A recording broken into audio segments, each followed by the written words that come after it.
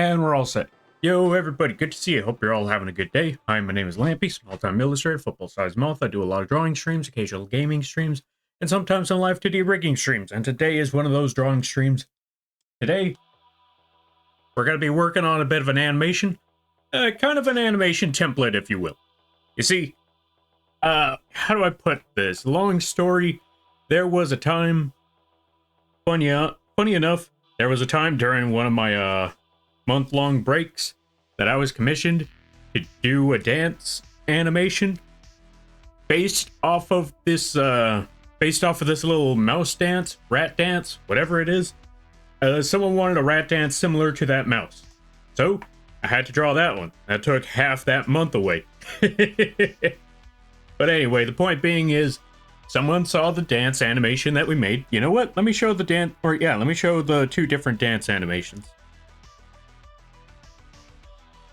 Hold on a second. Let me set those up right quick.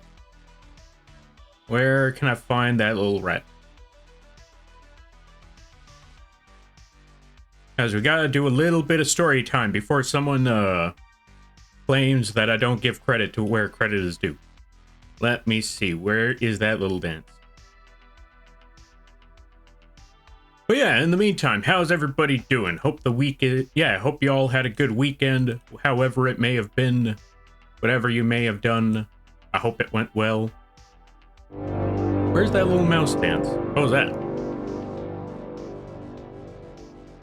Oh, that reminds me. Hold on a second. I forgot I needed to set that up.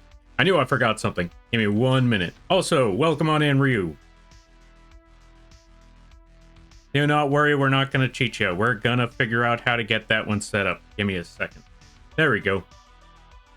37 months. Thank you for the 37 months, by the way. I greatly appreciate it. Also, welcome on in there, Ryu. Welcome on in, Ginger Queen, Hilly. Hope everybody's having a good weekend. Now, let's do this proper. Let's see what on earth Ryu said with their subscription. Still crazy, I'm still here supporting the moth. Keep up the progress, as always rooting for you, Tilda. Oh, thanks you there, Ryu. Yeah, I know, right? Why do you folks support this? Yeah, why do you folks support this channel? I don't do anything. Anyway. Let me go find that animation. Where did I put that thing? And again, thank you greatly for the... Holy cow, it's been 37 months? Yeah, that is a lot. That's like a lot. Are you supporting this channel? Or more importantly, why are you supporting this channel with so much? Alright, it's one of these animations. If I'm correct, it might be this whole thing. We're gonna toss this one into Photoshop right quick. Okay, so someone wanted me to draw an animation based off of this thing here. Give it a second. It's currently loading. There we go. Someone wanted me to make an animation based off of this. Oops, wrong one. Cancel. Close that. Over here. Push play.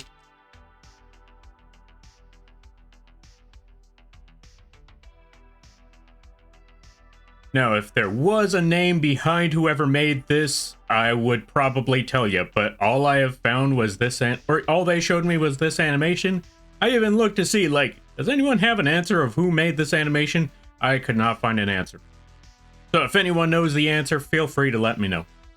But anyway, someone showed me this animation, and then they said they want that animation, or yeah, they want their character doing that animation. So... took me half a month, but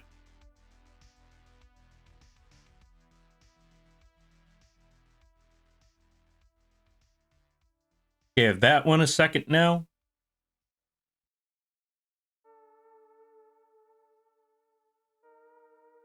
We got that done.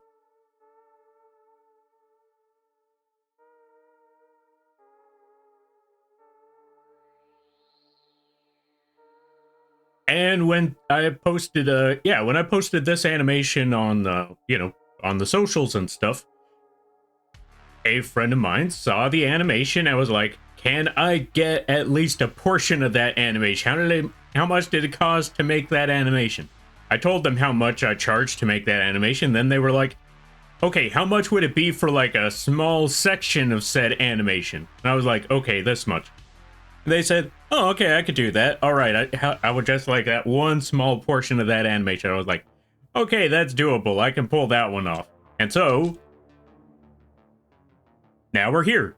We're currently working on an animation for a Fallen Artesia based off of the Shinzo animation that we made, based off of the rat animation that was done by someone else who I do not know.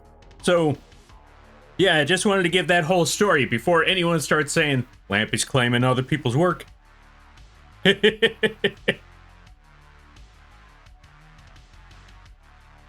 always, remember, folks, just to be safe, give credit where credit is due. Because one, they deserve it, and two, you don't want the internet going, or yeah, trying to set you on fire. Most of the time, you don't want the internet setting you on fire. Getting the robot? Robot time. All right. Thank you for redeeming the robot there. I greatly appreciate it. What's that Karibo doing up there? Hold on a minute. You get rid of that Karibo. We also need to get rid of that Mothman. I'm on the wrong page for this. Also, Lilypad, welcome on in. How you be? I hope you're having a good day there, buddy. Let's get rid of Karibo. Let's get rid of Mothman, because nobody redeemed those yet. And for those of you here, you're about to see a show. Wait, what's going on with my model? Unlock the model. There we go. About to see a show. Why? Because whenever anyone redeems this, I gotta show off all the features. Because I worked too dang hard for these features not to be revealed. For example, thrusters. This model flies. All that funny stuff. 2, it's also got the, what are they called? Solar panels? Yeah, they got the solar panels and all that stuff. 3, they got the guns. As you can clearly see, they got the gun. Always had to get that animation in there. 4, and this is a big one because this took me forever. This was the part that took... I want to say this took almost as much time as the actual model did. If not more time.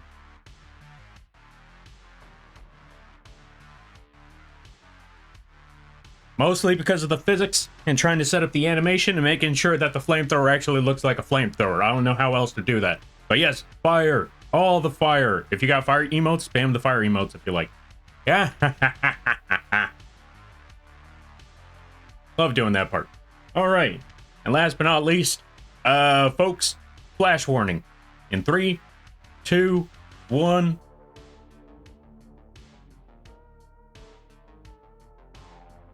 And yeah, that's about it.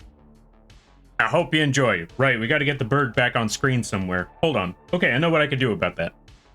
Here's how we get the bird back on screen. Wait, no, that wouldn't work that way. Okay, I got a new plan. New plan.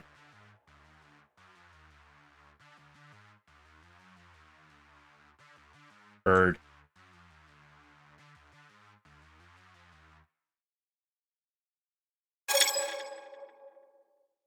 Yo, the Irish Crumpet. Thank you for the follow. I greatly appreciate it. Welcome to the Moth Fleet. I hope you enjoy your stay. By the way, you're a Lampy now. If you don't know what that means, don't worry about it. Now we just got to put the bird up here. Boom. There we go. And now we are all set. Perfect. All right. Let's get to the animation at hand. Now, where did I put all that stuff?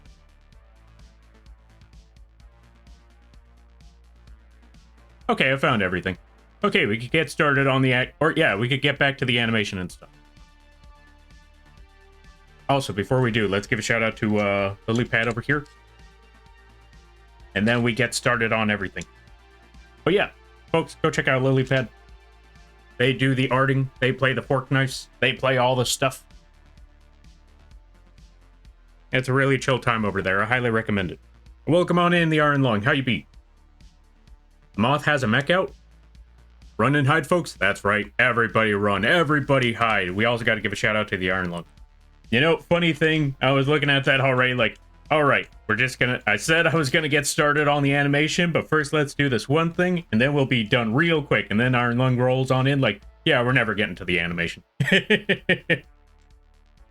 Folks, go check out the Iron Lung. If you're a fan of the Dark Souls games, this is a good place to go. They play all sorts of Dark Souls. They also do the ASMRs. So go check them out when you get the chance. Good, tired. My sleep schedule has been fried so badly. Not gonna lie, same. I was barely able to make it here today. Also, Neon Beam. Beam? Thank you for the follow. I greatly appreciate it. Welcome to the Moth Fleet. I hope you enjoy your stay. By the way, you're Lampy now. If you don't know what that means, don't worry about it. I saw Beam. I had to take the opportunity. All right, let's get started on the next step. Okay, so we got phase 2 done. And after that, we need to take this entire top half and just lift it. Thanks for the shout out as well, you Chad. Nah, no you. And of course, always got to give the shout outs when possible, honestly. All right, we take that part, we lift it up a bit. 1, 2, 3. There we go. All right, let's see. I'm good. Been drawing some goofy guys. Ooh, nice, nice, nice. What kind of goose? If you don't mind me asking. If it's too personal, I completely understand. You don't have to answer. All right, 1, 2, 3, 4, 5. There we go. That should be good. That should have also been a different layer, so let's backtrack on that. Okay, so here's what we're going to do. We're going to keep that selection. Make a new copy. Go to part 3, hide that copy. Actually, go to 1, hide that copy. Go to 3, bring it back. 1, 2, 3, 4, 5. And just bump it up. I drew a wizard and a goblin. Ooh, is it for D&D or just for the heck of it? Also, glad to hear that. Glad to hear about the drawings and stuff. Always good, or always a fun time to draw. And always remember, folks, do not worry about how good or how bad it is. So long as you enjoy the work, that's what really matters. But if you do want to improve, there's 3 things you truly, truly need. 1, the passion for it.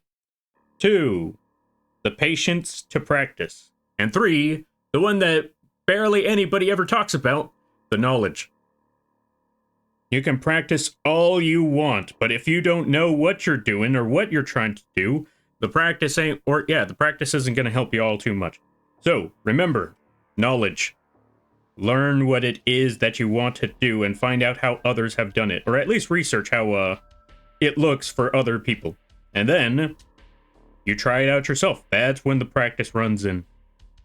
Once you do enough practice with enough knowledge, that is when things start to actually improve.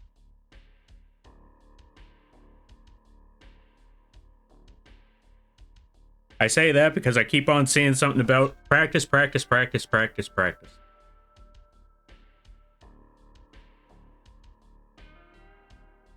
And I'm just sitting here thinking to myself, well, if you don't know what you're doing, then how is the practice going to help? Sometimes that's why in trade schools they teach you how things work before they have you do the things. All right, let me see. No, just goofy characters? Ah, that's fair, that's fair. That's still pretty cool, nonetheless. And I hope you're having fun doing that. Unless your art looks like mine, then throw it in the dumpster and light it on fire. Lies and slander. Like I said, even if they're stick figures. Actually, back in the day, I saw a lot of stick figure animations out there. There was this one very dumb comic. Very funny, though. Or not comic. There was a very dumb... well, actually, yeah, there were 2 different types of stick figure animation. Or, yeah, stick figure series I saw out there. 3 if you consider the stick fight animations. See, there you go. Even with stick figures, you can do something crazy. Ah, that reminds me. There was a game a long, long time ago that used to be on the... Surprisingly enough, it used to be a little game that was on the... what's the word I'm looking for? It was on the iPod Touch. There we go. I remember it was a little stick figure game where it was like one of those beat 'em up games, except with stick figures. I don't remember what it was called, though. I think it was called Stick Fight or something like that. Stick Warriors. I don't quite remember the exact words. All I remember is that it was a really funny stick figure game. Alright, so that one's number 2. Then we go over here, and then it goes down a bit. Unless that one goes up. We're gonna have to find that part out ourselves. Or just draw it ourselves. Okay, let's see. If this one stays up there, let me see something. Okay, so that one stays there, but if this one goes down, that means we need to make another copy of... Oh, right, let's also call this one number 3. Right, name it as F3. F3. We need to make another copy of number 1. Put that right there. Take everything... Yeah, select everything from the top up here. Will we make a second part of the... Or, yeah, more parts of these animations? Absolutely. But I think I may have already... Granted, I think I may have already done the concept animation part, so I'm not gonna lie, I think the fun part's over. Now all that's left is to just break the current model that we have apart a couple of times and set... Or, you know, just get it set up to... what's the word I'm looking for? 1, 2, 3, 4, 5. Basically, get the model set up just for the movements alone. So, we may have, like I said, we may have already done the part where we actually draw the character. Now we just have to, you know, move parts around, basically.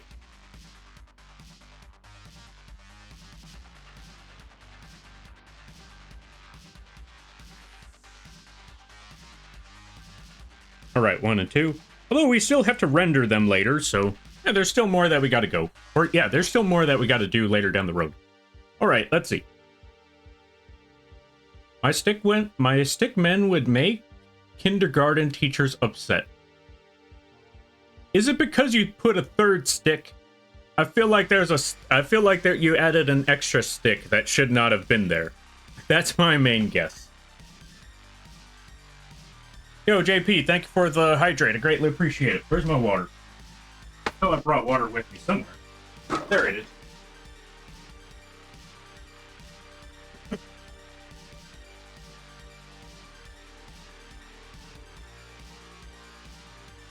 I have many talents. Or, let's see. I have many talents, Lampy. Art has never been one of them. You know what? That's honestly fair. Honestly, that's fairly reasonable. I'll be honest. Not everyone's gonna be good at everything. But they will be good at something. And if you think, I'm not good at anything, lies and slander, I'm pretty sure there's something out there that you're not telling yourself. That much I will say. I feel like we're all good at least one thing out there.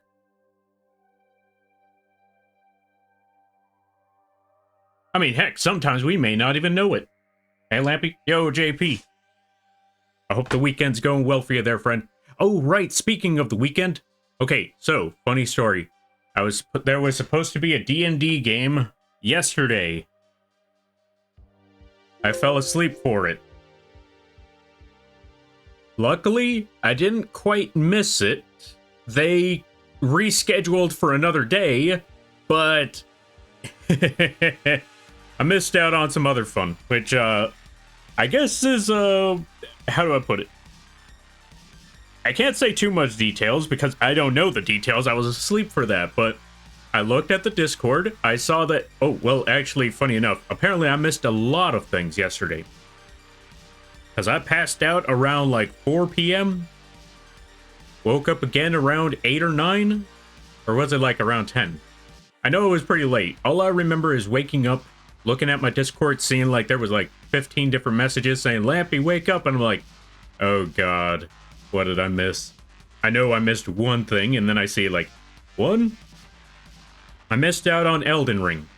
Or, you know, playing Elden Ring with a few folks. 2, I missed out on a D&D session. And because of that, I looked at the Discord for the D&D session. There were apparently romance novels. Wait for it. about dinosaurs. And you're probably thinking, what's wrong with dinosaurs falling in love with each other? Who said there were multiple dinosaurs? This was a romance novel of dinosaurs and human women falling in love. And no, not anthropomorphic dinosaurs, not humanoid dinosaurs, literal T-Rex.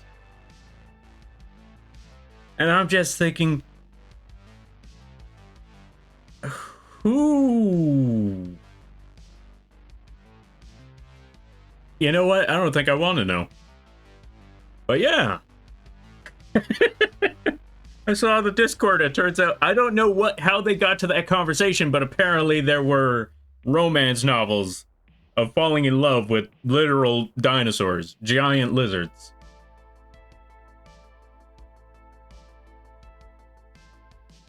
Your guess is as good as mine.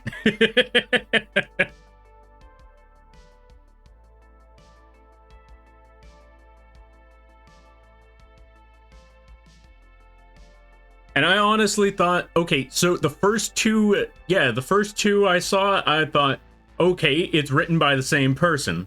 So it's just this one person who has a unique, let's call it unique, a unique interest in dinosaur romance. Then I saw the other couple, the other two books in that Discord that they were posting.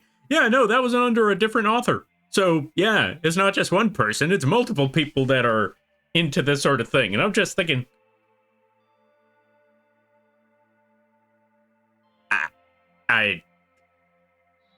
yeah, sure, okay. That's all I can really think. You know what? You do you.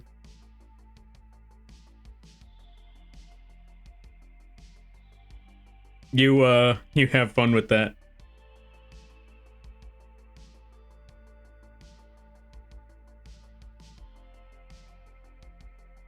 All right, so what we got to do for this one? We got to make another copy. We got to get copy number. Okay, let's see. That one goes up, so we need to go for the one that goes, or that starts down. So number 2. We got to go to panel number 6, which you cannot see because it's covered up by the goals. Don't worry about it. Just know that we got like about 8 frames. There we go. We got about 8 frames in total. We need to add frame number 6 now. Also, which one's this one? We need to name this one F5. We need to name F5 for frame 5. And then we got this one over here. We're going to name this one frame 6. Well, F6 for frame 6. There we go. All right. Now that we got that, let's bring this back over here. And for this part, we need to shift the arms a bit. This bottom arm needs to go up.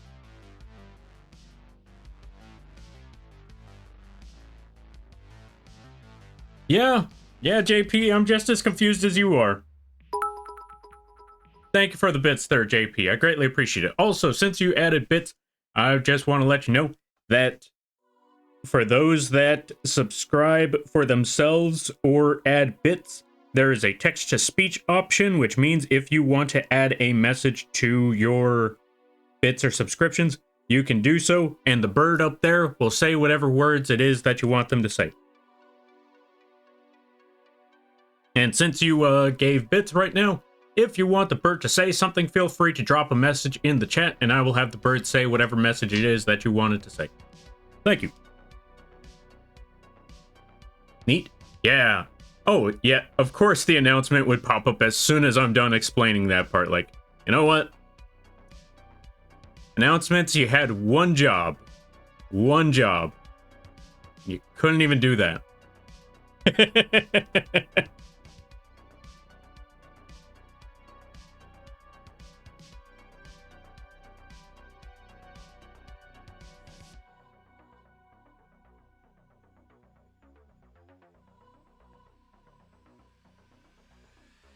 Yeah.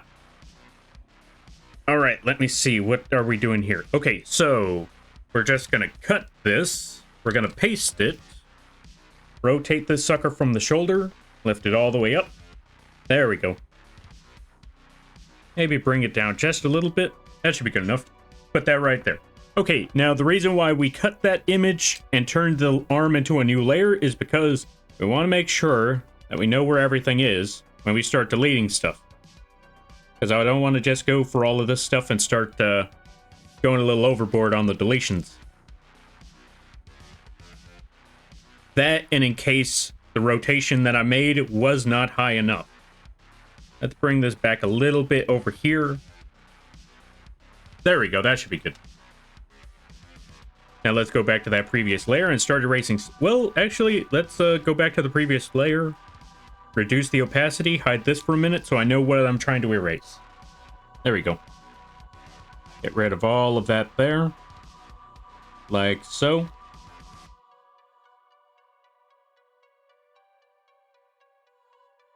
Go back to this part of the eraser. Erase that much.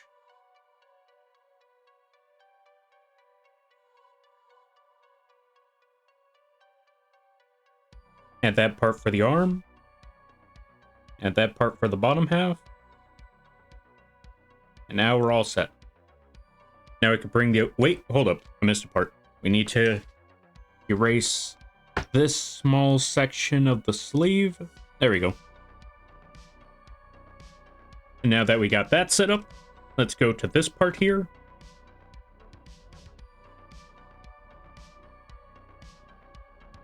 Let's just actually draw this sleeve since we're here already. Besides, it's not going to be too much work to draw a sleeve.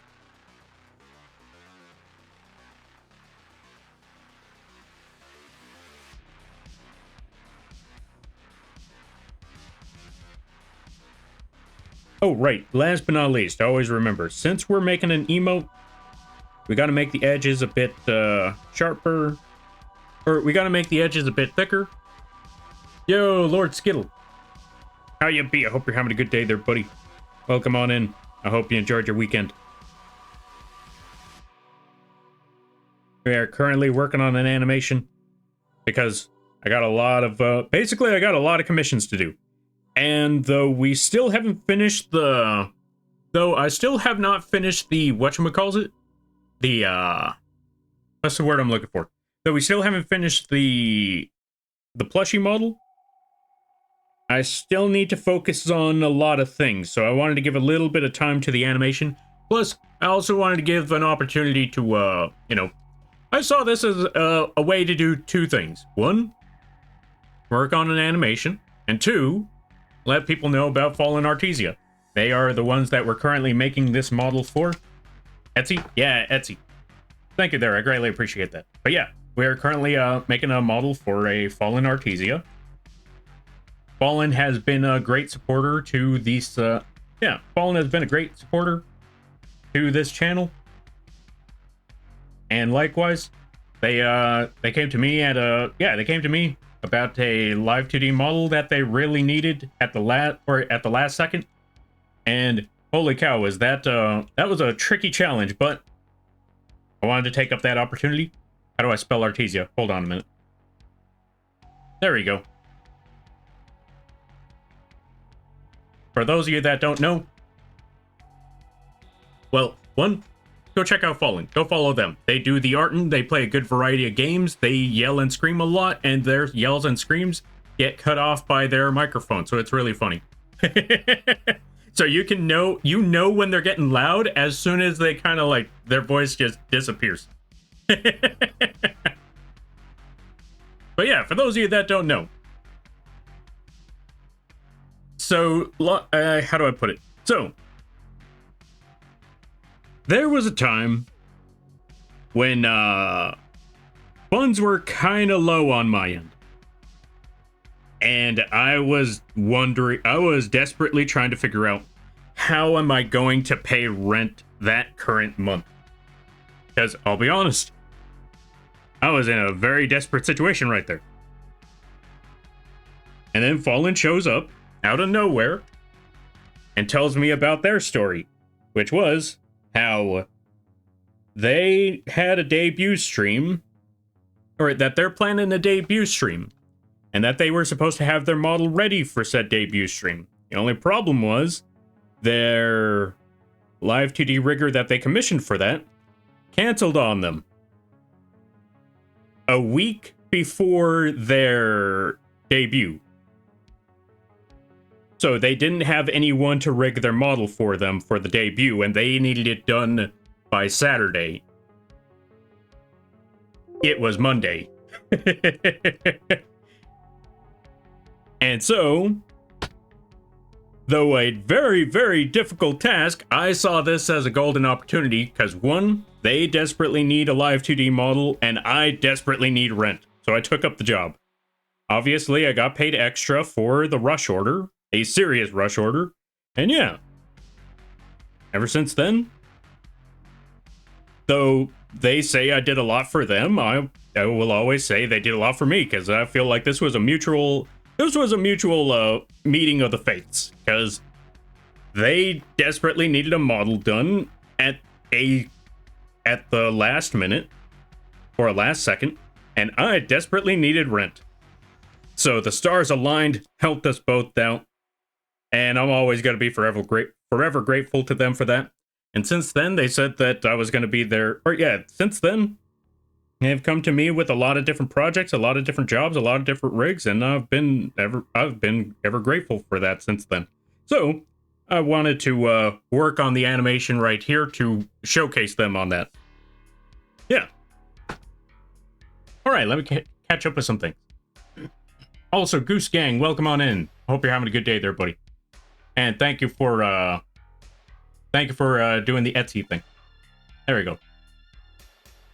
Yippee? Yeah. Long ago, in a land before magic. Yes, long ago in a land before magic, we had guns. That was our magic. I gotta be perfectly honest, I feel like that's what magic was back in the day, was just chemistry. Chemistry, physics, all of that crazy stuff. Like, you showed them how you could you showed them how you could make an explosion with gunpowder. They're probably gonna look at it like, witchcraft. Or magic. Get out of here, you crazy wizard. Alright, let's see. Dang, that sucks. I'm glad y'all connected. Yeah, honestly, like I said, that was like the stars aligning right there. Like, that, again, meeting of the fates right there, honestly.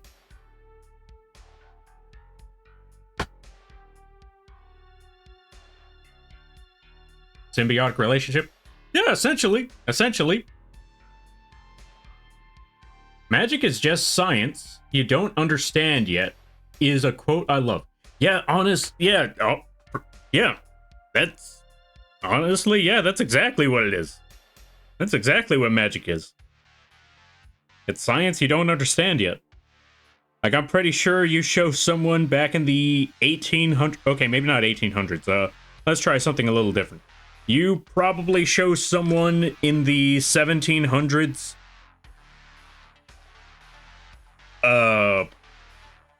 What's that called? A commercial airplane?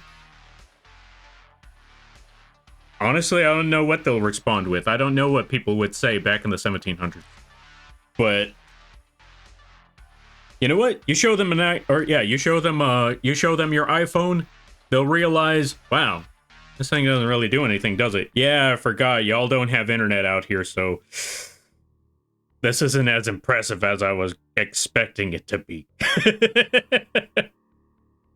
Until you show them there's a flashlight in there. Like, check it out. Portable light that won't burn you. Maybe. Unless it's the iPhone 10. I heard the iPhone 10 burns like crazy. Or it can overheat. Okay, so we got that part done. So let's go back to frame... Which frame are we looking for? Frame 6? Yeah, frame 6. Put that back to 100%. Take the previous layer that we made right here. Move it down. Or merge it down with frame 6. There we go. Now what we gotta do next. Go back to frame 7. Duplicate that. Or duplicate frame 6. Name it 7. But yeah, folks, I highly recommend. Go check out Fallen Artesia. Really funny streams. But yeah, what was I talking about again? Oh yeah, magic. Behold, the magic brick. Yeah, exactly, the magic brick.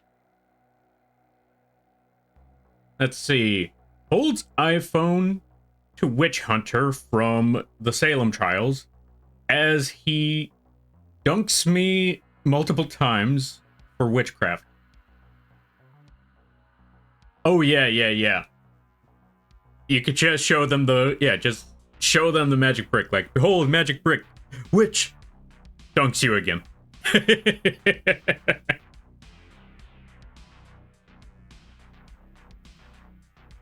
Honestly, they're probably... Yeah, chances are, if you show them an iPhone back in those days during the Salem witch trials, it's either going to be burned or it's going to be at the bottom of a lake. So for those of you that are thinking, I'm gonna make bank if I go back in time, well, one, you're gonna need more knowledge than you currently have, and two, you're gonna need to get ready to live in a world where you don't have a properly running toilet. Have fun with that. Because I'll be honest, I thought about that sort of thing too. I thought about, going back in time and all of that, like, the thought of, or the concept of going back in time. I thought of the concept, like, if you could go back in time, like, there's so many things you could do. There's so many things you can make money off of. Do you know how to make those?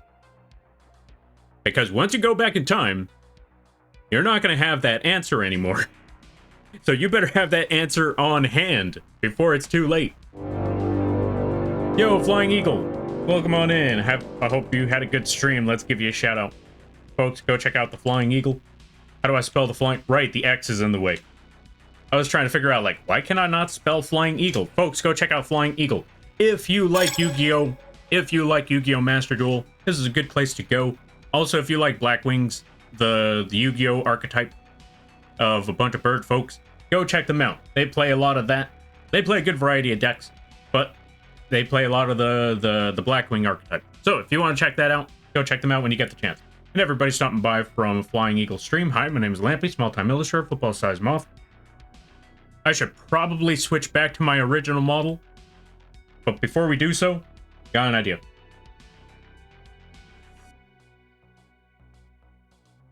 For those of you that are here, you know what? Flamethrower. Flamethrower. Flash warning. 3, 2, 1.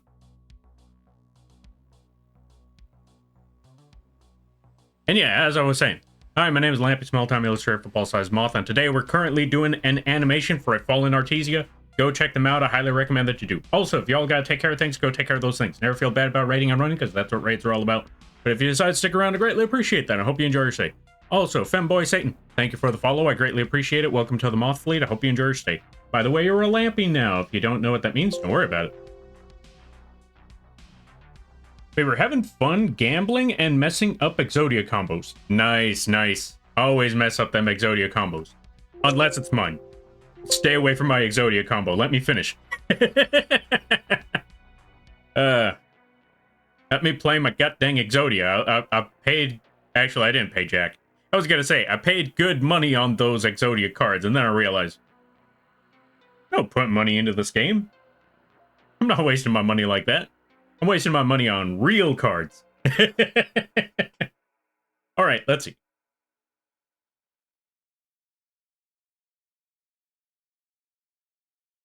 Exactly, don't worry about it. Exactly. What Lord Skittles said. Also, welcome on in there, Satan. Femboy? FS? What name do you prefer? You let me know. Alright. The new Exodia deck is finally out. We managed to get all the cards for it. Nice. There's still a certain amount of cards that I'm still waiting for on that. Well, I just haven't gotten to all the cards. I mostly just got to the Blue Eyes, the Exodia, and the Magic card. But I want to get to the other ones later down the road. You could download Wikipedia as of 16 November 2024. The size of the current version of the articles compressed is about 24.05 gigabytes without media. Oh, that changes everything. You'll have all the answers you need. You know what? That's a smart move there, Goose. Yeah, download the wiki and then go back in time. And then teach them how to make mustard gas. No, I'm kidding. No mustard gas. No mustard gas. BRB, need to walk the doggies and do some adult stuff. That's fair. That's fair. You do your walk, and I thank you for stopping by. And again, I thank you greatly for the raid. And I hope you have a good day, a good night, a better tomorrow, and a great walk. You take care now there, friend. All right, let me try to catch up with a lot of things because I feel like I missed a few other stuff. Let's try to backtrack on all of this right quick. All right, let's see.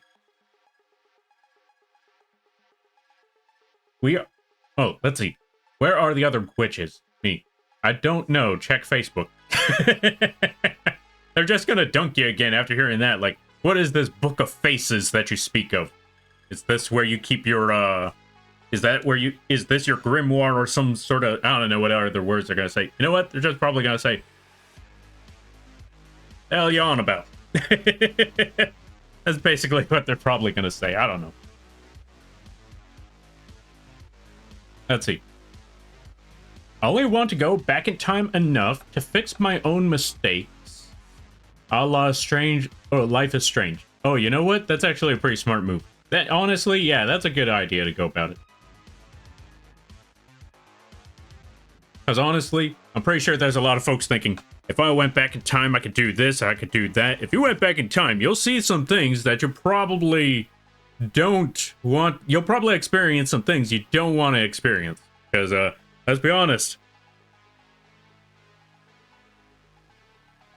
We know the history. We know how bad it was back then. Yeah, we don't want to be back there.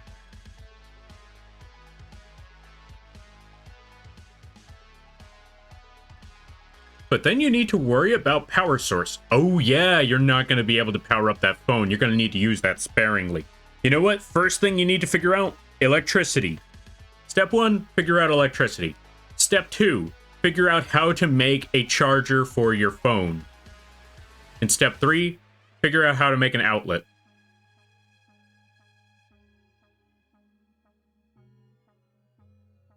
There you go. All right, so now that we got this part, let me see.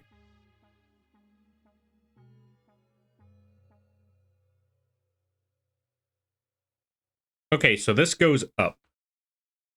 We got to go 1, 2, 3, 4, 5. There we go.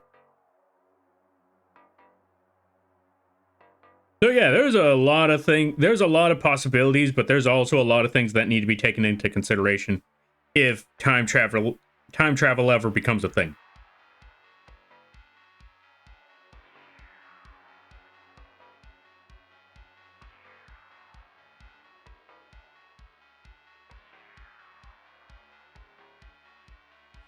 One, considering the culture that's around you around that time. 2, considering all the things that will be required to make your plan run smoothly. Because, yeah, I didn't even consider the battery life when thinking about that iPhone thing.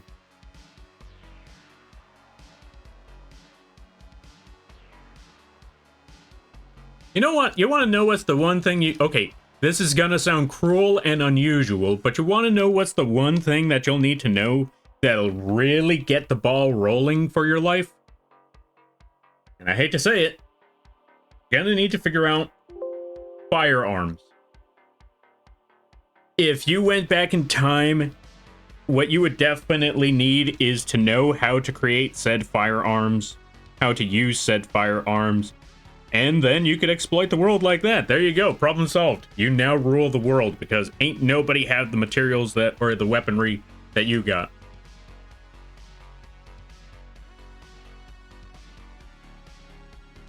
Running there like Rambo in the 1700s, yeah. 17 to 1600s, running there like Rambo. There you go. Okay, let's see.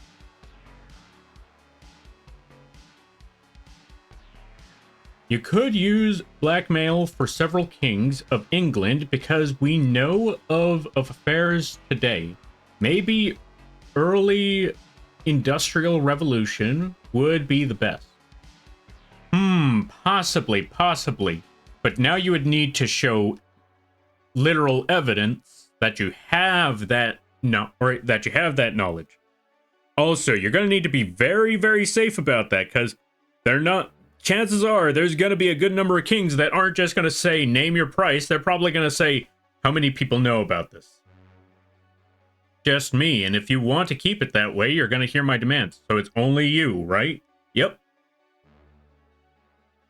So no one else would know if I just killed you right now. Guards!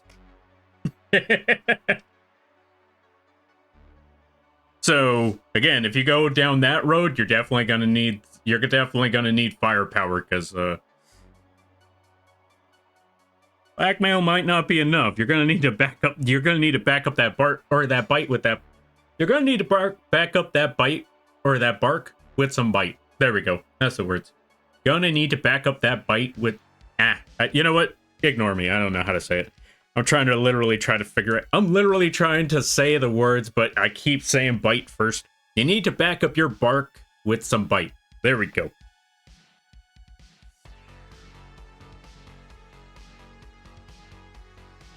I figured it out. I said the thing, I think. Okay, so we got that half. There we go.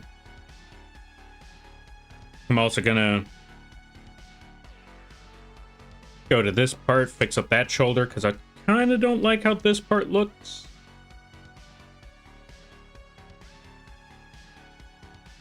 There we go.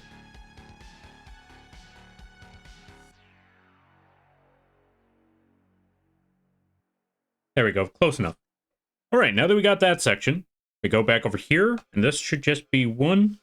Now that we got all of that done, let's see how this looks. Right, we need to do that for all of them. Okay, so let's get rid of all of this here. All right, let's check out the animation.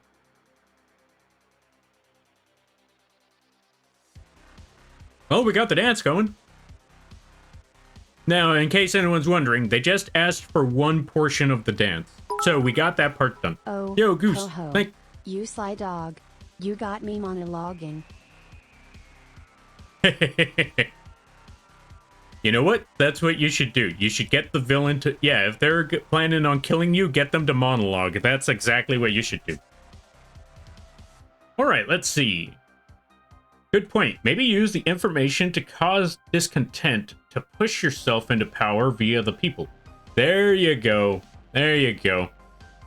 You just need to start... You know what? Before you go into that plan, you're going to need to learn a word. Okay, we're going to say the word...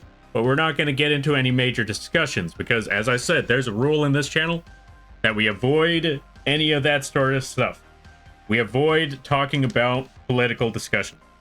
However, I don't think this is a political discussion. I believe this is brainstorming on how you would rise to power in a very, what's it called? In a very general sense and in a huge hypothetical. Because, let's be honest, what we're talking about right now ain't gonna help anybody rise to power. Anyway, point being is, yeah, that's actually a pretty smart move there, Goose Gang. Do that. Also, before you put any plan in motion, figure out political science. Figure out speech. There's a lot of factors that need to go into it, but basically you have to you have to learn what it means, or how to be a politician, and then you can start doing all of that stuff, and then you can rise to power, mess up their establishment, so you could be the one on top. I guess you could kind of still do that to this day and age as well, but probably going to be a little more difficult because you don't have the advantage of knowing history. Or do you? Only one way to find out. Good luck. Anyway, let's see. What else am I trying to do here?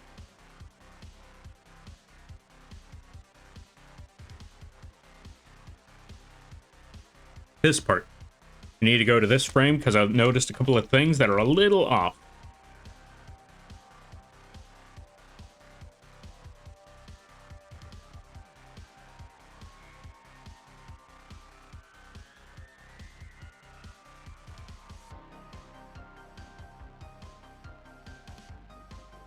Let's narrow this one down a bit. Reduce the thickness of that line. There we go. Now we should be good.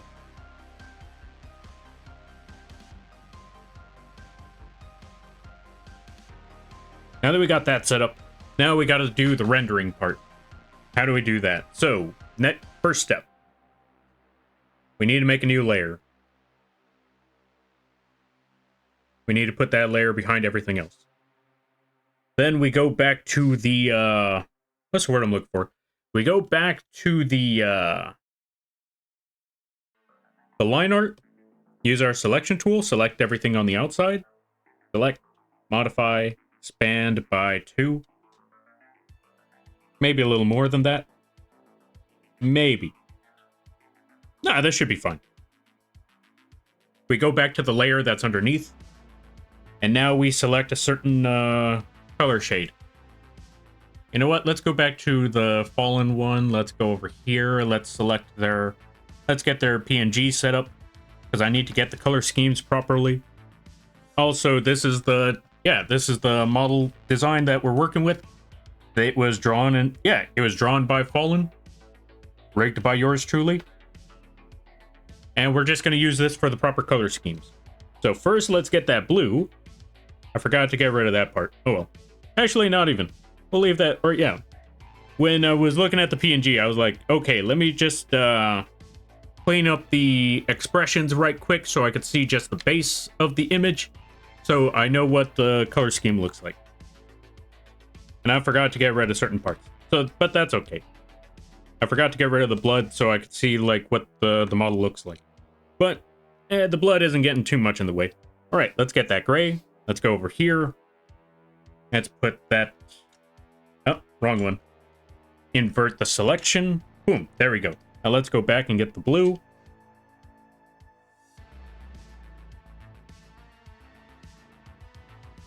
Go back over here. Let's put a clipping mask on that. So we can just select a whole... You know what? We could just select the whole part right here without having to worry for now. Because we do need to... We're going to need to change the color of the hair anyway. So we could just select an entire circle and not worry about it. Just put a whole blue right there. Then we get the gray.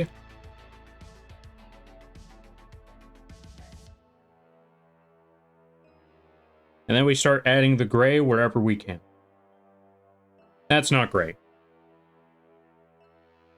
There we go, better.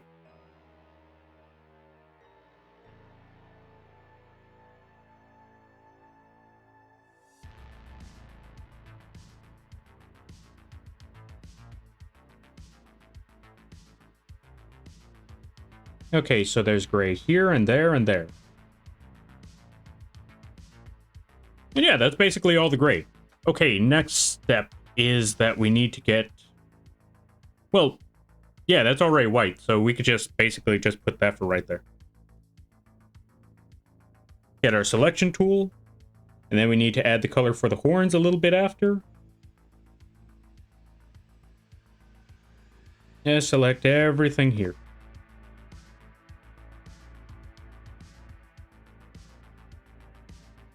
You know what? We could select the horns after. Or yeah, we're gonna color in the horns afterwards, so we could just select everything where the hair is, and we'll be good.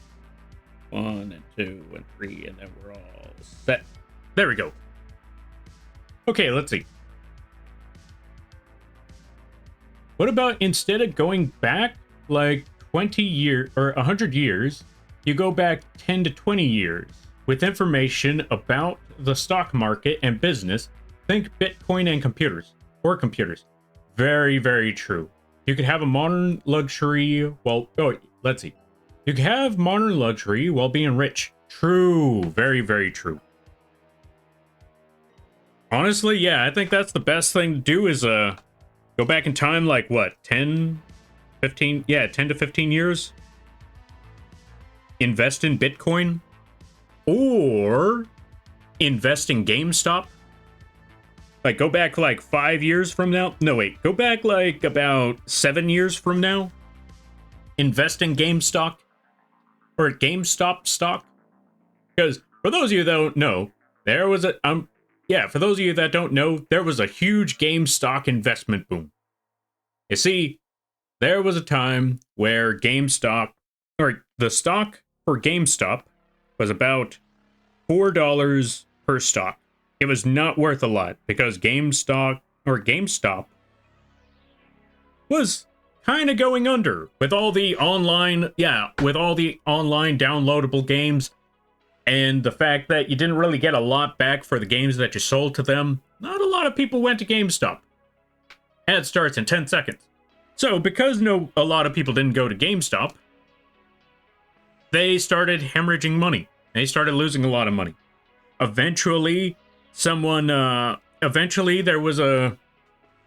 this one company that does this to a lot of other companies where they buy their stocks. I forgot how they do this, but basically they run the company into the ground purposely, and then they make a profit off of it somehow. I don't remember exactly how they do it, but a lot of people on Reddit found out about this. They were like, not our GameStop. And so they started putting all their money into the stock market, or into the GameStop stock market, and that jumped the stock prices, that jumped their stock prices from, yo, Goose, thank you for subscribing with Prime. I greatly appreciate it. Welcome on back. You avoided the ads just in time, I hope. I like your funny words, Mothman. I'm glad to hear that there, you crazy goose. All right. Now, going back to it. So, some people found out that GameStop had that GameStop was about to go under because this other company was going to basically destroy it for a profit. And a bunch of nerds on Reddit were like, not our GameStop. So they started putting their money into GameStop. They started buying the stock up like crazy. And that jumped the stock of GameStop from $4 per stock to $300 to $400. So they literally doubled it by, they multiplied it by 100. 1,000% increase, as a matter of fact, if anything. Short selling? Yeah, kind of like that. Short selling in a way, I think. But yeah, basically, they jumped up that stock price from $4 to $4 to $400 to $300. And if you really thought about that one, imagine if you bought like 1,000 of that stock. Let's say you spent like $400 on that. 400 on them stocks. $400 worth of stocks. Or even crazier, what if you bought like $1,000, $2,000, $3,000 worth of that stock? Now multiply that by 400. Or not so much divided by 4. How do I explain that one? Okay. Basically, imagine like putting 2,000 in there and then multiplying that by 400 for each, I guess divide that by 4 and then multiply that by 400. That's gonna be a lot of freaking money. I hate to sub and run, but I gotta help my friend with his stream. Nah, do not worry about that. Do not worry about that. You take care of, well, when I say do not worry about that, I mean subbing and running. I mean, go take care of your friend. That is that should be a bigger priority. But I thank you for stopping by. I greatly appreciate it. I just realized when I was saying that, I started to realize, wait, there might not be a lot of context. As far as anyone knows, as far as anyone knows, I could even be saying, nah, don't worry about it. Don't worry about your friend. You just subbed. You stay here. No. You go take care of your friend. And I thank you for stopping by. I thank you for the sub there, Goose Gang. And I hope you have a good day, a better tomorrow, a great week, and best of luck with your friend's stream. You got this, I believe. Popping in to lurk. All right, there, Zelda. You do your lurking, and I hope it goes well. And I thank you for stopping by. I greatly appreciate it. All right, so we got that color scheme, and I forgot. We still need gray for one more part, and that's the ear right here.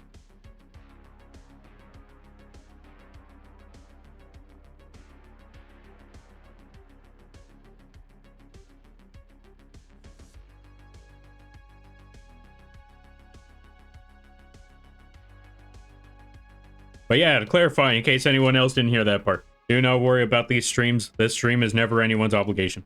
Y'all take care of everything that y'all need to take care of. More than anything else. Okay, so we need to take this situation. We need to take this part of the hair. Because this one strand of hair is actually a darker shade. There we go. We got the black shade right there. We got to add the darker eyes as well. Add that right over here. And then we need to add a bright red and a bright blue for the eyes. And then I need to make sure that I get the right shade for each one. Because, if I'm correct, the red is on the left side. Maybe we're going to find out. Yes, yes. Whatever we were talking about, yes. Okay, so we got that part. Okay, so the red is on the left side, so I was right on that. So let's get this red. Let's go back over here to this part of the horn. Oh, wrong one. Oh, you want to know what I really liked about Fallen's model? The fact that they don't have a mouth line. The fact that I didn't have to, you know, rig, I didn't have to rig the mouth, because I'll be honest, the rigging, or mouth rigging, takes a lot of time. Takes a lot of time, a lot of work. So when I saw their design and I saw, there's no mouth, thank God, I don't have to rig that part.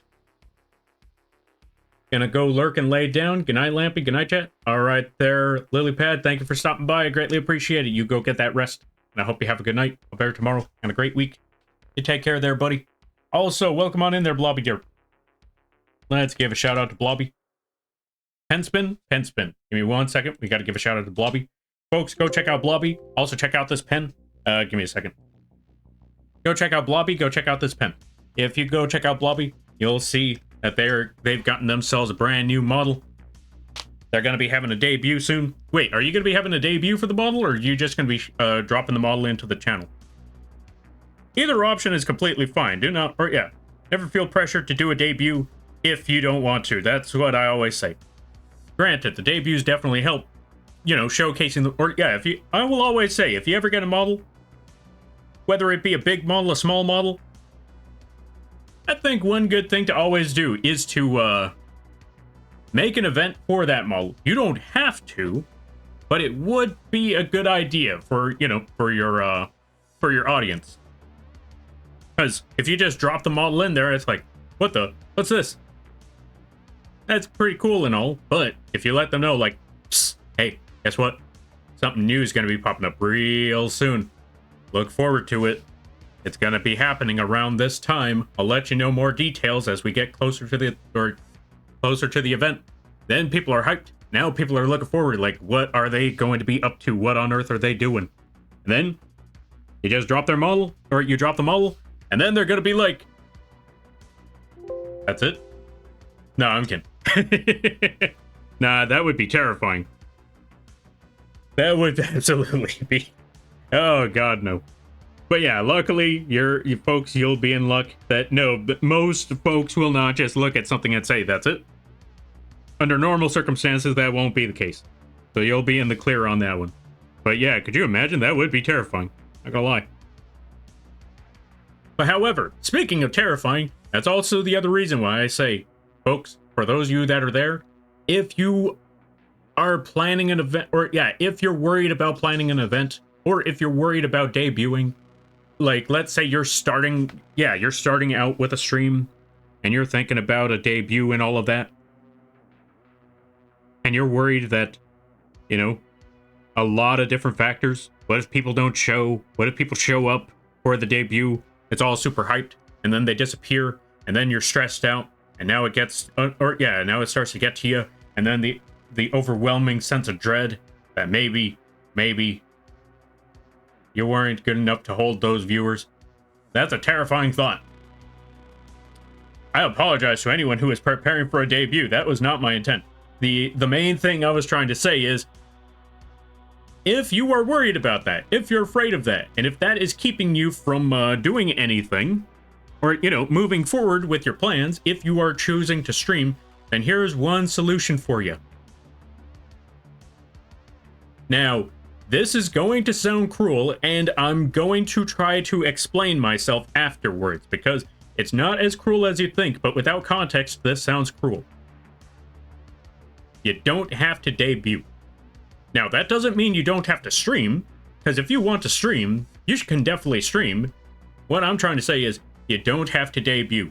If you want to just ease your way into it, you could just start the streams, let people know that you're streaming, let people know what you do, and just slowly but surely just creep your way into the streaming circle. That's what I do, or that's what I did. I didn't tell anybody there was a debut. I didn't set up any special event. I was just like, let me just push the go live button. I pushed the go live button, and slowly but surely, little by little, I just weaseled my way in, just belly crawling into the streaming sphere and all of that. Just like, so Lampy, when was your debut? I never had one. Basically, that's about it. Although, to be fair, that doesn't mean that I didn't have model reveal events afterwards.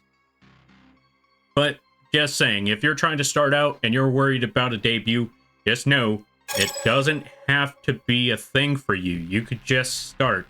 It's going to be a small and slower, steadier pace, but a lot less pressure. Also, dumb sometime. Hey, that's literally me. Thank you for the follow. I greatly appreciate it. Welcome to the Moth Fleet. I hope you enjoy your stay. By the way, you're lamping now. If you don't know what that means, don't worry about it. Also, you take care there, Mr. Wilkes. Thank you for stopping by. I greatly appreciate it. And I hope you have a good night, a better tomorrow, and a great week. You take care now there, friend. All right, let me try to catch up with a lot of things, because I did skip a couple of things. Or, not so much skip, I just missed a lot of stuff while I was talking. All right, let's see. Okay, I didn't miss too much, so we're good. All right, I have a celebration. Oh, I will have a celebration later, but I'll be using it right away. Ah, see, there you go. There you go. I'm a big fan of the Start Now debut and celebrate later when you have proper footing. True, honestly true. That's honestly a fair way to go about it. And as a matter of fact, I know someone who started streaming for a while. I don't think they ever did a debut, but they're planning on doing a debut when they have their official model ready. But they've been using other models for the time being. They've been using I'm assuming they're like pre-made models that you could just buy off of Etsy or some other places like that. They've currently been using that model, but now that they're getting their own official model, their own custom official model, that's when they're starting their debut. But since they've been streaming for a while, they already have an audience set up. So when they reveal their brand new model and do an official debut, they already have an established community ready for that. And I think that's another good way to go about it. Start small, start simple, work your way through, build up your community, and once you're more comfortable with the thing and you know that you're going to be working with this more often, that is when you make the official debut, and now you have an actual audience ready for that you know is going to stick around even afterwards. Because if they stuck around with you before the debut, that means you know they're going to be there afterwards. Or at least most of them will be.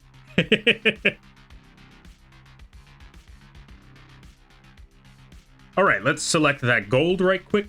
Wait, where's the gold? There's the gold. Oh, it's bronze. I take it back. Let's select that bronze right quick. Or brass. There we go. Alright, did I have everything selected? Almost. We gotta make sure that we still have some semblance of yellow up there. I don't know how we're gonna add that semblance of yellow, but we're gonna figure something out. Because I feel like we still need that yellow design up there. Somehow. I don't exactly know how we're gonna do this, but I'm gonna try something. Let's look at that design right quick. Okay. So we're gonna put a Y in a triangle. Not that one.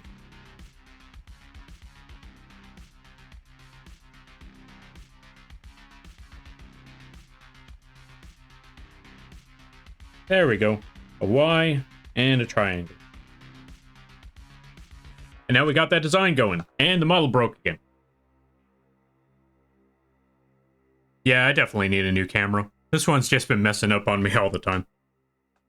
Alright, we got everything all set up. We got the design. You know what? Let's move it a little bit further up. Let's get that blue back. Yo, Mighty Owl. Well, let's give it a second. There it is. Yo, Mighty Owl, thank you for the raid. I greatly appreciate it. Let's give you a shout out. Folks, go check out the Mighty Owl. And how was the stream? How did it go? I hope it went well. I hope it was fun. I hope it was well. I hope it was good. All of that funny words. And everybody stopping by from Mighty Owl's stream. Hi, my name is Lampy, small-time illustrator, boss size moth. I do a lot of drawing streams, occasional gaming streams, and sometimes some live 2D rigging streams. And today is one of those drawing streams. We're currently working on an animation. Let me show you the animation so far. It's a small little animation, but it still takes a good amount of time. I hope you enjoy. We're currently making an animation for a Fallen Artesia. You could see their name in the title screen. Go give them a follow. Go support the Fallen, because they are supporting me by giving me work to do. Also, if y'all gotta take care of things, go take care of those things. Never feel bad about raiding and running, because that's what raids are all about. But if you decide to stick around, I greatly appreciate that. I hope you enjoy your stay. Also, how was Dale and Donson Stationary Supplies? That's a game? How does that game work? It actually sounds pretty interesting. I don't know how that game works, but you tell me. Also, Sweet Said Doll. Welcome on in. How you be? I hope you're having a good day there, buddy. It's a small and cute that... Oh, that's it. It's small and cute. That's what she said. It took me a minute there. I was looking at it like, that's what she said. What the... Oh. There you go. Yeah, it took me a minute. I didn't quite realize that one. But yeah, welcome on in. But yeah, what is this stationary game? I'm hearing this part. I'm just thinking, how does that... honestly, how does that work? Also, welcome on in there, Alex Afton. Hope you're having a good day, buddy. Afton, is that why your name is purple? Yeah, it's Five Nights at Freddy's reference. I'm old. I know. You know, actually, now that I think about it, wait. Is Five Nights at Freddy's reference old now? I feel like it would be old. I mean, FNAF has been there for like God knows how long. I feel like mentioning that in this day and age is no longer one of those things like, is that what them whippersnappers are talking about nowadays? No, I feel like it's now one of those things where it's like, sounds like a very old concept. All right, let's see. We could do better on that design right there. Let's try that again. We're gonna put the triangle, or yeah, we're gonna start with the line right there. Take that shape, put it up there. Take this shape, move that one up there, and then we make that tiny little triangle right down there. And then boom, we got the design. FNAF is old? Ow, my back. I feel like it's old at this point. I mean, how long ago was how long ago was the first Five Nights at Freddy's? Like 15 years ago?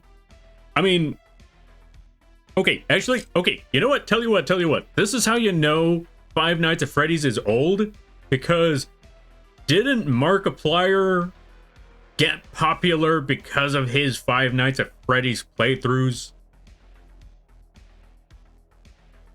So an up-and-coming Markiplier was playing Five Nights at Freddy's. I hate to break it to you, folks, but if you were there for the first Five Nights at Freddy's, I got some bad news for you. If you were there when Markiplier was just starting to get popular, I got some bad news for you.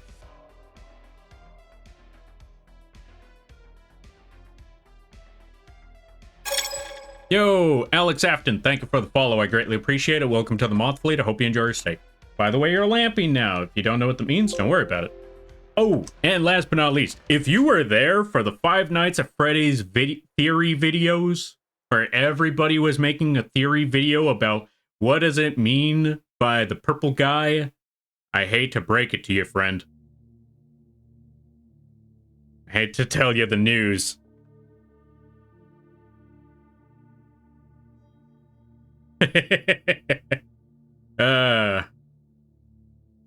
FNAF is 11 years old. Case in point. Case in point. I crumble to dust. Same, Vanilla. Same. And welcome on in there, Vanilla Knight. How you be? I hope you're having a good day there, buddy. As another thing, folks, if you were there when Five Nights at Freddy's started and it was nothing but a dumb, gimmicky game, I got even worse news for you.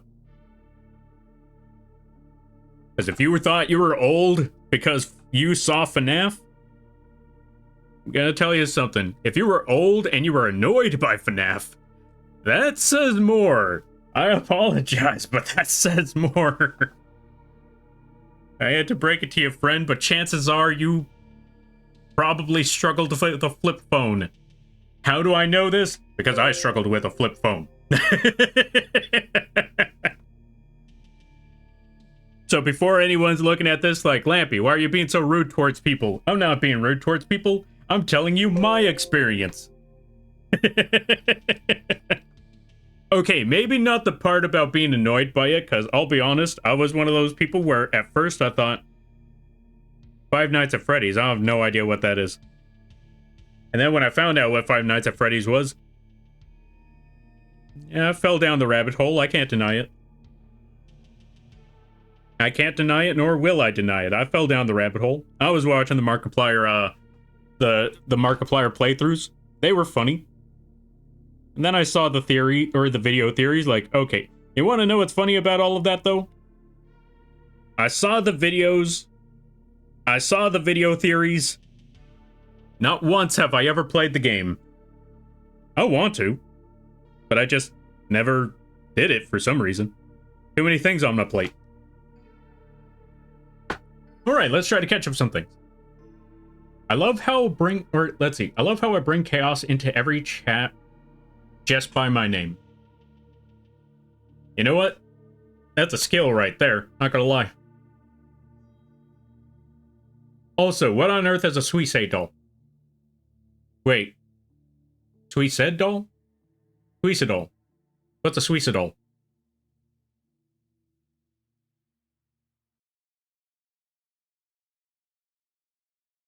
I feel like I'm about to learn some curse knowledge.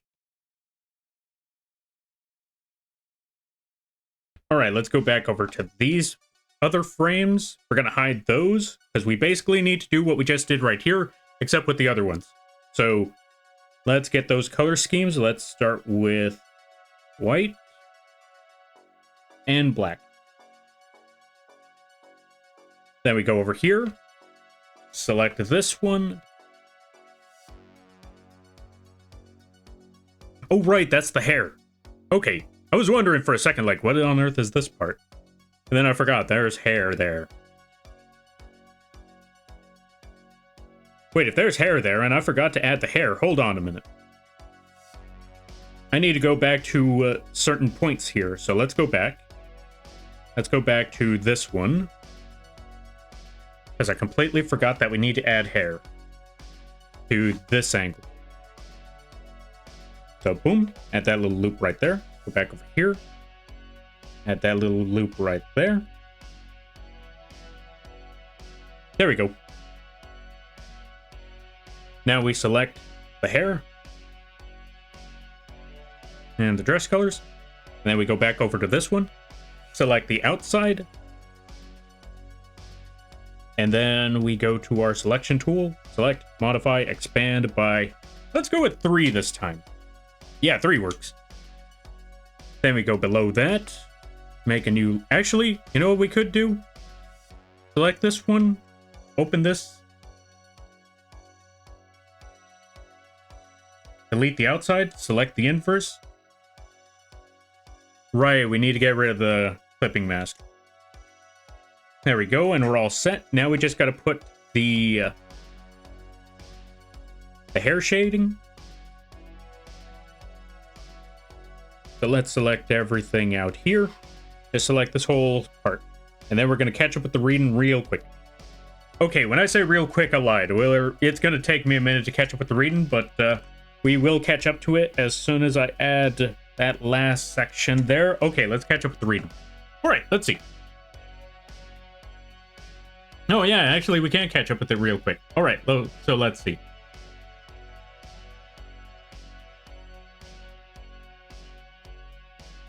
New keyboard just came in the mail. Ooh, nice. New keyboard. What's going to be the keyboard for it? Well, obviously for streaming and stuff and computer stuff, but I'm looking forward to seeing how that new keyboard comes out. Oh, it's Slay? Wait, what's Slay?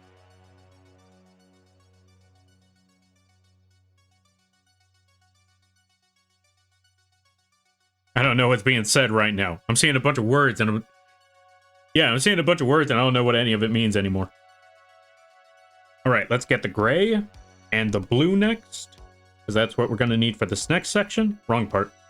I moved into a completely different file. I draw, but I don't have the patience to do animation. You know what? I honestly don't blame you on that one. Animation takes a lot of time, as you can clearly tell. This is going to take forever. And this is only an 8-frame animation right now. Yeah, this is just an 8-frame animation at the moment. And this is going to take me God knows how long. So you can already imagine how long it would take for... Well, I actually mentioned it last time. Hold on, let me show you what the full animation looks like for a previous project I worked on. Or basically... Okay, I need to show two different things. One, what this animation is based off of, and what that animation was based off of. So... I showed off this animation a long time ago. And this one took forever. And you want to know what's crazy about this? This one was based off of another animation that I saw out in the world. Wrong one. Where'd it go? Where's that other mouse one? Let me go find it. Because basically what someone wanted was... Let me go find it right quick.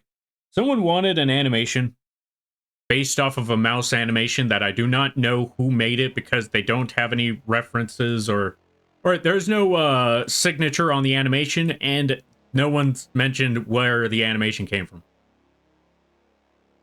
Where did I put it? Desktop.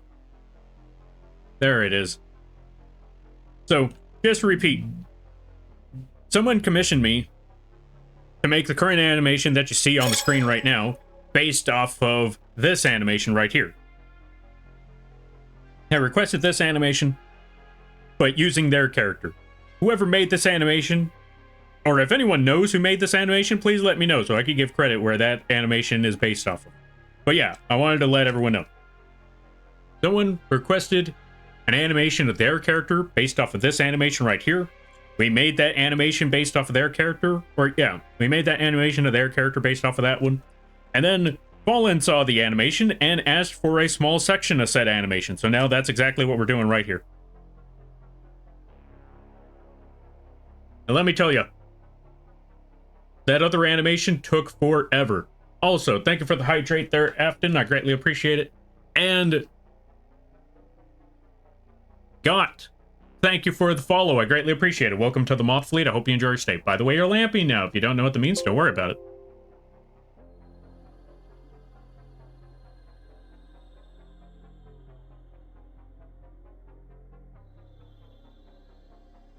So yeah, animations, too much work.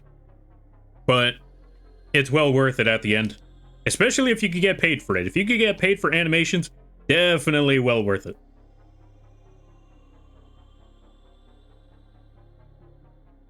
As people will pay a good amount for animations for obvious reasons. You're going to be sitting there looking at the screen for a good while. And they know it. So they are willing to pay what the animation is worth. The only downside is, now you have to make an animation. Although I will say, there are some places, or there are some options that make animation easier. Like Live 2D. If you could get Live 2D... Yeah, if you could figure out how Live 2D works, well, I guess that's the other problem. Like, there are other ways to make it a little bit easier. it will be smoother. It'll lose a little bit of its charm, but it will be smoother. The only downside is, now you have to learn how Live 2D works. And I've always told everybody this. Working on Live 2D, the most difficult part about it is learning Live 2D.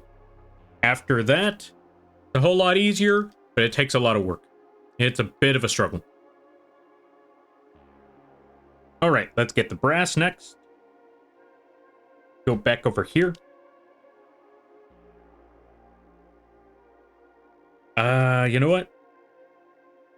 There we go, that should be good. Can we put a little spot right there? Yes, we can. Alright, so we got that little spot. Next move we need to do. That's supposed to be hair. So let's select this part. Or let's go back to the white. Add the white to the hair like so.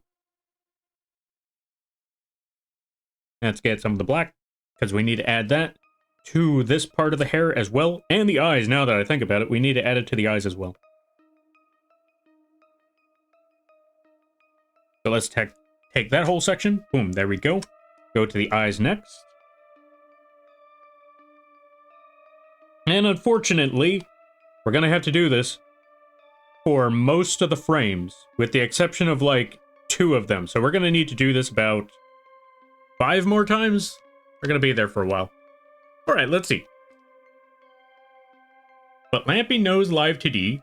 Do you use it for animations or just models? I've actually used it for a couple of animations. Hold on a minute.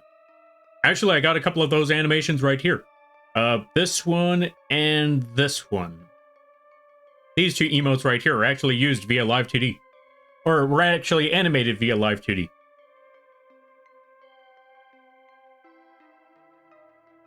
Those ones were still a little tricky to learn, but I'll definitely say took a lot less time. Mostly because, yeah, it took a lot less time, but you also have less animation to work with in comparison to something like this.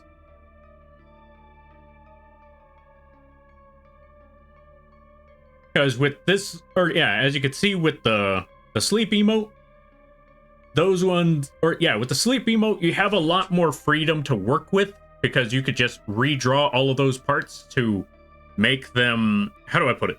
With Live 2D, you have a bunch of smaller, or yeah, you have a bunch of parts that you have to move around to make the animation work.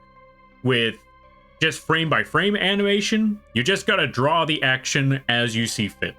Heck, sometimes you could just make action shapes that look something similar. Hold on a minute, let me actually find that animation right quick so I can show what I mean. Because I'm going to show you an animation that would be very, very difficult to do in Live 2D.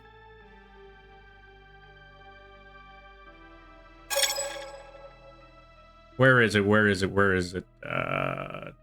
Destroyer animation. Here we are. This one would actually be very difficult to pull off in Live 2D. Give it a second. There we go. You know what? I could actually show this one without the thumbnail, I think. Just delete that whole thing and not save it. Also, what was that? Hold on a minute. Let me double check. Yo, Angel Dust, thank you for the follow. I greatly appreciate it. Welcome to the Moth Fleet. I hope you enjoy your stay. By the way, you're lamping now. If you don't know what that means, don't worry about it. Autonomy? Wait, what's this about autonomy? Maybe?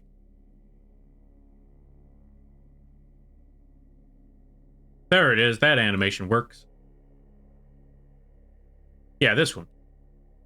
Just going to toss this one right over here. And I'm going to show you the animation right quick. And let me tell you, trying to draw a mech, or, okay, drawing a mech is one thing. Animating a mech is an entirely different struggle. But I'm going to show you certain parts about this animation that makes it something that would be very difficult to pull off in Live 2D. One, the many different parts of said frame, because we got the main, we got the main face right there. Now, most of the times in Live 2D, you would already have this whole thing be right there and just have it zoom out. But in this current case, not only did we have to add a second frame or a second image to draw, we also kind of had to stretch out the lines a bit, or, you know, add some squiggles to said lines. The further and further it got away, and the more active it got. So adding something like this in Live 2D would be rather difficult because, you know, most of the time with Live 2D, you already have pre-established layers. Where in this one, in order to get that huge action motion, you're gonna have to draw that one out. Like so. This part you could do in Live 2D easy, because this part was just the zoom out. 1, 2, 3, just zoom out right quick. And then, once it gets to that part, that's when it becomes difficult for doing so in Live 2D.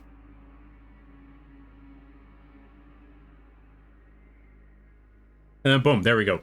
So yeah, those are the frames in the animation, and then once you put them all together, boom, that's when we got that whole, that's when we got the whole action scene right there. Yes, that is a robot, that is a steel chair. So either that is a very small mech, or that is a very huge chair. I want to put my money on the latter. I think it would be very funny to just have a comically large steel chair. That's my main guess on it. I feel like it would be very funny to just have a comically large steel chair more than anything else. Alright, let's see. Interesting emotes? Yeah. Oh, thanks. I'm glad that you like the emotes. Alright, let's see. But the animation looks really cute. Wait, which one are we talking about? Because I showed a lot of animation, so I don't know which one I don't know which one that message is for. Oh, let's see. Anthony? Wait, what's going on with Anthony? Who's Anthony?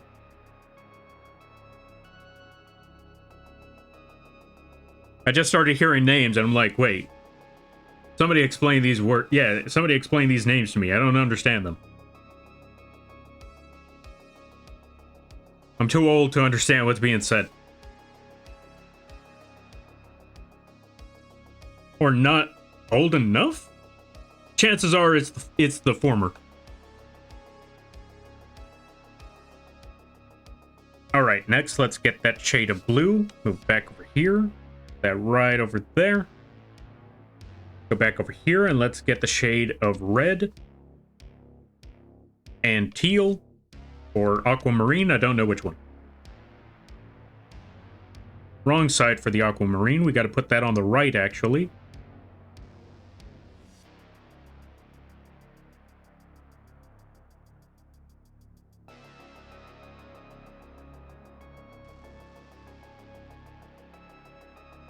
I also forgot there was one other thing that we needed to do.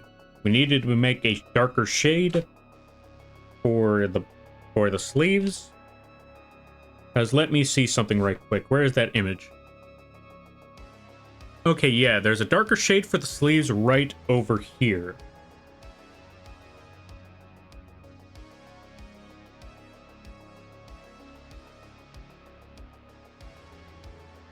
Not dark enough. We need to go darker than that. Add that right there. Add that shade over here for where the sleeve is.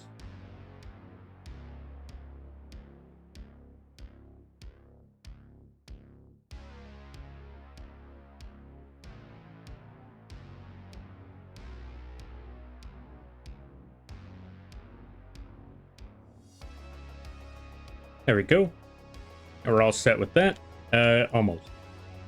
There we go. We're all set with that part. Add that part of the sleeve. Add that other line for that part of the sleeve. Boom. There we go. All right. So we got the sleeve detailed. We got the sleeve designs. Kind of. All right. Next step. Let's go back to this frame over here because we need to put that sleeve design again. To have it go all the way over there.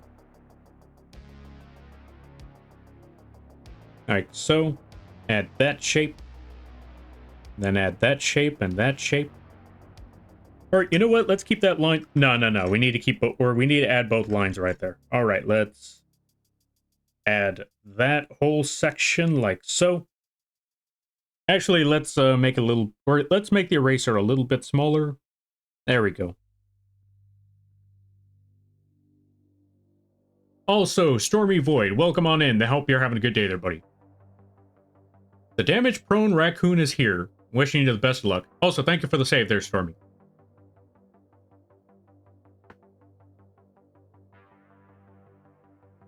All right, let's see. What is the next step here? Let's get the eraser again. Increase the size of said eraser. Like so. There we go.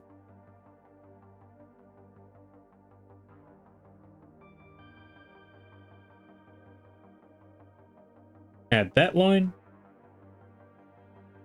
Or yeah, add the line shape at the top of the sleeve. Add another line over here where that sleeve is. A little bit higher. Another line shape where that part is. And we're all good. Maybe too high. Let's bring this down a little bit. There we go, better. All right.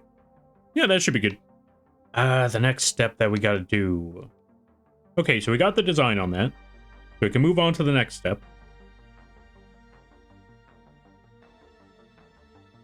Go back to frame 2 for that.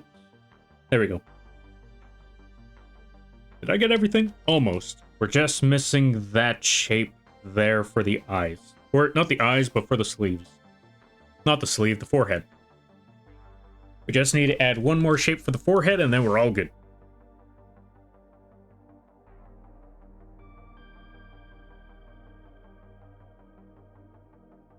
And then add that triangle. Now we're all set. Let's see. 1 and 2. Yeah, that should be fine. Now let's just go back to this line. Get the shading for the hair. And add that next step. I forgot what else I was going to say today. Oh yeah, as for the, I forgot. So, I am planning on trying to, okay, so for the Elden Ring streams, I forgot to mention. So, I think I mentioned it last time on Friday, but we're still trying to figure out scheduling. Because one person is not going to be able to stream it because their computer cannot handle the game and the stream. Their computer may not be able to handle the game on its own, so that might be a problem. We're waiting to find out more details. Because if they could handle the game on its own, no problem, then yeah, they might be able to show up for the collab. If they can't handle the game on their computer, then we need to figure something else out. But most importantly, we need to figure out scheduling, because last time we tried, scheduling seemed fine at first, but apparently the schedules that we had did not pan out the way it was intended. For me, I should be able to do so on Wednesdays, but for some other folks, they ended up getting very busy on those Wednesdays, so Wednesday may not be the answer. So we got to find another day. What else am I missing here?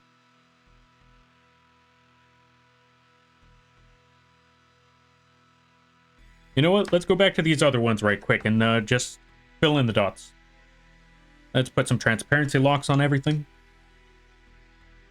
You know what? Let's just go to all of these and just put some transparency locks on them. Oh, they need to be visible for that. Understandable. Let's go to number 5. Transparency lock on that. Number 6. Lock on that. 7. Lock on that. And now let's just fill in or autofill the colors. Go to number 7, autofill that. Number 6, do that there just in case as well. Number 5, does that one need one? Just to be safe, let's put one there. And then number 4. It might need it, I do not know, but, oh wait, number 4 is just number 1. So yeah, we're all set. Alright, back to number 3. We need to make a new layer. So let's copy that previous one, put that right there, go to the line art. Oh, I know what we could do for this one, as a matter of fact. There's not too much of a change here that needs to be made. So here's what we're gonna do. Yo, animator, welcome on in, how you be? I hope you're having a good day there, buddy. So glad I found an animation stream. Nice to draw alongside others. Yo, I'm glad to hear that, and I hope your animation is going well. What sort of work are you doing? Or yeah, what kind of work are you doing, if you don't mind me asking? Like, what kind of animation? If it's too personal, I completely understand. You do not have to answer if you don't want to. But And I honestly believe that applies to every stream. But most importantly, for this stream, if I ever ask any question and no one's ever comfortable answering that question, never feel pressured to answer that question. You do not have to. All right, let's see. I can relate. I only have a laptop and can't even handle League of Legends. Yo, that is a mood right there. I actually used to have a laptop that couldn't handle League either. I'll be honest though, it saved me from League of Legends. I was stuck on that game for a good while. That game was getting pretty toxic, and I was like, I'm still gonna play it. I don't care. I don't care how many people get mad at me for not supporting well enough, but I'm just gonna play it anyway. And then all of a sudden, my computer kind of busted, and because of a new update on League of Legends, it just could not play it anymore. And then when I got a new PC, I just didn't have the drive to... And when I say the drive, I mean the mental drive to install it again. I was like, you know what? I think I'm free. Many, many years later, I see a bunch of people talking about League of Legends, and I'm like, you know what? I should get back into League of Legends. I asked a couple of friends... I asked multiple friends, as a matter of fact, like, hey, what would it take to... Or, yeah, what's your advice on getting back into League of Legends after not being in the game for many years? Their only advice to me was, don't. That was their only advice to me. Like, no one ever really gave me a true answer. It was all just, don't. You're out. Leave while you still can. Like, you're free. Don't fall back into the rabbit hole with the rest of us. I took that one to heart. Like, you know what? All right. I guess it's better that I don't play this game. All right, let's see. Right now, I'm just prepping a drawing. Oh, I'm prepping a drawing for watercolor painting. Ooh, nice. Yo, that's pretty cool. Where'd my music go? There's the music. But yeah, that's actually pretty cool. I wish you knew the best of on watercolor. I've never tried watercolor myself, but it looks pretty cool, but it also sounds very tricky. League addiction? Just don't have a good laptop. Oh, league addiction? Just don't have a good laptop. Smoking, drinking habit? Just don't have money. Problem solved. I don't know about that last one. Well, I guess smoking and drinking habit, maybe if you don't have money for it, you can't have a smoking and drinking habit. Any other habit, on the other hand, I don't know if that's going to be the solution, because they will find a way to get money. I should know there was a time where I technically... Okay, let me rephrase that, because I just realized with that pause, that could imply a lot of things. There was a time where I technically was... Well, I was living on an RV, but technically living on the street. And let me tell you,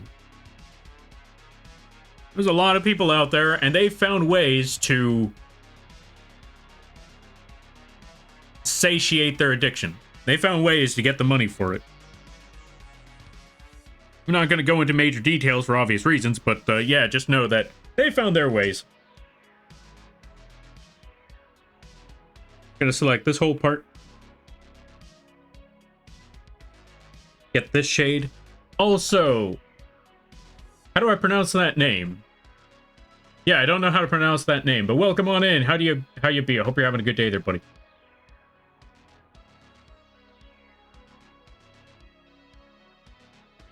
Yeah, I'm seriously looking at the name, trying to figure out, like, something like that.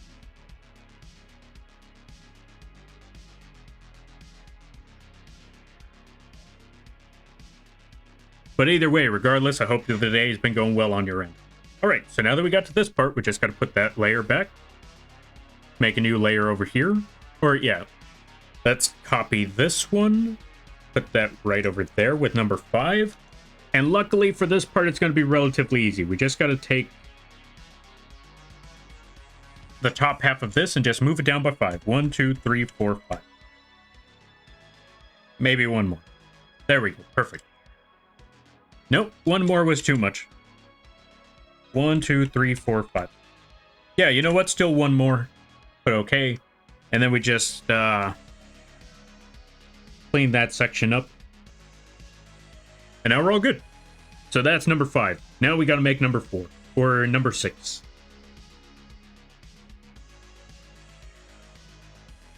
Let's see. I can confirm stopped smoking when taxes on tobacco went up in our country, but no taxes on vape though. Ah, fair. That just reminded me. There was a time where I was working at a gas station for about a week, and during that day or that week I found out that they upped the prices on cigarettes significantly, and they were only going to go higher afterwards. Actually, I'm not even sure if they were going to go higher. I think they were just going to straight up ban them in the state that I live in. They were either going to ban them or they were going to make them higher. No. They weren't banning the cigarettes. They were banning the vapes. They were banning the flavored vapes. I think. I don't know if it actually went through or not. I haven't been inside of a gas station in forever. No, that's not true. I go to gas stations for soda all the time. Okay, I'll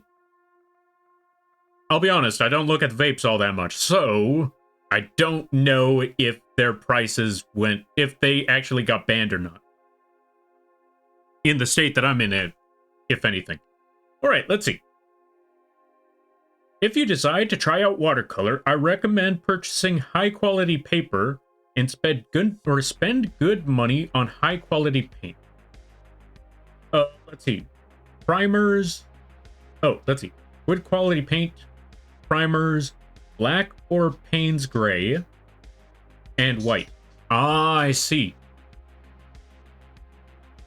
Why? What's up with other quality paints? I'm assuming with the paper, it's gonna be too thin. So I'm assuming you need some good quality paper, because if you don't go with the good quality paper, it's just gonna kind of like fall apart on you, I'm assuming. But what's this about the paints?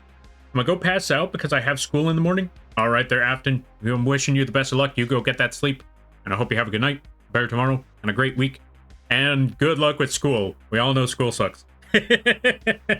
Unless it's college. Then it sucks a little less. Unless it's university. Then it sucks even more. Alright, you take care. Alright, let's see. Have you tried the vapes? Oh, have you tried the vapes though, Lampy? The delivery system is super strong. It hits you hard. Okay, I'll be honest, I haven't tried any vapes with nicotine.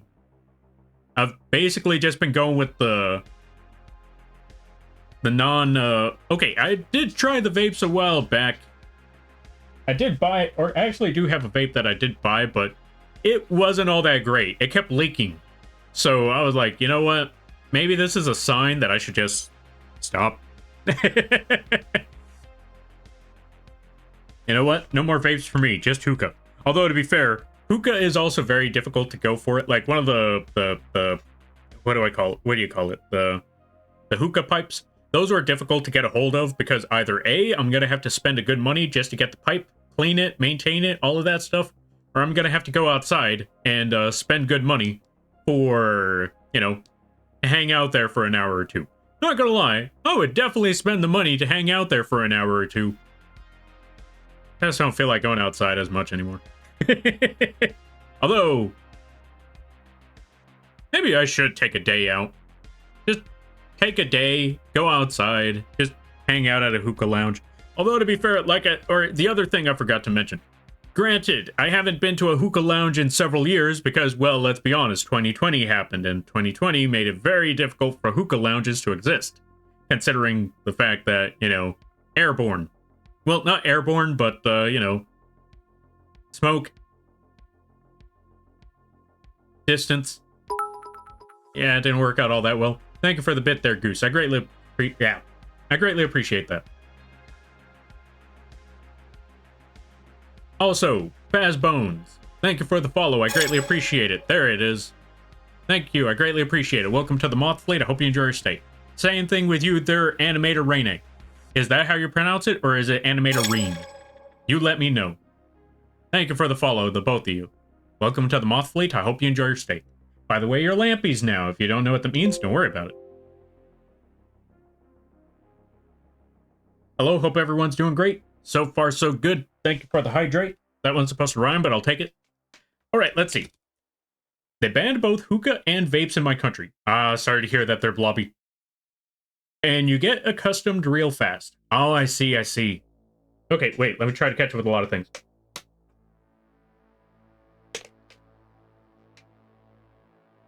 Yeah, high GSM count paper used to dabble in watercolor with inks. Ooh, nice. Vapes are harsher on the throat than a cigarette, but the moment you get accustomed to each puff gets easier. Ah, fair, fair, fair. Yeah, I've definitely... Wait. Actually, I'm surprised about... Well, yeah, I guess it depends on how much intensity you put on those vapes, because I know if you just leave it at high, it is super harsh. If you leave it at medium, it's still pretty harsh. If you put it at light, you're not getting a lot. But yeah, it's definitely one of those things you have to get accustomed to. Cigarettes, on the other hand, you don't really have a lot of... You can't really adjust a cigarette. Or at least that, as far as I know, you can't adjust a cigarette. Those ones are just, like, if it's harsh, deal with it. Alright, let's see. Yeah, plus more additive because... Or more addictive because of the taste. See, that's why I think they were banning the flavored ones where I live. Because of the taste. Like, if there's a good taste to it, it's more addictive. And therefore... They don't want people getting addicted to that stuff, so they're like, yeah, no more taste. Just smoke, nothing more, nothing less. All right, let's see. My experience and talking to other art friends that have tried watercolor, cheap materials ruined their experience. Anyways, sorry to change the topic. Keep on animating. No worries, no worries. This is one of those, I'll be honest, this is one of those channels where, yeah, this is one of those channels where I just hop from whatever topic is going on. If anyone brings up a topic, I will try to jump in on that topic. If the messages get you huge, I'll let anyone know that if you put a whole paragraph... Now, when I mean a whole paragraph, I mean like, if you try to reach the text limit, I will probably say, like, I can't read all of that. I'm only going to read the first half, so... If you ever wanted to get messages through, try to make them as small as you possibly can. No one's made it a huge message today, but I just wanted to bring that one up. But yeah, when it comes to topics, yeah, feel free to talk whatever topic you want to talk about. If it's one of those topics where I feel like it's just trying to get a rise out of me, obviously I'm going to skip it. But if it's one of those things where it's like, oh yeah, did you know about this? Like, what are we talking about here? Or if I bring up something that just sounds like it's unusual and it's weird, and I think it's weird. Or when I say weird, I mean like romance novels about people and dinosaurs. That sort of weird. And I bring it up. Now, granted, if you like romance novels about dinosaurs and all of that, more power to you. I'm just going to look at it and think, that's a thing? And if I bring up something like that and you remember something that you thought like, wait, what? Feel free to bring up that topic. Anyway, don't worry about all of that. Anyway, long story short, if you feel like talking about a conversation, feel free to talk about a conversation. Like the watercolor? I would like to learn more about the watercolor. That's how we learn about things. Weird topics that pop up. All right, back to the animation at hand while we wait on that. Wait, actually, let me try to catch up with things. Hello, hope everyone's doing great. So far, so good there, Fazbones. Hope things are going well on your side, too. All right, let's see. Real weird side effect of vapes is it affected my short-term memory pretty badly. I didn't know it did that. I'm sorry to hear that one there, Blobby.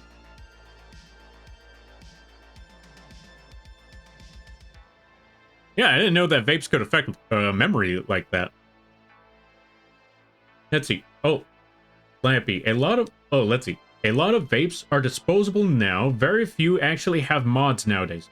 Oh, that explains that part about the harsher system thingy like that. I didn't know about that. Right, I forgot that they had the disposable ones.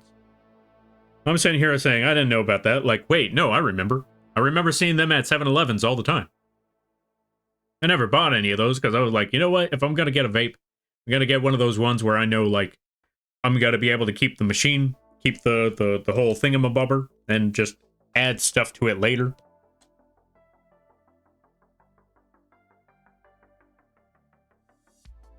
I didn't keep it, though. Wait, no, I still have it, but I stopped using it after a while. Alright, let's see. Cool? Alright, cool. Let's see. Disposable vapes are cheaper than the mods. That's why most Buy disposable. Ah, fair, fair, fair. Also, ads start in a minute. That's understandable then. Because again, you don't want to spend all that money only to find out that the one that you have doesn't really work all that well, and then you have to get all those other modded parts, and then that's a lot more money. And then it's like, too much work. I see why people just buy the disposable ones. Okay, it's all good. It was very temporary. It got better once I stopped. Well, that's good to hear. I'm glad to hear that it stopped, or, you know, that the effects could be reversed. Because I thought it was one of those things where once it happens, it's done. Like, you know, you're kind of stuck that way now. In which case, I'll be honest, if anything works that way, ban it. Ban it, because you don't want people make it, or yeah, ruining their life choices like that. Like, you know what? I'm just gonna try this out. And now I am permanently affected by this from now on. Like, that wouldn't sound like a good idea to have on the market.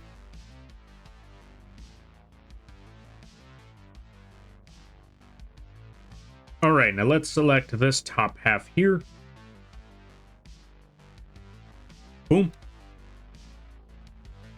Let's get the bottom half, or yeah, let's get this bottom little triangle over here, because apparently despite the fact that I was drawing this, it took me a minute to realize that's supposed to be hair. It wasn't until I looked back on one of the previous frames that I realized, oh, that's what that strange dot, or that strange line was. Moral of the story, even if you're working on your own project, you might not remember everything. You might bump into things that you didn't realize were there, even when you were the one that worked on it. You know what? Funny story, actually. So, I had a friend. They don't stream anymore, but I still like to think of them as a friend. So, they reached a milestone, and because of that milestone, I decided I was going to draw a piece of art for them. And went into full detail on the art. And apparently because of the art that I made for them, because I was able to get the details that most people that they commission tend to miss, they decided to commission me for a character sheet. And that was pretty cool. It went off without a hitch. It went pretty well. Many, many years later, they take a bit of a hiatus. They come back many, many years later. Afterwards, while they're talking about a stream, they're talking about their design, and they bring up their characters, or, you know, they bring up the ears on their avatar. And apparently they have elf ears on their avatar, and I'm looking at it like, wait, you have elf ears? They start going off on me. Okay, granted, when I say this, this is out of a mere joke. This is out of a mere joke when they go off on me on this. Because they start yelling at me like, Lampy, how did you not know about the elf ears? You were literally the one that drew the character sheet. I was like, how was I supposed to know? It's been years ago. Yo, Circe, thank you for the raid. I greatly appreciate it. Let's give you a shout out. Folks, go check out Circe. They also do the art. They also play a good variety of games. They also have some very funny story times. And if you go check out their story times, let me tell you, you're gonna hear some cursed stories. It's a great time. I highly recommend checking them out. Everybody stopping by from Circe's stream. Hi, my name is Lampy, small-time illustrator, football-sized moth. I do a lot of drawing streams, occasional gaming streams, and sometimes I'm live to do rigging streams. And today is one of those drawing streams. We are currently animating a dance animation for a fallen Artesia. Taking us a bit of a minute, but we're getting there little by little, slowly but surely. And I hope you enjoy your day. I hope you enjoy your stay. How was the Dave the Diver? Oh, I already know Dave the Diver went well. I hope it went well. I hope it was good. Good to see it there, Tan. Good to see it there, Circe. Good to see it there, Fexus. Hope everyone's having a good day. Also, if you gotta take care of things, go take care of those things. Never feel bad about raiding and running, because that's what raids are all about. But if you decide to stick around, I greatly appreciate that. I hope you enjoy your stay. I kept dying, but I won Balatro. Wait, what? Okay, now I'm even more confused. I thought you were playing Dave the Diver. Also, welcome on in there, Coder Pillar. I hope you're having a good day there, buddy. It's never cursed if it's the norm. I don't know about that one. Dance animations are fun to do? Yeah, I agree. I need to make a dance animation for my own model. I've mostly just been making dance animations for other people, but I haven't been able, or I haven't really made one for myself. I've mostly just made these animations. Hold on a minute. Let me get those animations. Not gonna lie, most of the animations I've mostly made are just dry humor kind of stuff.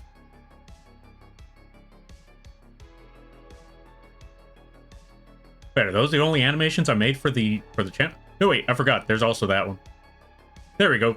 I've only made 5 animations for this channel. I need to up my game. I need to make more animations.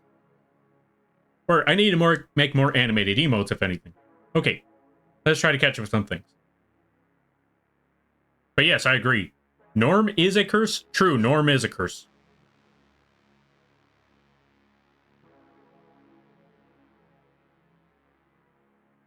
But yeah, that's what I was confused about. I was saying, like, how was Dave the Diver? We beat Balatro. Wait, how does that work? Bedtime for me, though. Have a great rest of the stream. All right there, sirs. I hope you have a good night, a better tomorrow, and a great week. And again, I thank you greatly for the raid. Everybody go support the Circe. Get them a new PC so they can start playing Alien Isolation. I mean, what? Dave the Diver has Balatro in it. Wait, what? Dave the Diver has Balatro in it? Okay, that just makes Dave the Diver the best game ever. I will be using the restroom, so I will be back. All right, Tan, you go do that bathroom stuff, and I hope it goes well. Also, Dragon Geared, welcome on in. How you be? I hope you're having a good day there, buddy. No Alien Isolation? Ah. Right, we gotta wait till October for Alien Isolation. That's gotta be great. So, folks, go follow Circe and prepare for October. I know that's what I'm gonna do. All right, let's see. Let's get some other color schemes. We're gonna need to get the pink and the blue for the eyes. Go back over to this frame. Add that blue. Wrong one. Add that blue. Go to the other side. Add that pink.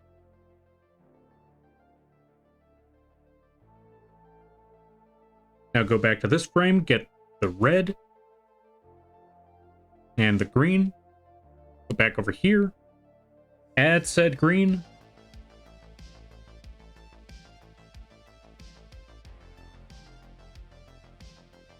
Let's see. Just finished another Dreamcatcher? Ooh. Not gonna lie, that's the first time I've been hearing someone making a Dreamcatcher around here. Like, I've heard of a lot of people making a lot of stuff, but I've never heard of no Dreamcatcher this time around. That's actually really cool. What's it take to make a Dreamcatcher, by the way, if you don't mind me asking? If it's too personal, I completely understand.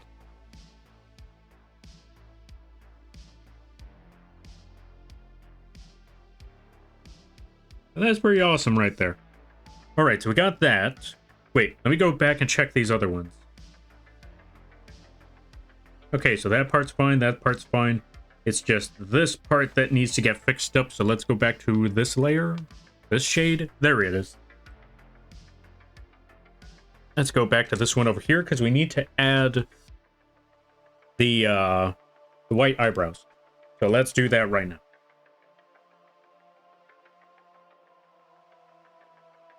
You know what? We're just going to get our selection tool for this one. Because using the eraser, that didn't pan out as well as I would have hoped. There we go. That's one selection. Select that part.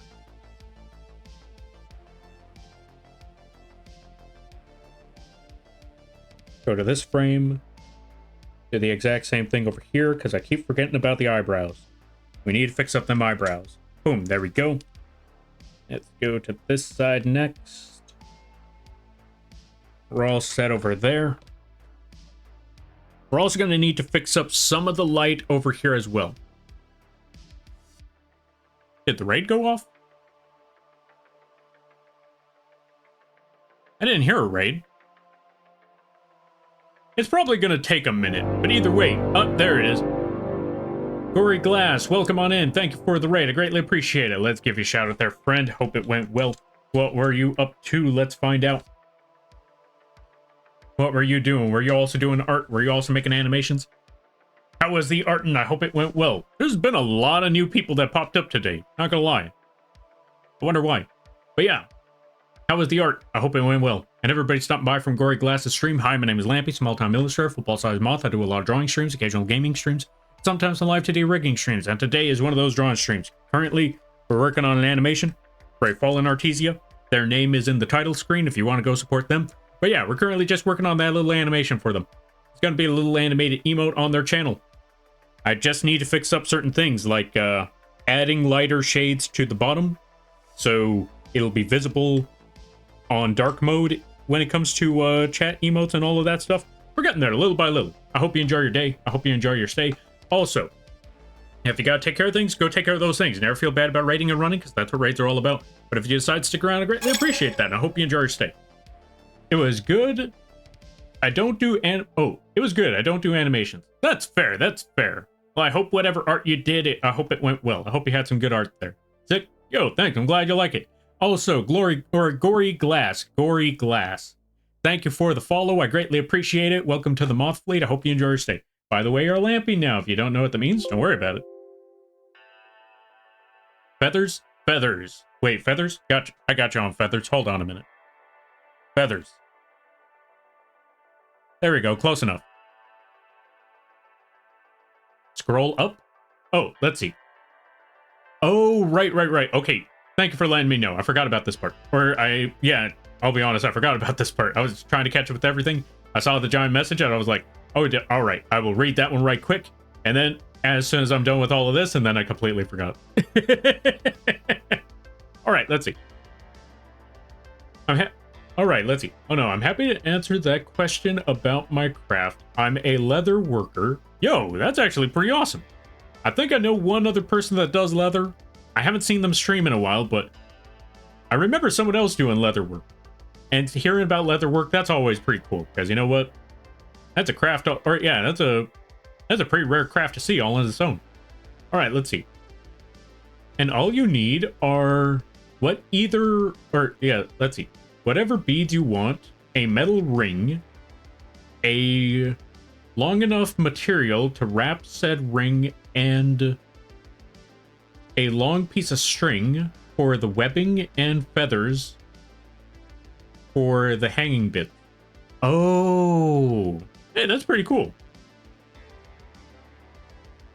That's actually pretty cool right there. Gory Glass. I read that wrong. I thought it was Glory. Don't worry, a lot of people do that.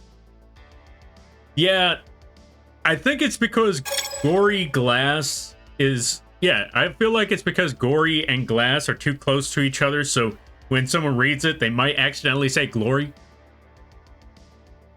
Also, Dragon Gear, thank you for the follow. I greatly appreciate it. Welcome to the Moth Fleet. I hope you enjoy your stay. By the way, you're Lampy now. If you don't know what that means, don't worry about it. But still, fair. Good to hear. Yeah, I'm glad to hear that. Yeah, but I'm hoping the words.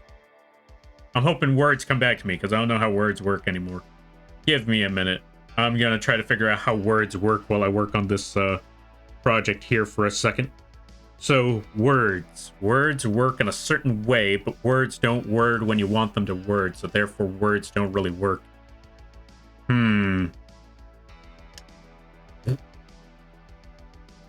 Close enough. Anyway, going back to it.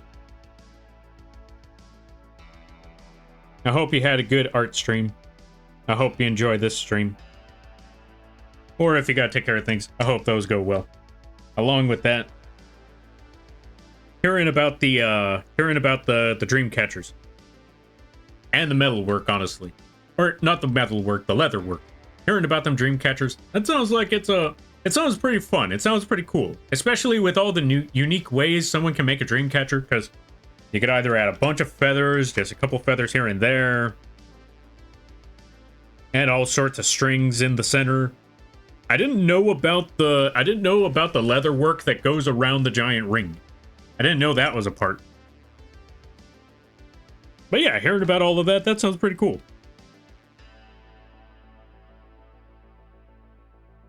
Alright, we need to get this shade. Actually, let me look at some of these other ones. Okay, so those all have the the strand of black hair, so we're good on that part. This one needs the strand of black hair next. Also, once we're done with the color shading and all of that, or the color work, we need to figure out, we need to test out one other thing for this. Once we get all the coloring done. Okay, so we got that part there. Let's move to this section. Wait, let me double check on this part. Okay, yeah, that part's there. So what we need to do next is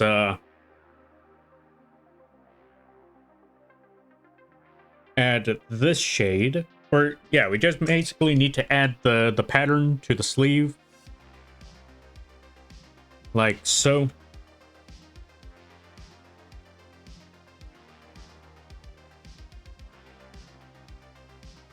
Add that there pattern. Add this part. Wait, how many parts is it for that one? Oh, so it's just the top, so I take it back. We actually need to put the pattern right there. There we go. All right, let me see something. I'm about to get off for the night. Good luck with art. All right there, Dragon Gear. Thank you for stopping by. I greatly appreciate it. You go do what you got to do, and I hope it goes well. You go get that rest, and I hope you have a good day, a good night, and a better tomorrow, and a great week. You take care now there, friend. What do you think is the toughest part of animation? I'd say timing is the toughest, or at least the most important. Okay, so the most important part I would say is timing. The most difficult part wouldn't be so much the timing, but I want to say the toughest part is, well, as a lot of people put it, the toughest part is patience. The toughest part is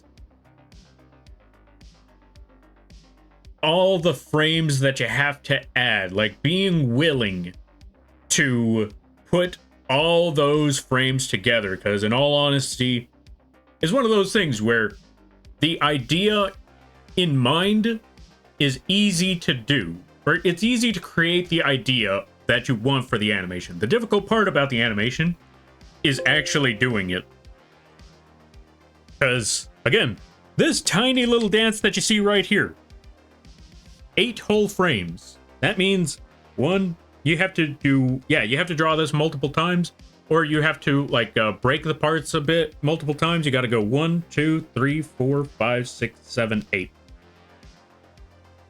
And then you have to draw, then you have to color them all in, then you have to render them all. There's a lot of work that goes into it. That's what I'm thinking. I want to say the toughest part is the frames itself. Like, I feel like getting the idea, getting the concept in mind, and even getting the two-part, or getting the beginning, middle, and end. Because me personally, whenever I'm working on an animation, the main thing I want to go for is the beginning part, the middle part, the end part. Just get all the main key points of how you want that animation to roll. Then you make the parts in between. So I want to say the toughest part is the parts in between. Because that's what makes this so much more work, is the parts in between. And granted, this is coming from a person who's made animations and made comics. If you want to know more about them comics, you can put exclamation point lore, and you'll see the comics that I've made, or made for the Lampy lore, as a matter of fact. It also gives you more information on what the bird's all about. But yeah, with all of that said, even making comic frames, that still takes a lot of work. Now imagine making all of those comic frames and adding the in-between points in all of them. That's why I'm saying, like, I want to say for me personally, the toughest part is the in-between frames. But I will agree, the most important part is the timing. Because again, let's go back to this animation right over here. This one is definitely about the timing. For example, the swings, you want to make sure those are only like 1 frame each for each swing. But once it gets to a part where things are a little more still, a little more slow, you might even have to copy them a little bit, make multiple pauses. For example, this part right here, just to show the face, that's like 3 whole frames on its own. Like just 3 whole frames on its own just for the face, before you actually see a small change in movement. And then the things, or yeah, once there's more drastic movement, that's when you move, like, That's when you have to make some in-between movements, like you saw right there. Then when we get to that point, you kind of got to time that one a little bit. And this one right here actually has a pause of 2 whole frames before the action rolls back in. Yeah, 2 whole frames before the action rolls back in. And even then, again, going back to it, it's definitely about the timing. Now, to show you what I mean, that's the whole animation right there.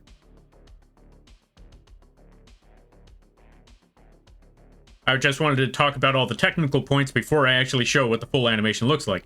But yeah, you can see that we have a couple of frames where things pause for a second. Obviously, for this part, it pauses for a slight moment, so you could actually see their face before they bring the swing back up.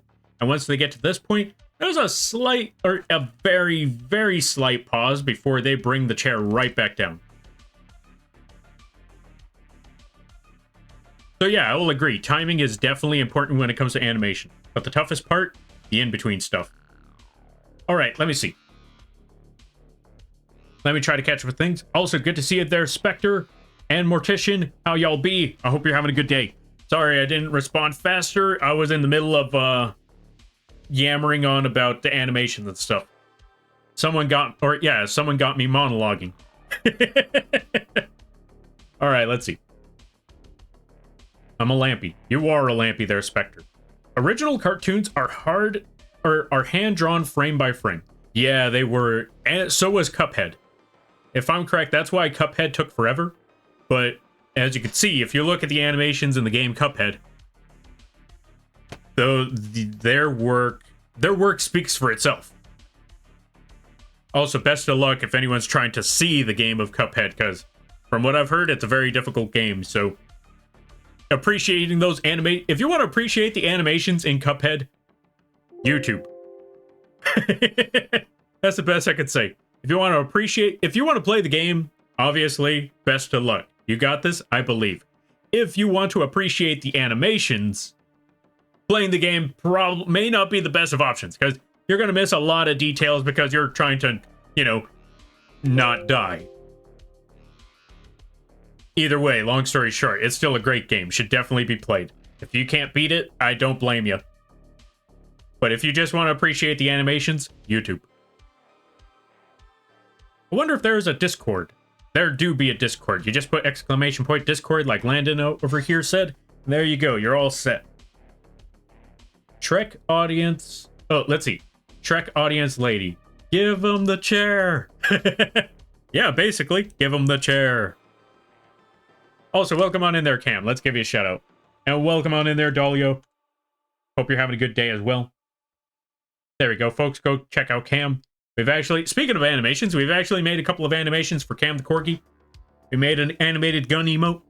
And we also drew a moth model, drew and rigged a moth model for them. So if you want to check out that moth model, go check out Cam the Corgi. Also, they play a good variety of chill games, except for Lethal Company, apparently. I have joined the fleet. All right, let me see. All right, let's just add you right quick. Oh, right. Let's see. Let's add Neon Beam. And let's add... I'm assuming that's you, Landon.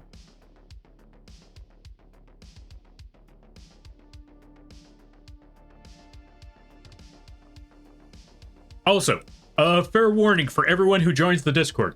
It is though the channel... Okay, heads up though there, folks. For those of you that are joining the channel, joining the Discord. The Twitch channel is a 18+ stream, so you could say whatever you want. And by the way, the reason why it's an 18+ stream isn't for me, but for you folks. So you could, speak freely without having to worry about curse words. However, the Discord, unfortunately, there's a long story short. There's a long story behind it. But long story short, this channel wasn't originally a 18+ stream. So the Discord was not an 18+ stream. Or 18+ channel. I flipped it on the Twitch, but I can't flip it on the Discord. So Discord is still non-18+. So, long story short, for everyone who joins the Discord, if it can't be shown on TV, don't bring it into the Discord. Also, Mules, thank you for the raid. I greatly appreciate it. Let's give you a shout out. What were you up to? Let's find out. I hope you had fun. I hope you had a good stream. I hope it went well. And everybody stopping by from Mules' stream. Give me a second here for this one. Hi, my name is Lampy, small-time illustrator, full-size moth. I do a lot of drawing streams, occasional gaming streams, and sometimes live 2D rigging streams. And today is one of those animation streams. We're currently working on an animation for a fallen RTZ. I hope you enjoy your stay. Also, if you gotta take care of things, go take care of those things. Never feel bad about raiding or running, because that's what raids are all about. But if you decide to stick around, I greatly appreciate that. I hope you enjoy your stay. Yeah, every time someone raids, we just gotta make it faster and faster, and so we had to take the time for that one. Alright, let's see. Hey, Lampy, you should make a Wolfenstein stream. Why a Wolfenstein stream? That's you? Okay. So then, yeah, we added you to the Discord there, Landon. All right, let's see. I nearly... Why? What game were you playing? Oh, right, because of Lethal. You know what? Fair. I can imagine Lethal giving a good scare in that game. This flipping sucks, man. Oh, gosh dang it. Yeah, you should be able to get away with words like that. All right, there we go. Welcome, Raiders. Yeah, welcome, Raiders. Sold. The one... Or, yeah. Sold to the one with the gun. Yeah. A game called Wolfenstein, The New Order. Oh, yeah, but you said I should play that one. Or, yeah, that I should make a Wolfenstein stream. Why is that, by the way? Out of curiosity. I've been playing it, and it is really good. Oh, okay, fair. Then I need to see what that game's... Or, yeah, I need to give that game a shot then in the future. I still got a good number of games in the backlog right now. I still need to play Dark Souls 1 through 3. There's one game I really wanted to play before my Xbox controller broke on me, which was... Rising Revengeance. I want to play that Metal Gear game. Why? Obvious reasons. Okay, wait, I forgot. We weren't finished with this side yet. We still need to work on this part. What's the next step that we needed to do? We don't need to put the brass. We already got that. I know what's left. We need to get that yellow. So let's put that yellow right over there.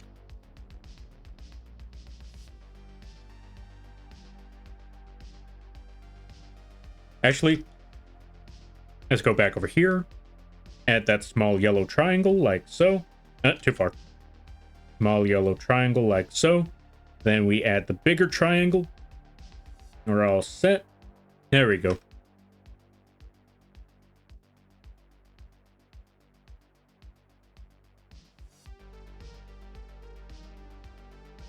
There's also Inscription. There was also that game I wanted to try. I definitely wanted to try Inscription.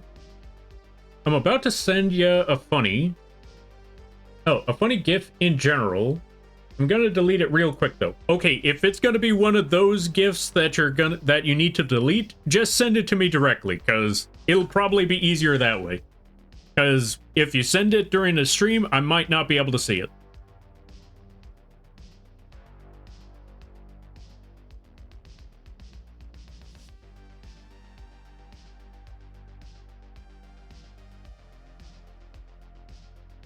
All right, let me see. What's the next step? All right, so we got that yellow. We got the yellow for the face. So now what we need to do is just take that one, copy it over here. We're almost done, actually. Take this part. Select everything but the... Oh, I missed a part, actually. Let's backtrack right quick. Let's delete that one. Because I forgot I didn't finish the details on the sleeve.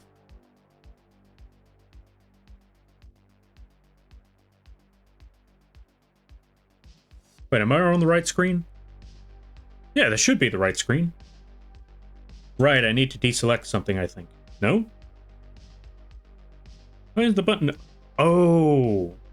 I don't have the right shade for it. I'm still using the gray, or the dark gray shade. There we go. Now we got it going.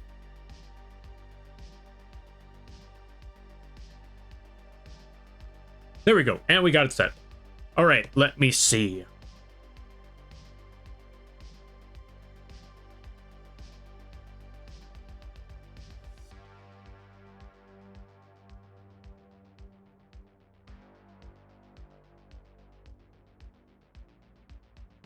I don't get it.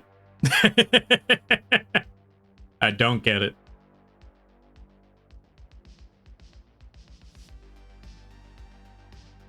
Funny gif? Fair. I don't get it.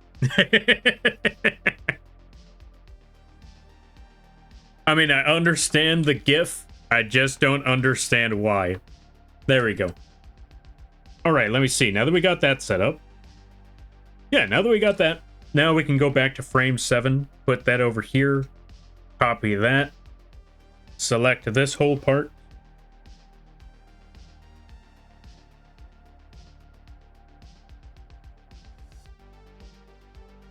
And just drag this whole section up. All right, so 1, 2, 3, 4, 5. Actually, we need to keep going.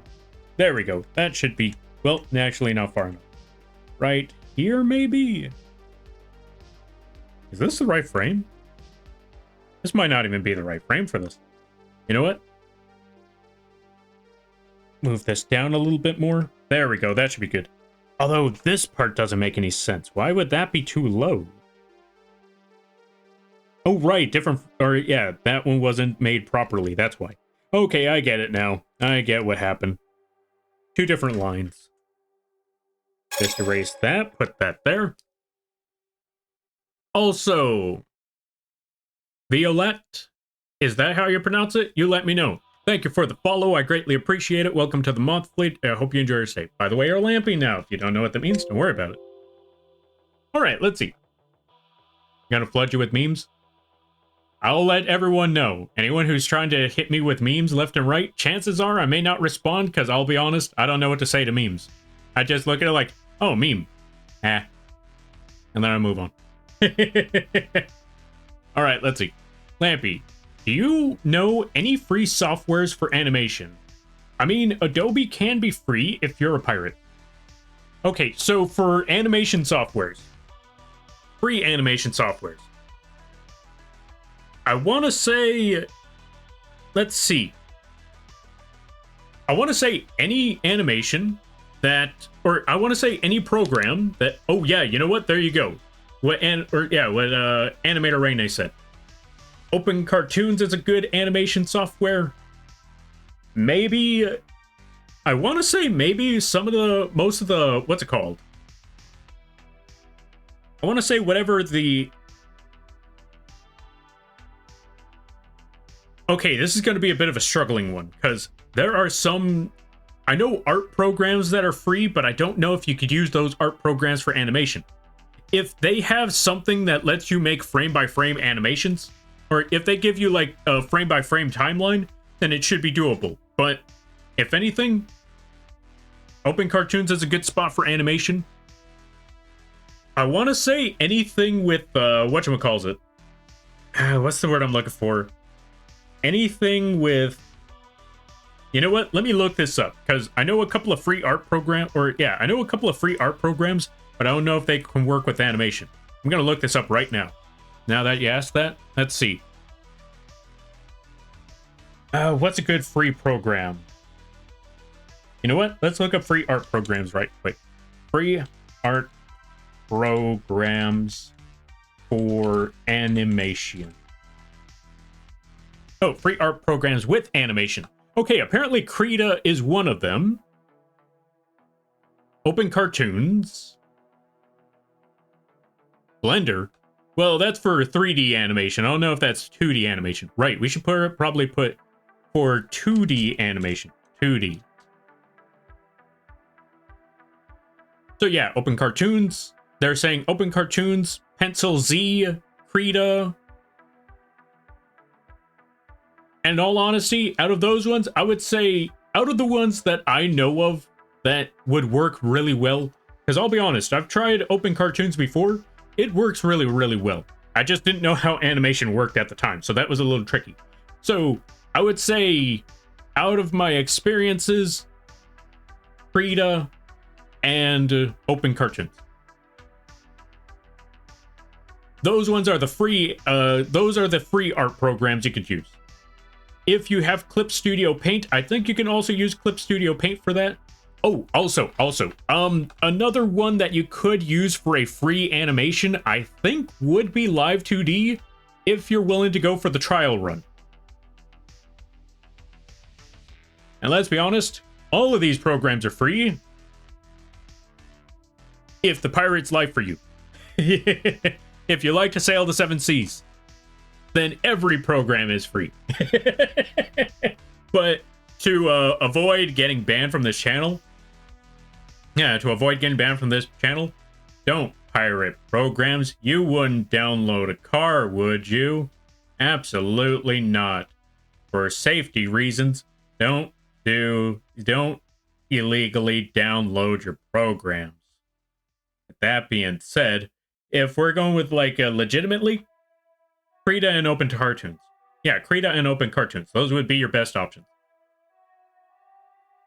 Because especially if you go with Krita, you'll also be able to do the, you'll also be able to do the, just the regular art and stuff. Yo, game, thank you for the 28 months. I greatly appreciate it. Also, if you would like to add a message for the bird to say, feel free to add a message and I will have the bird say whatever it is. Also, let's give a shout out to the game. If you like crazy experiences, if you like to see a good variety of games, the game is where you go. They've played almost every game you could possibly imagine. If there's an obscure game that you haven't seen, chances are they played it. You never know. And how was Cyberpunk? No, wait. Thank you for the 20. Holy cow, it's been 28 months. Game, save your money. Anyway, posture check and the hydrate. Yeah. All right, let's try to catch up with some things.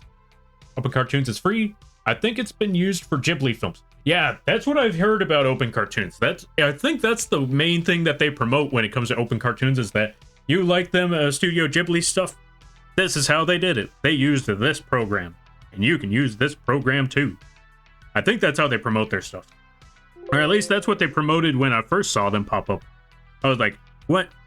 We could finally use the stuff that they made Studio Ghibli with. I gotta try this out. I got overwhelmed. I didn't know what I was doing. Although, to be fair, at the time, I was still very new to... one, I was still very new to art programs. And two, I was also very new to the animations. So, I had no clue what I was looking at. But this is also why you check out YouTube. YouTube also helps a lot.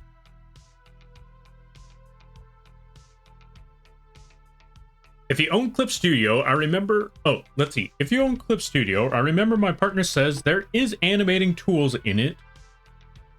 I'm just not sure how to use the layering for animating to be real. Ah, okay. Chances are it might be very similar to Photoshop, where you add the multiple layers, you go to your timeline, because whatever animation program you have, they probably have keyframes or a timeline of some sort. You go to those keyframes, you go to those timelines, and they kind of act like their own separate canvases. Think of it like how people made that sheet of paper animation, or the flip animation, like in traditional art, where they would just have that little flip book, and they would just draw on each page. That's basically what animation in digital is, except, digital pages. One page there, one page there. One page there, there, and there, and there, and there. And if you really wanted to, you could absolutely mess all of this up by adding all of the layers onto all of the pages, and it'll look like an absolute mess. I'm going to show you on this one, for example, because, this is the last frame. So we could just toss all of this right here, and then you got everything on that page, and now it looks like an absolute mess. Now, with that being said, we're going to take all of this away so we can see that. All right, there we go. Going to go to this page. Is that the last one? Almost. Wait, no, actually, yeah, we got it all done. Okay, let's actually take a look at this right quick. Wait, we missed a spot over here. Let's go back. All right, also, let's see. Blender is apparently really good for 2D. Wait, what? Really? But there's a high learning curve. I didn't know you can make 2D in Blender. I didn't know you can make 2D animations in Blender. Really? That's wild. All right, let's see.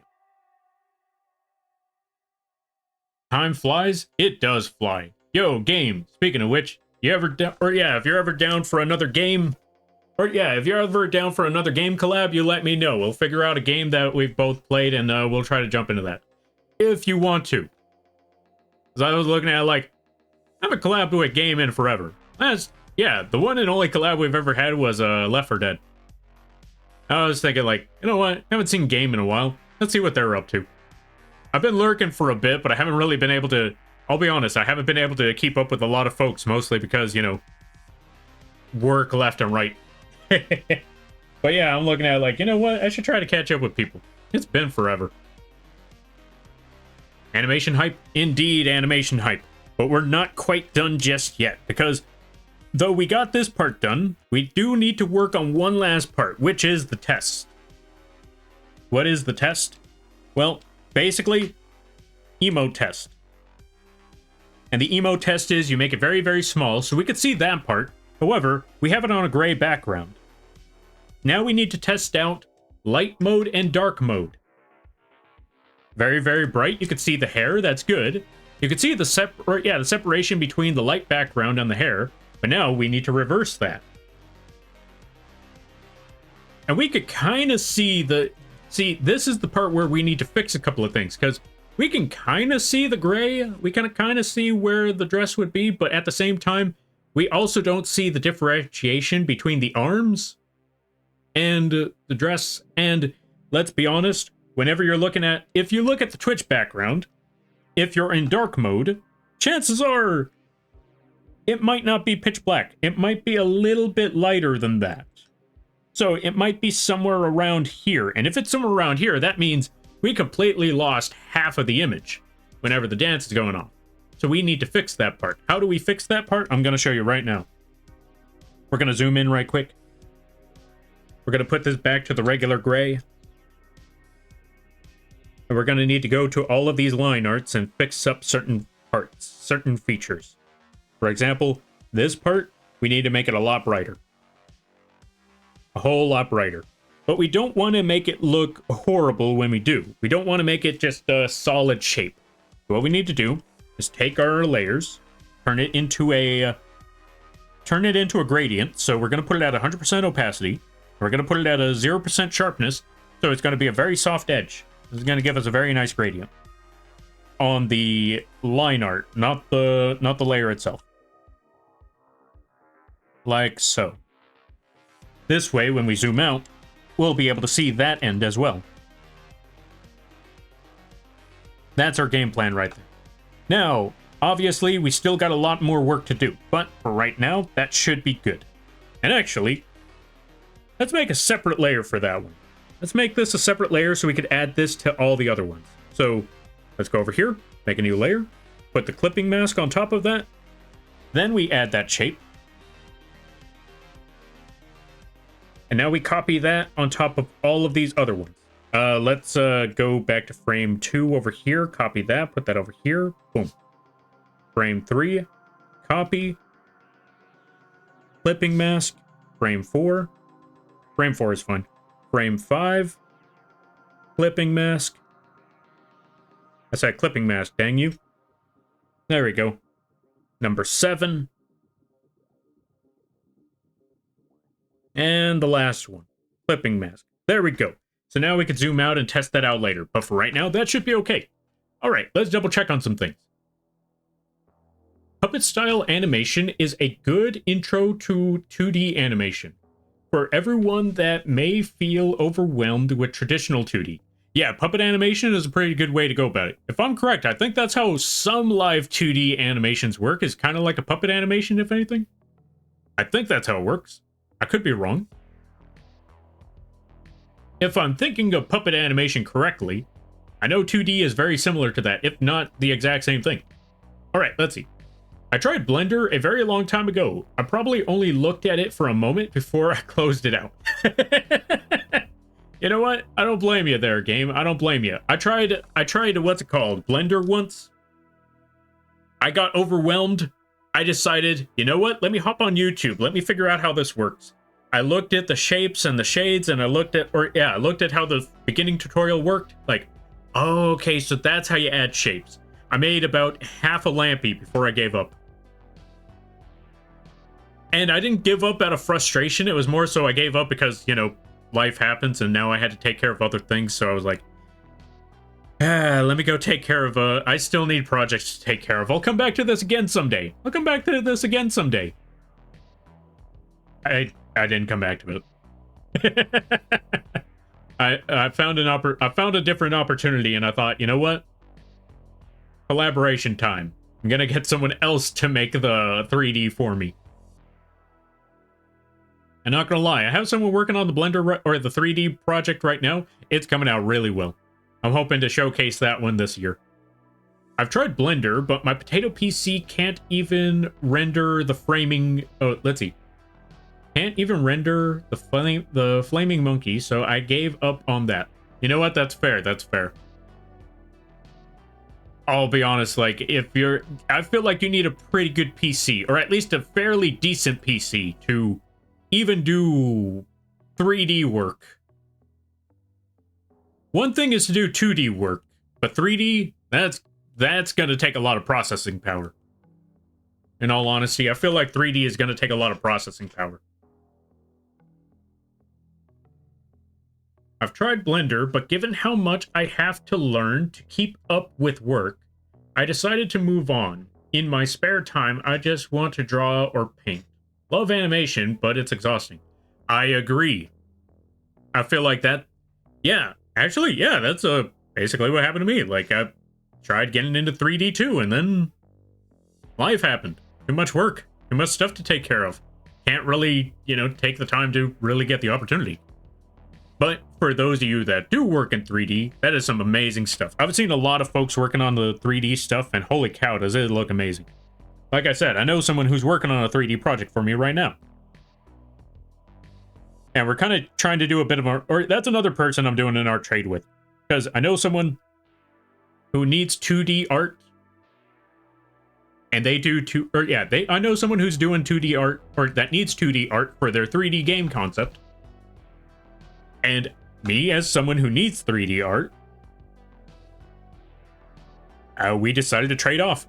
I work on a 2D project for them. I make the left and right angle and the concept for the monster that they need so they can turn that into a 3D creature, and I get a 3D model from them. So, win-win. Obviously, I still paid a little extra because the 3D, yeah, compared to what I have to do, compared to what they have to do more. So, it wasn't a fair trade for me to just say, I make a concept art for you and you make me a whole 3D model. At rigged and everything. Nah, so I paid a little extra more. Or I paid a little extra just to get that part. Same thing with the person that I'm working on for same thing with the art trade for video editing. Like, because one thing is because for another person, there's another trade, which is they do some video editing for me, and I make them a chibi model. And considering how many how many videos I need for that YouTube tutorial, which is about 10, maybe 12 videos, obviously for a chibi model compared to 11 edited videos, yeah, I need to pay a little more. There we go, that's the word. Not charge, pay. I need to pay a little more, just so it's an even trade. All right, let's see. Did I get everything for this? Almost.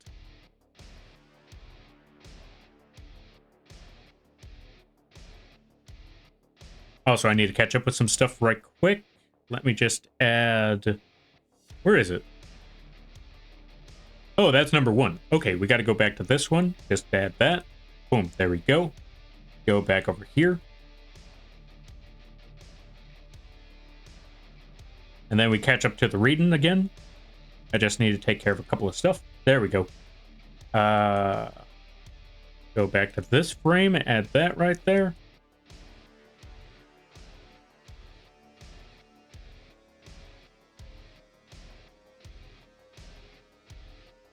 Go to this new frame, add that spot right there. Let's look at that one. Yeah, this definitely needs a little more.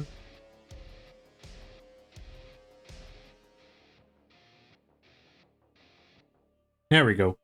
Let's look at that next one, and we're all set. We got the line art done. We got the line art and we got the color done. Wait, I missed a spot. Hold on a minute. Which one of you is missing it? There it is. I forgot the eyebrows on this one. All right, let's try to catch up with some. Let's try to catch up with the reading right quick though.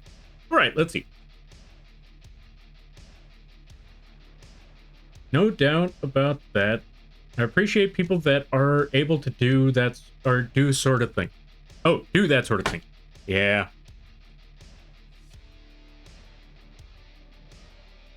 There we go. Okay, let's add that. Let's add the outline over here.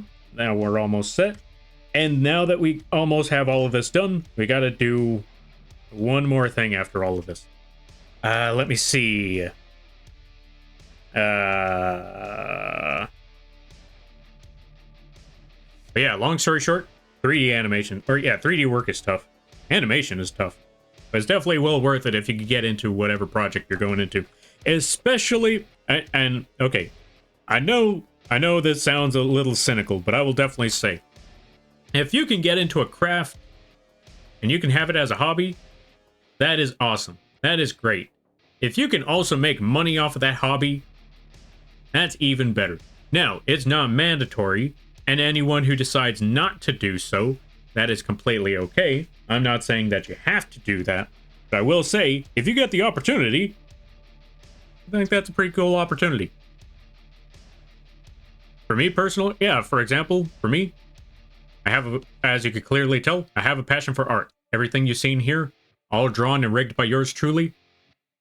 But sometimes being able to do that sort of stuff, you might not be able to get the time to do that all the time.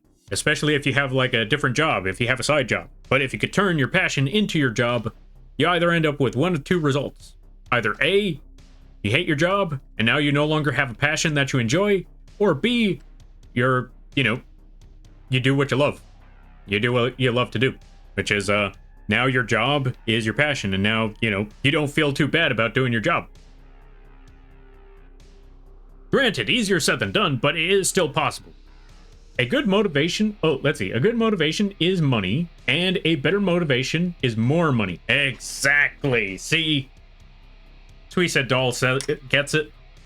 Wait, is that how you pronounce it? I want to make sure I'm pronouncing it right. Yo, Hook, good to see ya. Let's give a shout out to Hook. If you haven't checked out Hook, I highly recommend that you do. They play a good variety of games. They also, speaking of 3D art, they also do 3D art. Go check out Hook when you get the chance. And let me see, what is the next move I'm trying to do? So we got, let's make sure that the eyebrows are bright. Yeah, the eyebrows are just right. Okay, so we're all good on that part.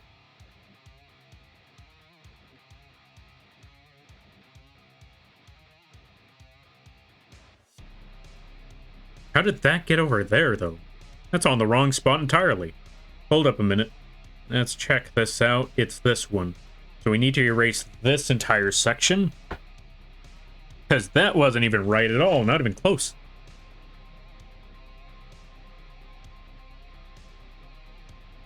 There we go. Better. Yeah, that works much better. Alright, so we got that part done. Now all we got to do is set up the shadows. The shadows and maybe the shines. So let's work on that next. So let's go back to frame 1. Fastest shout out in the West? Nah, there's one other person that can shout out faster. There's a couple of folks that can shout out faster than I can, but then again, both of them have a lot more experience in modding. The only experience I have in modding is my own channel. Because I refuse to get more mods. Even though part of me is saying I really should get more mods.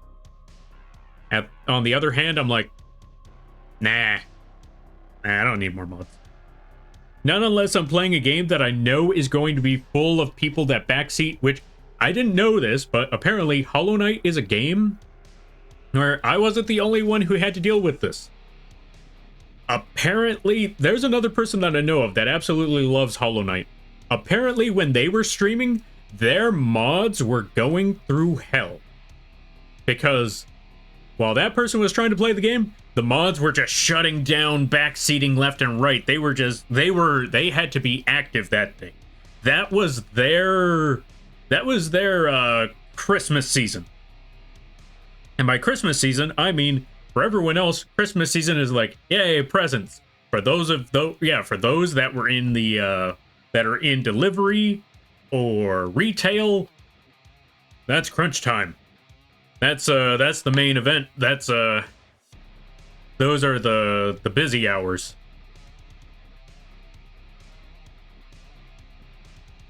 I love it when they try to figure out my name, and I love it more when they figure it out. Good chaos.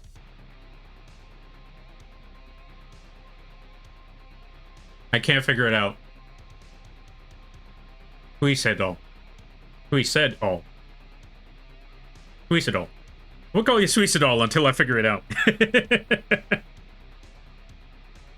I can't figure it out. Yeah, I feel like there's a reference that I'm missing. What's that part? Oh, I just realized. Hold on. We need to go back to this frame right quick. And clean this section up a little bit.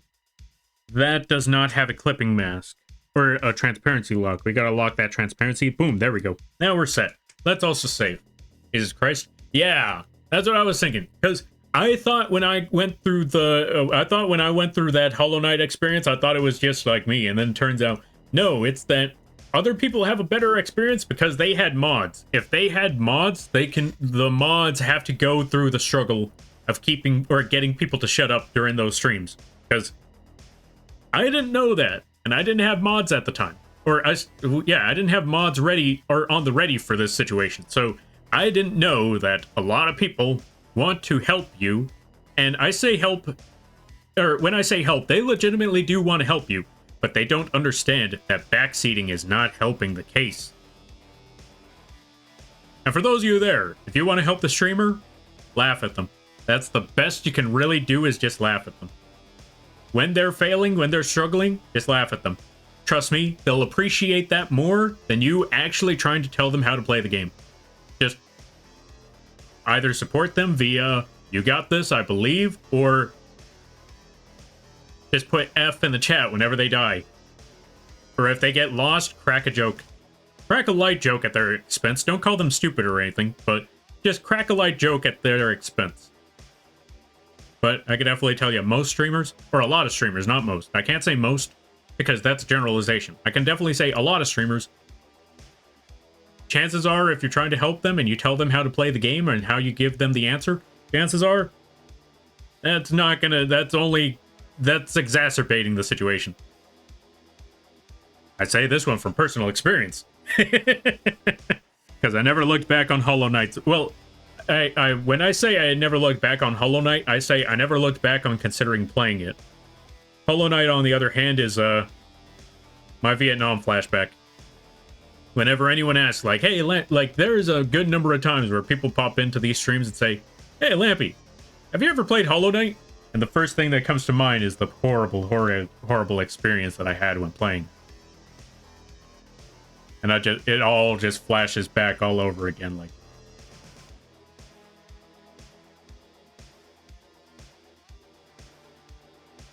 I hear that game at least once a month. It never gets any easier. Alright, back to the animation at hand. We need to start making some new layers. So, let's add that new layer right here. We're going to call this one Shadow. Let's see. I recognize that banner. What banner? We're also going to put the shadow at 40% opacity. There we go. And I'm gonna need to get food soon. What time is it? 11. Oh, I went way over the time. You know what? We're almost done though. I'm gonna stick with this anyway. Put this at 100% opacity. Put that shadow right there.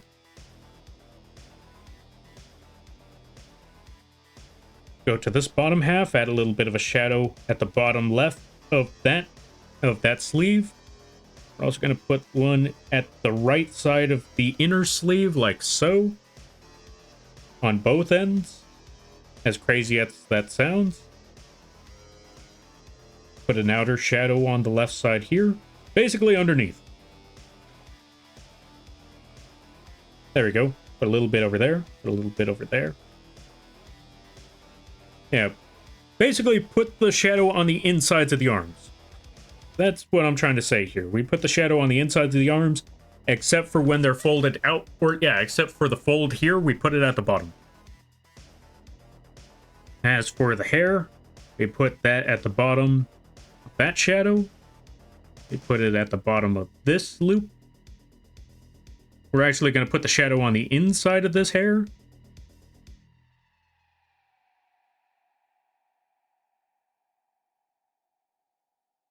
And a little bit of shadow underneath this loop thingy, whatever it's called. There we go. All right. What if I made a game that just you... Oh, let's see. What if I made a game of just you in a maid outfit, but it's just off-brand you?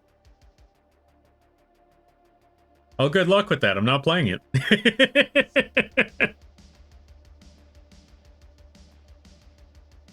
And if it's off-brand, well, I can't really do anything about that, but I could definitely tell you the only thing I can do is not play it.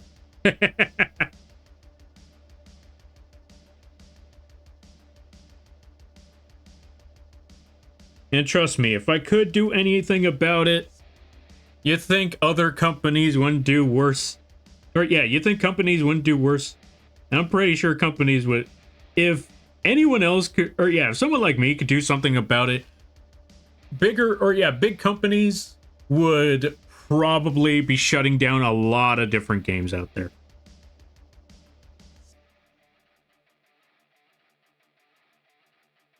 Like, no ifs, ands, or buts. They like, big companies would take the opportunity. Look at Disney. Disney takes the opportunity all the time. Ads? Ah. My case still stands. Disney takes the opportunity all the time. We're going to erase that part. We're going to add a little bit of a shadow underneath the head. Give it a sense of depth. Add a little bit of shadow behind the head. Actually, you know what? We should add some shadows underneath the arms too. So let's add some shadows over there. Add a bit of a shadow underneath there.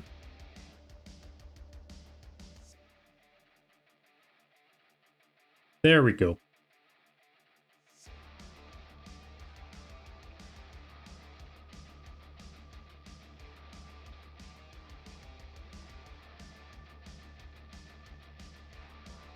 All right, so now that we got the shadow for that one, what we got to do next is set up... Well, actually, let's add another shadow down here. Now that we got the shadows all set up. I mean, we could add some highlights, but... No. We'll just leave it with the shadow for now. Let's go with the next step. Wait, I forgot to add some shadow underneath the eyes. Although this is an emote, so chances are the detail that we're adding to the eye right now is never going to be noticed. But we're going to do it anyway. There we go. Oh, right. Shadows underneath the horns. I almost forgot about that. Let's add some shadows underneath there. And some shadows underneath there. Now we're all set. And there we go. We got the first set. Now to go to frame 2 and do the exact same thing all over again. New frame.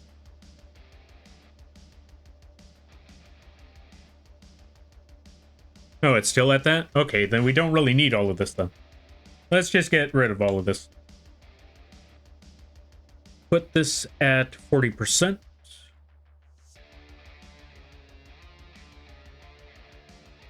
And put the shading all over again. This is going to take a bit of a minute. We're going to get there slowly but surely. Little by little. Welcome back from the ads, folks. But yeah, what were we talking about again? Oh yeah, we were talking about how companies, like, they would definitely exploit the opportunity if they could get rid of off-brand works. Without fail, they would definitely take the opportunity to get rid of off-brand works, or off-brand works out there if they could.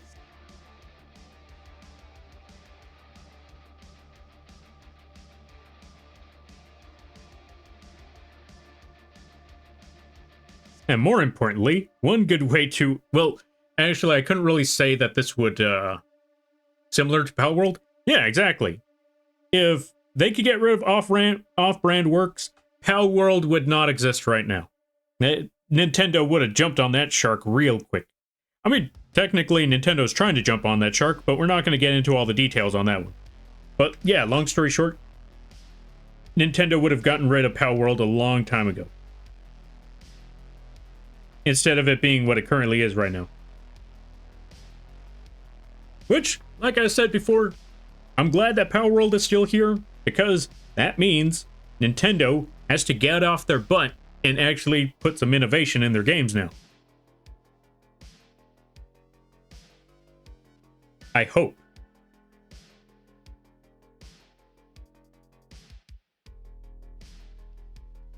I could still be wrong, and they might not actually put any innovation in their next games, but hopefully this lights a flame under them that lets them know, we're getting bored. You need to, like, fix your game. What was that? Yo, peak performance. Many people may not like it, but that's what peak performance raids look like. Welcome on in, how you be? I hope you're having a good day there, buddy. Let's give you a shout out. What were you up to? What were you doing? How was Call of Duty? I hope it went well. And everybody stopping by from Peak Performance Stream. Give me a second here. Hi, my name is Lampy, small-time illustrator, football-sized moth. I do a lot of drawing streams, occasional gaming streams, and sometimes I live to do rigging streams. And today is one of those drawing streams. Today I'm currently working on an animation for a Fallen Artesia. I hope you enjoy your stay. Also, go follow the Fallen Artesia. And if you got to take care of things, go take care of those things. Never feel bad about raiding and running, because that's what raids are all about. But if you decide to stick around, I greatly appreciate that, and I hope you enjoy your stay. Whew. All right, let's see. Zombies was a lot of fun. Swung a bat? That's what's up. Makes me want to play Left 4 Dead again. Swinging bats. Beating up zombies. That sounds like a good experience right there. Ah, it's this part. Okay, so let's go back over here. Let's go back to the shadow. Not that shadow? Yeah, this shadow. Why is it... I need to bring this back over here a bit. Let's put it back to 40. There we go. Yo, Zombie, thank you for the raid. I greatly appreciate it. What were you up to? Let's find out. Let's give a shout out to Zombie. Folks, if you haven't checked out the...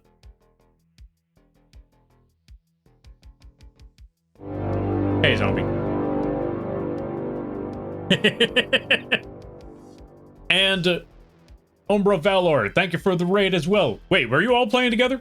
Were you all playing the Call of Duty? Let's find out. Folks, go check out Zombie if you haven't already. Really awesome person, really great friend. They play a good variety of games. If I'm correct, they're still doing their subathon. Wait, was it a subathon? Donathon? Wait, were you all playing together? Oh, they were all playing? Oh, yeah, that makes sense then. Fair, fair, fair, fair, fair. Welcome on in. I hope you're all having a good day. Also, everybody stopping by from Zombie, Pandemic, and Umbra Valor streams. Hi, my name is Lappy, small-time illustrator, football-sized moth. I do a lot of drawing streams, occasional gaming streams, and sometimes I like to do rigging streams. On today's one of those animation streams. We're currently working on an animation for a Fallen Artesia. Go support them. Also, if you gotta take care of things, go take care of those things. Never feel bad about raiding and running, because that's what raids are all about. But if you decide to stick around, I greatly appreciate that. I hope you enjoy your stay. Whew. That may have made no sense, but don't worry about it. I try to make the raid messages faster every time, because why? We get a lot of raids here. It's an everything dawn? Or everything thon? Nice, nice, nice. One more time. I hope you caught all of that. Speed run, speed run. Want to hear me do it again? But yeah, I hope you had a good stream. I hope you all had fun with the Call of Duty. Also, let's try to catch up with everybody. Good, yeah, good to see you there, Corey Baxter. Good to see you there, Peak Performance. Oh, you thought I'd come alone? Maybe? You never know. Good to see it there. That is a long name. Hold on a minute. Let me see how to pronounce this one. Erisuthon, that Grave Lord. I don't know how to pronounce that name. Maybe I got it right. Potato Party. Potato Party. Welcome on in there, Potato Partiers. Why, hello there. All right, let's see. But yeah, went from October and... Or, okay, let's see. But yeah, went from October and was the Zombathon. And now it hit my birthday, and it has become a birthday-a-thon. Oh, fair, fair, fair. Double thons, let's go. Just gotta record it? Nice, nice, nice. Yeah. Oh, you know what? I should just record it. Just push the button every time, like, hey, everybody stopping by from the raids. Pushes the button while I continue to draw. Then that just starts to feel lazy, like, as soon as everyone rolls on in, like, hey, raid for Lampy, like, hey. Just push his button. Mission failed. We'll get him next time. Probably. What will happen? Welcome on in there, Sweeney. Hope you're having a good day there, buddy. All right, let's see. It says, zombie didn't think we'd actually do it-a-thon. You know what? That's fair. That's fair. See, that's why I try to avoid the donathons and the subathons, because I see how everyone else is doing them, and it's good lord, they're there forever. I'm like, nah, I'm good. I'm just gonna stay here and just make it like a limited time event whenever those occasions roll around. I was not paying attention, my bad. My cat entered the room. That's fair. How do you pronounce that name of yours? It's a very long name. Something Grave Lord. That as well. That's fair, that's fair. Keeps calling me Grave Lord, so you're good. Alright, Grave Lord it is. Also, everyone, go follow Zombie. Because if you're a fan of shooters, you're a fan of League of Legends, that's a good place to go. Also, they're very small. That has nothing to do with their content. I just thought you'd like to know.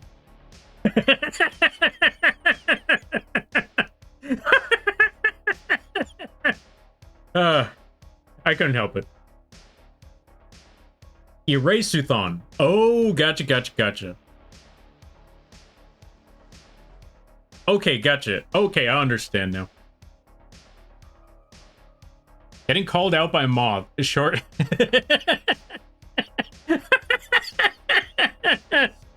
Yeah. And then there is me, who instantly went grave. Wait, went grave? What do you mean? Oh, you just called them grave immediately. You know what? That's fair. That's fair. Also, okay, let me look back at that name again. Erase-a-thon, that Grave Lord. Thank you for the follow. I greatly appreciate it. Welcome to the Moth Fleet. I hope you enjoy your stay. By the way, you're lamping now. If you don't know what that means, don't worry about it. Just get taller? Yeah, just get taller, forehead. Look, Zombie bullies me about the cult. I get it to at least bully them for one thing, and this is that thing. Unless I'm in their channel, then I'm just gonna make the bat talk about how they want to eat their own brains. Well, okay, not Zombie when I talk about the bat. They have a little mascot, and they have a mascot that could do the text-to-speech. And apparently there's a running gag in their channel about the text-to-speech bat wanting to eat their own brains because it looks like bubblegum. Or that it is made of bubblegum? One of those things. Either way, check it out. We're working on an animation. Look at that. We're still working on the shadows, but it's getting there, little by little, slowly but surely.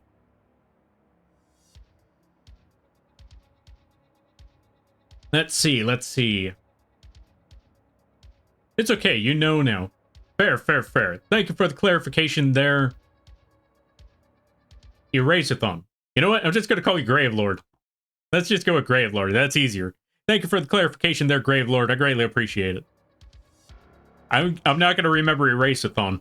Like, I'm going to know it now, but next stream, I swear, next time if it ever pops up, I'm going to be like, Grave Lord. Yeah. There we go. That's the best way to go about it. The next time the next time I see you pop up, I'm going to be like, I'm not going to remember the first part of the name. I know I'm going to forget. Mostly because I can't remember anything. Let's see. It's fun to think of the brain protection glass coming from a bubblegum machine. Oh, that's what that's all about, right? The bubblegum machine. Gotcha, gotcha, gotcha. Now I understand. Oh, yeah, Brian. Oh, yeah, Brian goes. Oh, I could say that part. Yeah, see, there you go. I mean, at night, you hear... Oh, let's see. I mean, it means at night you hear a dull... Punk, punk, punk, punk. Probably.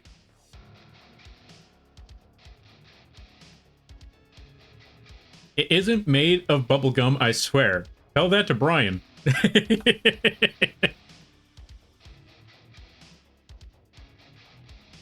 Wait, did I put that right? We're gonna erase this section of the shadow. Wait, where did it go? That part? That part? This part. That is not the part. That part. There we go, and we're all set with that. Now let me try to catch up with things. I didn't say it was. I'm talking about the glass being recycled. Oh, what you're saying is the recycled glass is part of a bubblegum machine. Oh, I thought we were all. I thought the whole concept was that their entire head was made out of bubblegum. Now I know better.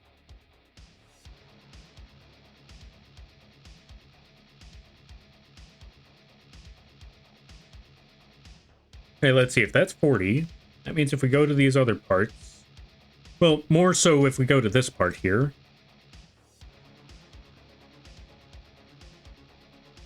Duplicate this layer wherever it is. Put that up here with... Well, actually, not yet. Leave it where it is. Go back over here. Put that there. Put that with the shadow. Put that back to 40. There we go. Then take this whole section, move it up just a wee bit. And then we'll fill in the spots. So 1, 2, 3, 4, 5. We're all set right there. All right, let's see. I hope, let's see. I have my own head canon about Brian's head. Ah, fair, fair, fair. You know what? That's fairly reasonable. That is fairly reasonable. Okay, so we got that part set up. Now we need to add a little bit more over here. Now we're good with that. Let's go back to this section. That part's okay. Was okay. I seem to have lost something along the way. I don't know what happened here, but we need to fix that. Okay, let's go back.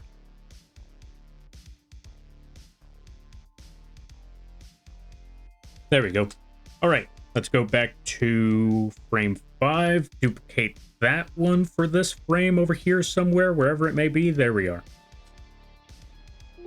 Too far. Oh, where'd it go? Where'd it go? Where'd it go? Is it that one? That one? That one? That one? Here we are. Just close that part up. Select a few parts here and there.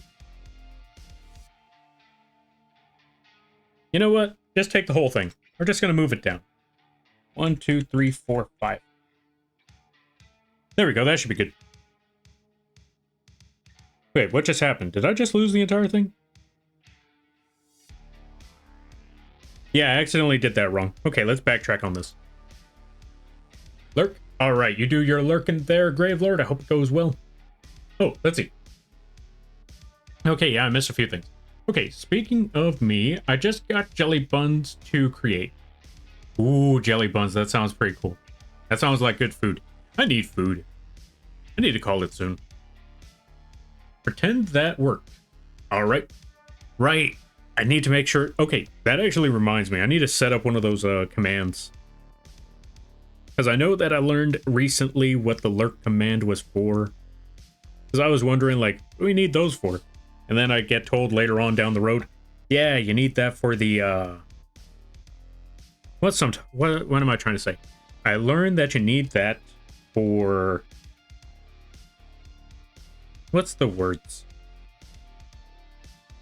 Well, first let's duplicate this.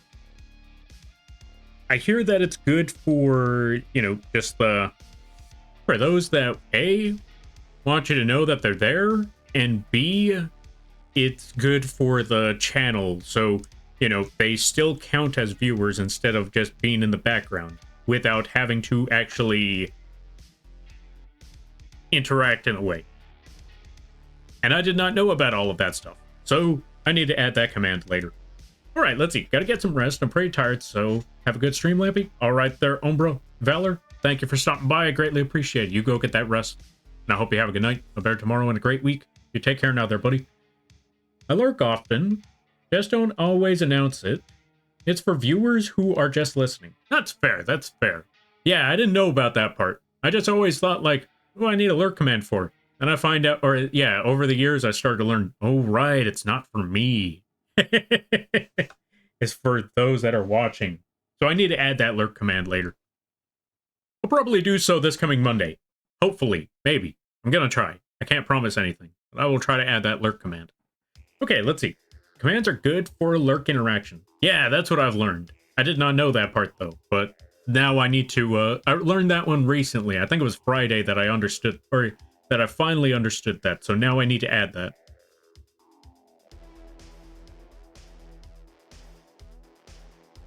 I just need to find the time and the opportunity. Eventually I will find that time. I will eventually find that opportunity. As to when, I don't know, but I will get back to you on that. There we go. Let's see. One more. Okay, not one more. We actually bring it up by 2. Okay, bring it down 1 more. There we go. That should be good. Now we just got to add the brush for this side. Now we're all set. Okay, let's see. Zombat was fun for... Oh, let's see. Zombat has a fun unlurk for when people announce ending a lurk, coming out of the freezer. Wait, is that what they're called? Coming out of the freezer?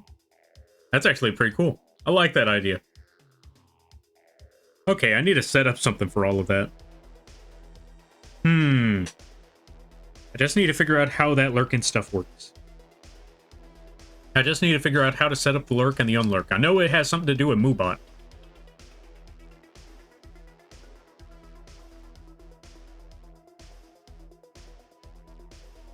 So I just need to set that up.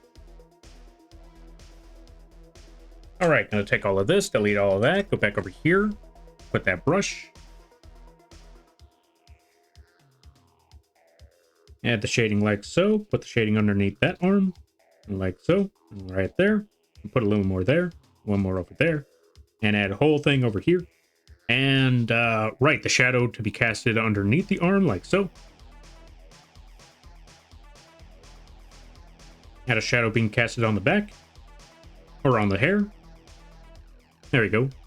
Add a shadow casting underneath that hair, underneath the ear, on the inside of the hair, underneath the eyes. Right, I didn't put the shadow underneath the eyes on the previous ones. I need to do that. Underneath the horn, underneath that horn, and underneath that horn. A little bit underneath that part of the hair. I also need to do that for the next one as well. Go back over here. Let's check. Underneath the eyes, underneath the eyes. This one doesn't have it underneath the eyes. We need to fix that. Right over there. That's 1. And 2. And then we go back over to this side and do the exact same thing. 1. And 2. And underneath the hair as well. Okay, we're good there. Let's check out this side. Yeah, that side is good. That side's good. This side needs work. This is the part where we need to fix things up. Okay. All right, let's see. What's been your toughest animation task or project? Toughest animation task or project?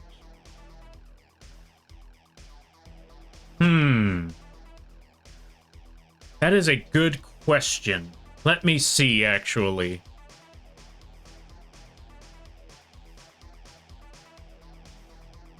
My toughest animation project would probably have to be this thing. Okay, it's either this one. Okay, let's hide this for a second. So it either had to be this whole dance right here, like doing the whole thing.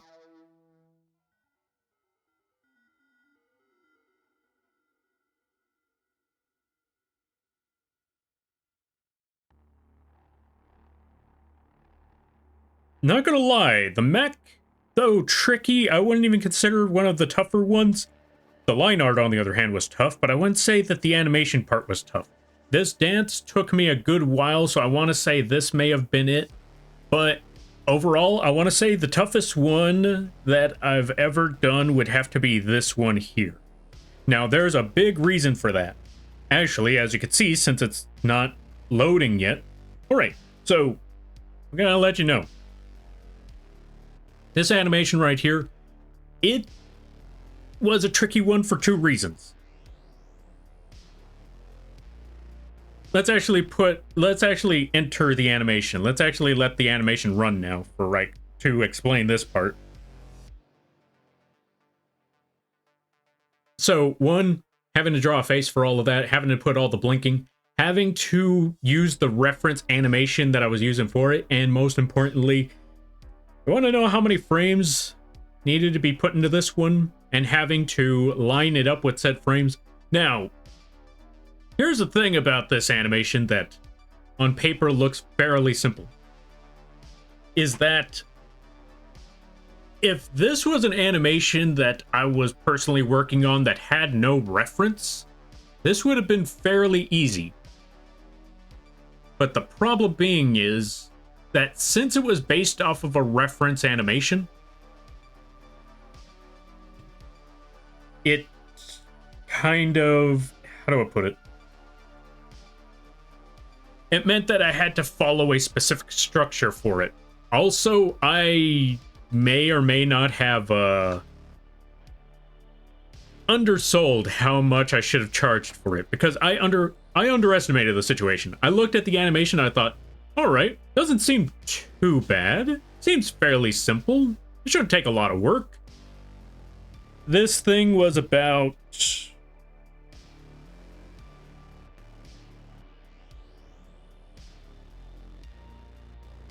94 frames. This was about 94 frames. Gun, thank you for redeeming gun. Yeah, this was about 94 frames, and trying to get the face just right for this person was a little tricky. And for some reason, there was a lot of features that just started bugging out on me. But yeah, I want to say, with all the work that I was putting into it and underselling myself on the animation, that's what made it even more difficult, was just thinking, I should have charged more. And I'll be honest, I feel like that was the part that made it rather difficult. Which, by the way, this is no fault on the client. I want to let everyone know this part. Everything that I'm complaining about has nothing to do with the client and has nothing to do with... Yeah, this has nothing to do with the client. They were very patient with me on this project. They agreed to the price that I proposed. So the reason why I say that this project was the toughest project was because of my own mistakes. I want to clarify on that part before anyone thinks that when I'm complaining about this animation, I want everyone to know. I'm not complaining about the work. I'm not complaining about how much needed to be put into this. I'm not complaining about the client. I'm complaining about how I messed up on that price. I underestimated the situation entirely. I want everyone to know that part. Before anyone looks at this and says, that's kind of rude. No, do not worry. This is all on me. More than any... Yeah, not even more than anything else. Above all else. All of the mistakes that were had, all the problems that were done with this animation, every issue that popped up, that was all on me. That was my mistakes. That's the best way to put it. Those were my mistakes. But I've learned now. I have now learned to charge more. That's the best way for me to put it. I have learned to charge more next time. All right, let me see. Man, I've only animated in Photoshop for short sequences. This is a lot. It is a lot. And surprisingly enough, this still isn't even the one that's taken the most... yeah, this is still not even the one that has used the most frames. The one that has used the most frames is this one over here, because this one's about 400 frames. A little... between 300 to 400 frames. So I'm going to say roughly 400 frames. But even then... this one, though, took a lot of work. I understood to charge more. I understood to charge a lot more for this one. And they were both, both clients very understanding about it. Both clients very reasonable. And I would definitely work with both clients again. I want to preface that one. But I will say, animations are tough. They take a lot of work, and they are pain. They are definitely pain. But it is well worth it at the end. Whew. All right, let's see. I think not losing motion in the... Oh, let's see. I think not losing motion in the Steam. Also, Mio Corgis, welcome on in. How you be? I hope you're having a good day there, buddy. Thank you for the posture check, the hydrate, the stretch, and the redeem. Or the save, that's what I meant. There we go.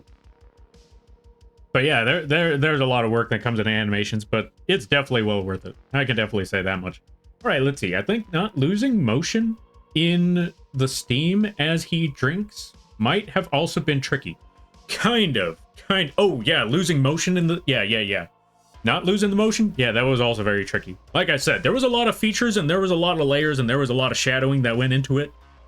And sometimes those layers would just not work properly, and so you'd have to go into each and every frame to make sure it ran just right. And that's what also made it pain. I don't know why it worked that way. It shouldn't have worked that way, but it did.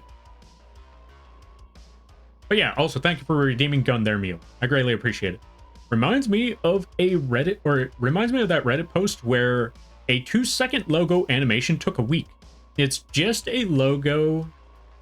A 2-second Lego animation took a week. It's just a Lego man cutting wood. Oh yeah, most definitely. I mean, heck, this animation right here, I don't even think is a second long. This is probably not even going to be a second long. It's going to be looped, but this ain't even a second long, and it's already taken me, this is already taking me a week. So yeah, that's the thing about animations. Animations take a while. It may look smooth, it may run smooth. Yeah, it may run smooth, and it might be a short animation, but that short animation probably took someone a really long time to get done.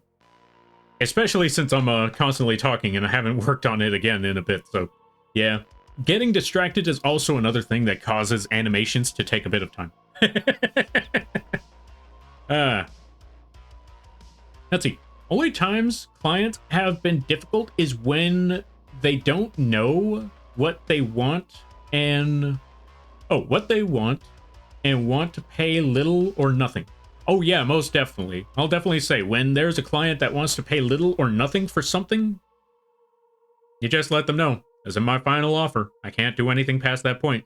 They'll probably say that your prices are too high, this and that, blah, blah, blah, blah, blah. Or they will be, if it's too high, they will be polite about it and say, I think I'll keep on looking. Thank you, though. If they don't say that, well, either way. If they don't, trust me, it's better to not go for those. Well, I guess depending on the situation. Here's one thing. If someone says that your prices are too low and they don't want to pay those prices, that's understandable. They don't have to. But don't sell yourself too short. However, another situation that might arise is that you might not get any business at all. And if you don't get any business at all, that's when it's time to reconsider your prices. Time to reconsider or put, what's the word I'm looking for? Either reconsider your prices or put more examples to show your work. If you could show more of your work, then that might come around. But if you need to make sales and you need to show that you've actually, done work for clients, then it's time to reconsider your prices, bring them down a little bit. And as you work on those projects, if it's not worth the work, then you just start raising them up. But now that you have more examples, you can show that, yeah, I've done this. People have been very happy with my work. So it may be a bit of a steep price, but you know what you're getting into. You know it's going to be well worth the effort. Or, it's going to be well worth the cost. That sort of thing. Where am I on this? Also, how much did I mess up? No, we're good still. Okay, let's go back over here. Let's go back to the shadow. Am I on the right one? We're about to find out. I am not on the right one. One more. And that's usually that's usually how business works. If you think it's not, yeah, if you think it's worth this much, sell it for that much. If it's not selling, or if someone tells you to bring it down, don't bring it down. But if it's not selling, it might be time to bring it down a bit. All right, let me see. Trickiest animation I've worked on. Hey, I didn't know you worked on animations there, Spockervale. Nice. All right, let's see.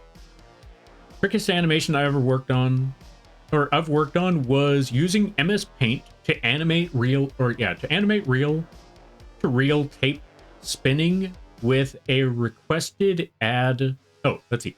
With a requested added shadow because it was all done in MS Paint. Oh. Okay, yeah, that sounds like a tricky animation to work on. That's a very tricky animation to work on. I don't know how you pulled it off. Do you still have that animation on you there, Spock? Because I wouldn't mind seeing that animation. I want to see how did it go? How did it get done? How much work did you have to put into? Because that sounds like a lot. All right, let me see. Lampy, don't forget to hydrate, posture check, and stretch. All right, will do. Also, let's give a shout out to Mio Corgis. What were you up to? Let's find out. Also, I heard a strange sound. I need to go check that out. Go check them out. I highly recommend it. I'm gonna go see what that's all about. Yep. Because I heard a dog wail, and I don't know what's going on. That might have been a dream, or like a bad dream on the dog's part. But let's find out.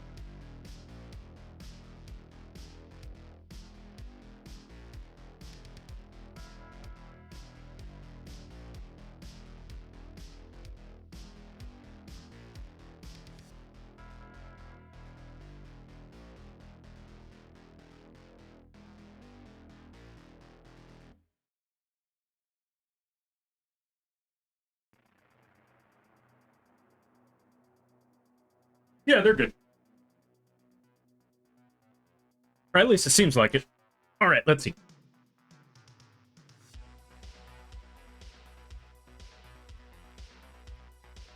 All right, let's see. I hate to admit it, but when I started out, I accepted the worst pay because I needed professional work for my reel. Pretty much anyone that was willing to give me a shot. I hope no one makes the same mistakes I made. You know what? I know that feel. I actually know a couple of stories where I had that exact same issue. It was when I was making the custom shirts. I'm going to tell you how much I charged after the story. So there was a person, they requested a custom shirt a long time ago. They also requested a custom design, which was a logo of a tree, and they wanted a logo for theirs, which was a tree. And I forgot what it was called. I think it was West Side, but long story short, they wanted a whole design. A whole logo design. And I drew that one. It took a bit of time, worked here and there, designing it, or, going back and forth about the design and the redesign multiple times. And once it was finally, after a while, I was like, okay, this is getting a little too much. And then I told them, all right, I've done enough redesigns, but if you want me to continue redesigning this, I'm going to have to charge more. And they said, okay, you know what? This design is fine. This is okay. And then they said, like, okay, so this includes a shirt too, right? I'm looking at it like, excuse me? Yeah, this was supposed to be a custom shirt design, right? At the time, I thought it was just a custom design for a shirt, not a custom design and a shirt. I just told them, you know what? Keep the design. I don't care. I'm not dealing with all of this. The fact that I was already charging $20 for a design was already too low enough as it was. This was a long time ago, by the way. We negotiated a little bit more. They said, okay, what if they bring the shirt and the material to make the shirt? Would I make the shirt for them? I kind of caved on that one and decided, okay, you know what? Fine. But I will definitely tell you, designing a logo for $20 is not worth it, because you're going to have to go back and forth multiple times. And unfortunately, this was one of those situations where I didn't know any better. I was still kind of new to the whole thing. And I can definitely tell you, at that point, I was like, all right, anytime someone asks for a custom shirt, they're bringing me the design. And if they ask for me to draw the design for them, I am charging a good amount. I am charging a good amount next time. And if they're not okay with that amount, I'll just let them know. Then just bring me the design and I'll put that on a shirt. If you want me to draw it for you, you're going to have to pay some big bucks. Luckily recently, I will definitely say this. You want to know what's funny? It wasn't until I started doing the streaming thing and I got online and doing all of this stuff that I have never once had to barter with someone. I've never had to haggle with someone. If anything, people are, you know what's funny? Despite the fact that I thought my prices were fair, there have been times where people are looking at me like, you know, I've had a good number of examples where someone would say, all right, so I need a rig for, you know what? I'll give you an example. Someone wanted me to rig antennae for them because the antennae that they had were a little too stiff. They wanted a little more motion from their antennae. They wanted more expression from them. And I thought, okay, expression for antennae rigs. Just the antennae. That's all. Nothing more, nothing less. Just add rigging to the antenna. Is that a shotgun in your hand? Why, yes. Yes, it is. It also fires and everything. Hold on a second. Let me do the firing. But yeah, so going back to the story, they requested just a rig for just the antennae, and I thought, this might seem a little high, but let's go with it anyway. Let's see what happens. If they say it's too high, then I'll probably bring it down, but I just let them know. How does 50 bucks for the rig for the antennae sound? You want to know what they told me?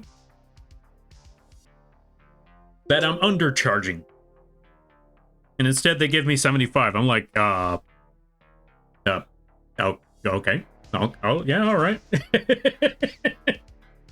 I was just thinking, because, again, I'm not used to that part. I'm used to, you know, I'm used to people trying to lowball me. Because back in the day, like I said, when I was working on shirts, that's what I would get a lot. People would lowball me left and right. Like, they would tell me, oh, yeah, you work on, or how much would it charge to get a shirt like this? Like, oh, well, you see, and at this time, I knew already to put above my asking price.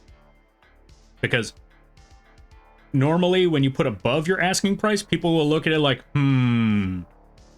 tell you what, I see your price and it sounds good, but let me go with this one. Like, for example, I stopped doing that now because apparently people are telling me bump it up. But back in the day, for example, let's say someone wanted me to make a custom... Thank you for the... Yo, Romar, welcome on in. How you be? I hope you're having a good day there, buddy. Do not worry. I will catch up with all the reading after I'm done with the story time. I just wanted to mention that. But thank you for the bits there, Romar. Welcome on in. I hope you're having a good week. But yeah, so there was a time... Let me give you an example. Let's say for a situation like someone would request a custom sweater, a custom hoodie. Now, for a custom hoodie, I think a fair price for that would be like around 75, maybe 100. Depending on the detail that you have on the hoodie. If it's not too much detail, 75. If it's a lot of detail and a lot of work, around 100. So what I would tell them is, like if it's 75, I would tell them something like, how does 150 sound?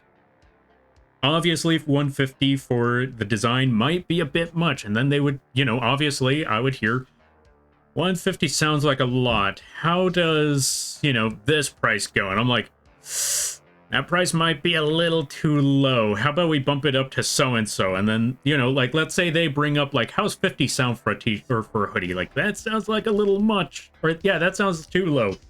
Why not go with 100? And they say, you know what, 75, final offer. And boom, that's the number I was looking for. And I just look at it like, putting me in a hard situation right now. You're putting me in a very difficult spot. But you know what? Fine, I'll take it. And what they didn't realize is that 75 was the golden number. That's how you gotta do it sometimes. Because again, if you want to get a fair price of what you're worth, sometimes you gotta bump it up. Because there are some people where you give them a fair price and they'll say, too high. Most of the time, that's usually how it goes. Like I said, the past couple of years, while doing the art and the animation, it's been the exact opposite. Well, mostly in the VTubing space is that where it's been the opposite, where people are haggling with me to bump up the price, and I'm like, my friend, that's not how haggling works. I don't think we're playing on the same field. Like, what, 75 isn't enough? Okay, how about 200? That's not how haggling works. Like, you're supposed to bring it down. That we're not playing the same game anymore. What's going on?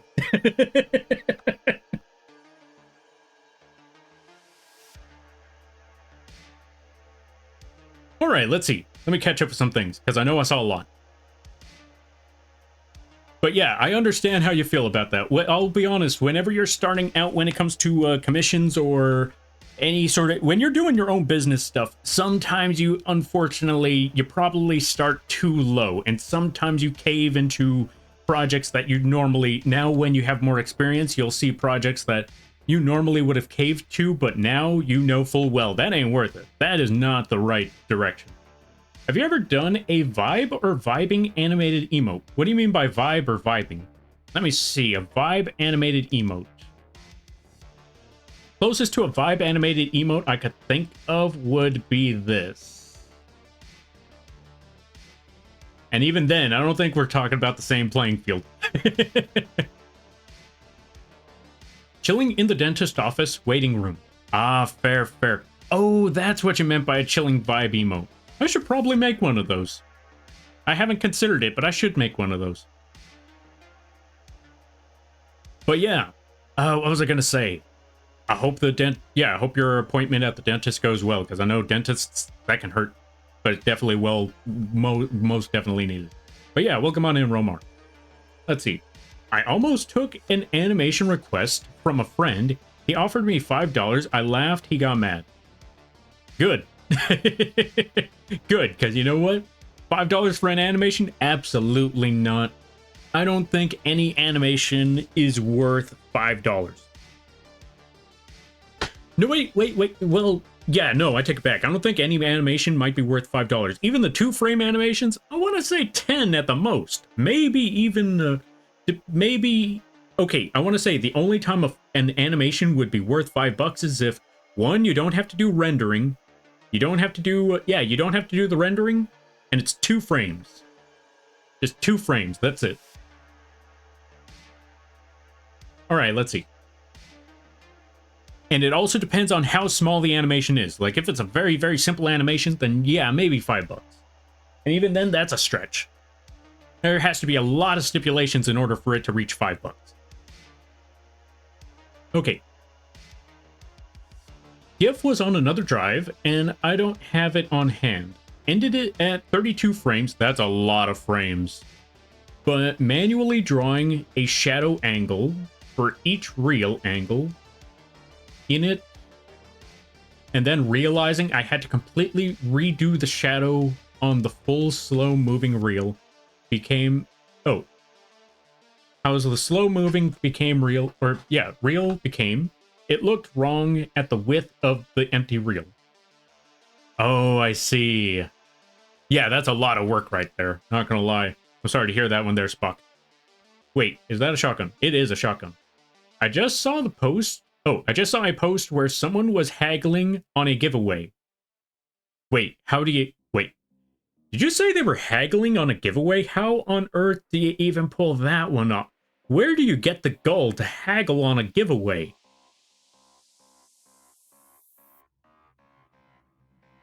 Have you seen the Super Bowl? I have not. Wait, did the Super Bowl already pass?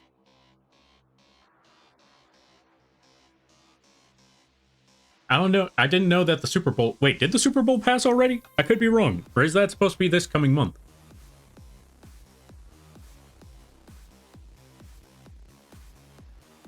The game was today? Oh. How was it? Were there any funny commercials? What did I miss from this here Super Bowl? I hope it went well.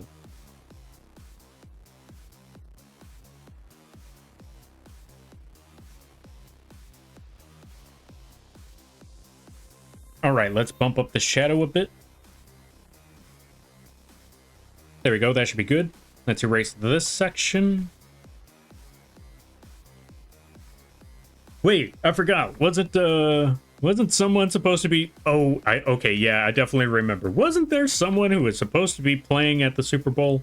And by playing, I mean, wasn't there someone who was supposed to be doing like a... What's the word I'm looking for?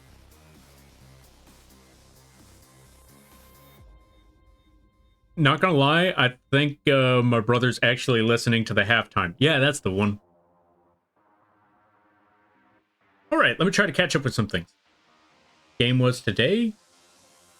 He wanted a Pepe the Frog gift where his eyes become long for $5. I laughed so hard to his audacity, to be so serious. Yeah, I can imagine. Like, how far were these how far were these eyes supposed to go? Because, yeah, that definitely still sounds like it's going to be a lot of work. But, yeah, that's the one. Not gonna lie. Not gonna lie. Okay. So, I always said no drama. But I'm gonna say one thing. I think this one's funny. Mostly because imagine being... Okay, so how do I explain this one? So, I'm not gonna go into too details. But, if y'all know... the Kendrick and Drake beef when it came to the diss tracks and all of that stuff. Kendrick dropped a diss track on Drake about, that got so popular that I don't think anyone could snap back after that song. And not gonna lie, imagine being Drake for this one. All the clubs around the world. Yeah, all the clubs around the place, people around the world are just, you know, vibing and dancing and bopping to this this track that is talking all the smack about you and your people. After a while, it settles down, it calms for a bit. The storm is finally over, only to find out the person that dropped that diss track that literally just destroyed you is going to be bringing this thing to the Super Bowl. Where even more people are going to hear it, more people are going to watch it, more people are going to know that this person won that war. I would be embarrassed if I was a Drake fan. I would be embarrassed if I was Drake.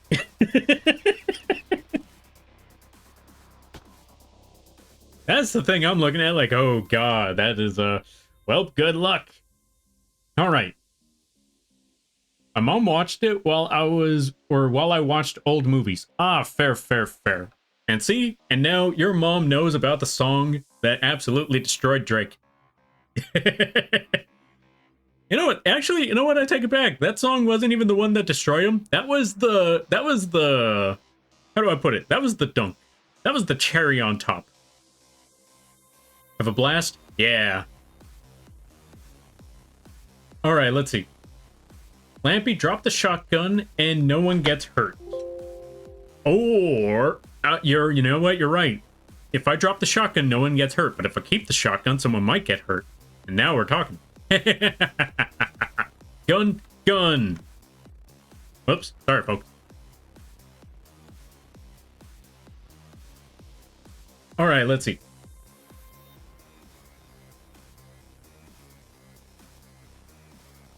Shout out to 5 Grammys for his best diss track. Yeah. I'm a certified Kendrick Lamar fan? Then yeah, you must be ecstatic about the Super Bowl then. Wait, I think we just got the animation done. Oh, we were talking about all of this? There's just one more thing we need to do now. Let's go back a little bit. Because we need to make an entirely new thing. So, let's make that new layer. Put that right there. We're going to keep it at 100%. Actually, no, we're going to bring it down to 70% opacity. And we're going to put this at overlay. And now it's time to add the highlights and the shadows to this entire thing.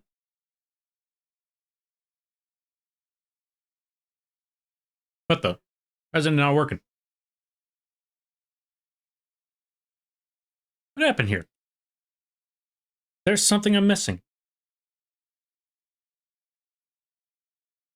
Okay, that brush, 100%. Okay, we're back. We got it again. All right, let me see. We got everything set up again. So what we needed to do was get our brush, put it at 0% sharpness, put it at an overlay, just click on one end, and click on the other end. Oh, right, I should probably explain this one. So we put it at an overlay for this specific reason, because we're going to use black and white to add a bit of a gradient and a shadow to emphasize a little more. So we're going to use white at the top left corner, or at the top right corner, click on that. That's going to brighten things up a bit. And then we're going to switch black and put it at the bottom left corner, click over there, and that's going to give us a slightly more... Yeah, give us a slight shadow gradient. So now we got the light and the dark on both ends. And now that we got all that set up, what we're going to do is place this in between all of these other layers. And now we're going to have that effect on the rest of them as well. Let's put that across all of this stuff. And because they're in between layers that are hidden, they won't overlap on one another. And they'll only pop up when those layers are revealed. And now we get to see the finished results. Hold up. One of them messed up here. Which one of you messed up? This one? How did this mess up?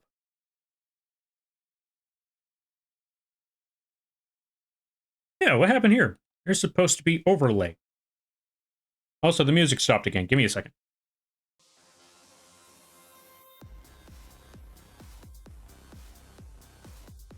Also, Skittle Squad, welcome back. I hope you're having a good day there, buddy. Let's see. Have a blast, Lampy? Alright, you take care. Or, unless you were talking about the gun thing, then makes sense. But if you're heading out, then I hope you have a good day. A better tomorrow and a great week there, Spocker Vale. Thank you for stopping by. I greatly appreciate it. I'm not sure if that was what Have a Blast, Lampy was, or if it was a pun. In which case, if it was a pun, listen here, you schmuck. Alright, let's see.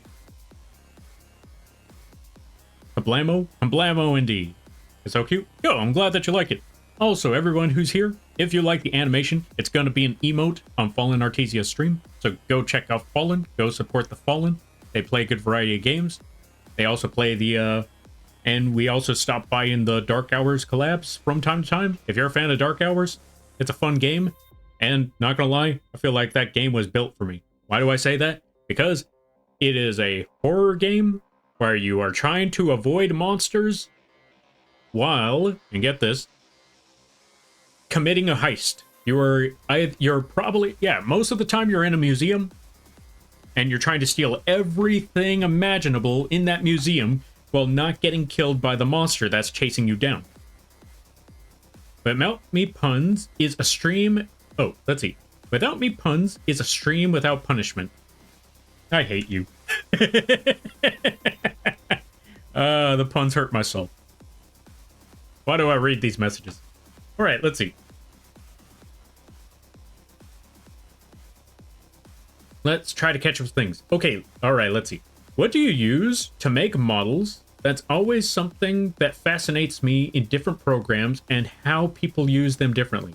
Ah, okay, so to answer your question there, Skittle.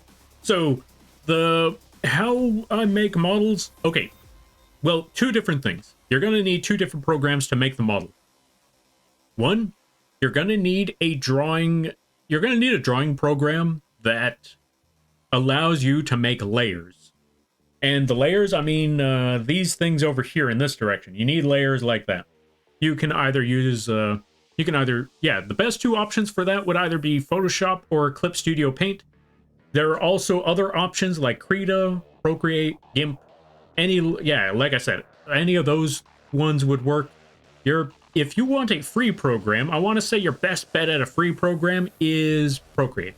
Or not Procreate, Krita. Krita is your best chance, or yeah, is your best bet for a free drawing program that allows you to make layers. Because the thing about Live 2D or making a Live 2D model is that you're gonna need to make multiple layers. You see the whole animation that you see right there? If you see the model moving, you'll probably notice that it's made out of a bunch of images tacked on top of each other in a certain way, shape, or form. By tacking them on top, that allows the model to move however you see fit. As for the program that you need to make the Live 2D model move and rigged however you want it to move, that one you're going to have to use Live 2D Cubism. Because I don't know any other program that has come close to Live 2D Cubism, but yeah. If there is another one, feel free to let me know. But as far as I know, the only program you could use, or yeah, the only program that's best used for rigging a Live 2D model is Live 2D Cubism. Ad starts in a minute. I also just realized that it's 12, which means it's a brand new day. It's Monday right now. I should probably call it soon. Actually, we should be calling it soon because this animation's almost done. All right, let me see.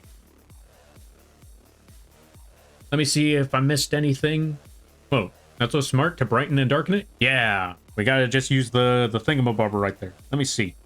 Is this at 70% opacity though? It does not look like it's 70% opacity, so let's fix that up. We need to drop this to 75% opacity. Or not 75, 70% opacity. Let's check the other ones though. Is this at 70%? It is at 70. All right, let's check everything. And yeah, we got it. We're all done. We're all set. Let's wait for the ads to finish. Well, we'll let the thing still run while we look at the ads. In the meantime, let's try to catch up with the rest of the messages. A smart way to brighten it? Yo, thanks. I'm glad you like it. Yeah, I don't think the music out the window is catching, so we're good. As much as let's see.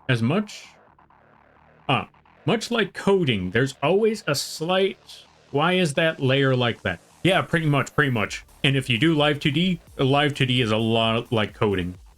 If you do the rigging, it's a lot like coding. I'll probably explain that one more in one of the Live 2D tutorial, or Live 2D streams.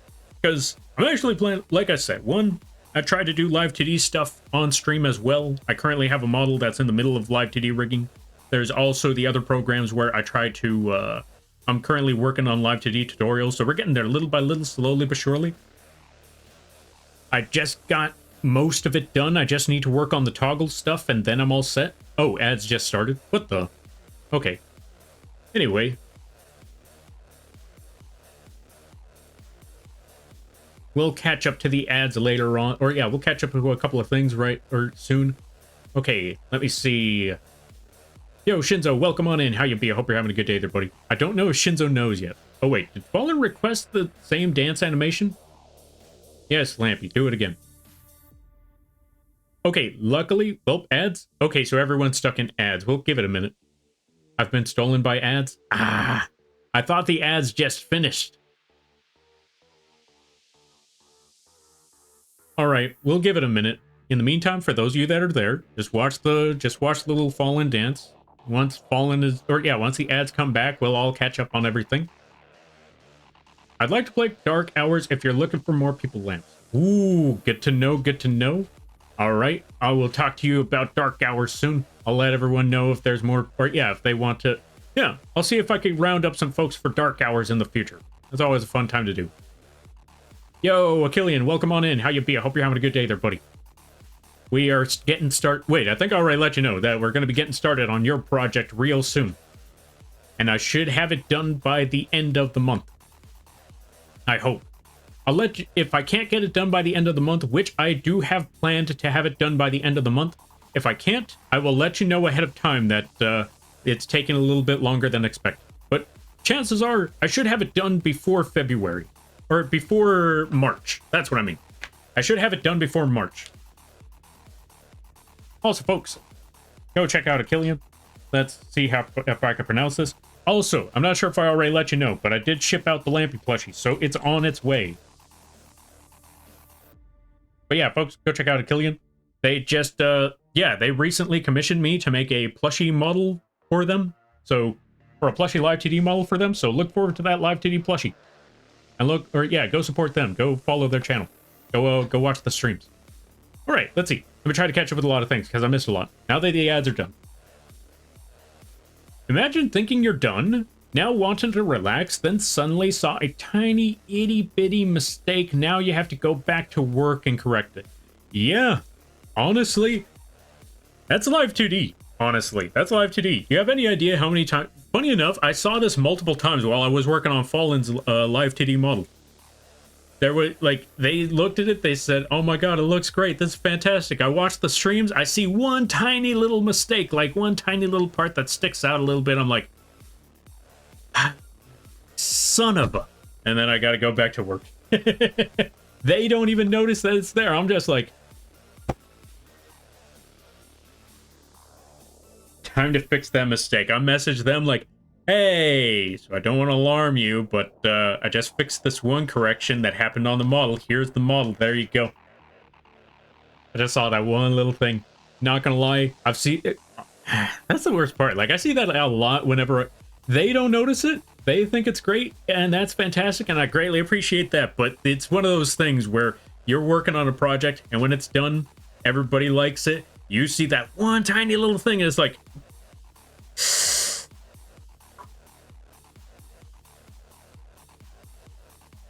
fine. It's okay. Nobody sees it. Nobody sees the problem. Okay, I see the problem. I gotta fix it. Like, I see that happen all the time. I see someone's model, I see their stream, I'm lurking in the background, and I realize I could have animated that a little better. Let me go back to that right quick. Alright, let's try to catch up with things. Alright, let's see. Layers. Oh, layers. My love and my life. I need to actually start naming my layers. Okay, I will definitely tell you this, their skill. If you are working on a live 2D model, like if you're working on art, if you're working on animation, not naming your layers, it's got to be a slight inconvenience, but it should be okay for the most part. You're just going to have to go over them multiple times. Like, is it that one? Is it that one? Is it that one? Nope, nope, nope. There it is. Should be fine. If you are working on a live 2D project, I say this with full confidence. Name those layers. Each and every one of them. Because if you don't name the layers and you hand it to someone else to rig, they are going to hate you for that. If you have to name those layers, if you don't name those layers and you are the one that's rigging it, you're going to hate yourself for realizing you made a terrible mistake. Save yourself or someone else the time by naming each and every one of those layers. Like I said, even if you are the one that has to do the project, if you're the one that's doing the project yourself, still name those layers. You're going to thank yourself afterwards for not making that mistake, because that's a lot of layers in a live 2D project, and if you don't know which one is what, yeah, that's going to be very, very difficult to work with. Also, let's give a shout out to Shinzo Aries over here, because if you haven't checked out Shinzo, I highly recommend that you do. They play a good variety of games. Really awesome person. Very supportive on the channel. And if you look at that animation, you'll notice that we actually showed off that animation that Shinzo's showing on their emotes. Because Shinzo was generous enough and to give me the project to work on that animation for them. That animation took forever, as I mentioned earlier in the stream. But yeah. To answer your question there, Shinzo. Fallen did request the very same animation with but only a small section of it, so it wasn't as much work, thank God. It was still a lot of work, but it wasn't as much work as was needed, thank God. And I realized there's a certain part that's missing. Hold on a minute. Where is it? Wait. Oh, right. Wait. No, yeah, wait. Hold on a minute. Why is this not working? Hold on. Let me see some shadows right quick. Which layer is that? That's this one. So that's 40. But if we go back to this one, that opacity is also 40. Wait, what the? Oh, right, the lighting. Yeah. I understand now. Since this one goes up higher, or since this one is higher, that would mean more shadow there. Kind of. I think. Yeah, why is this one lighter? Wait, hold on a minute. There's definitely something wrong here.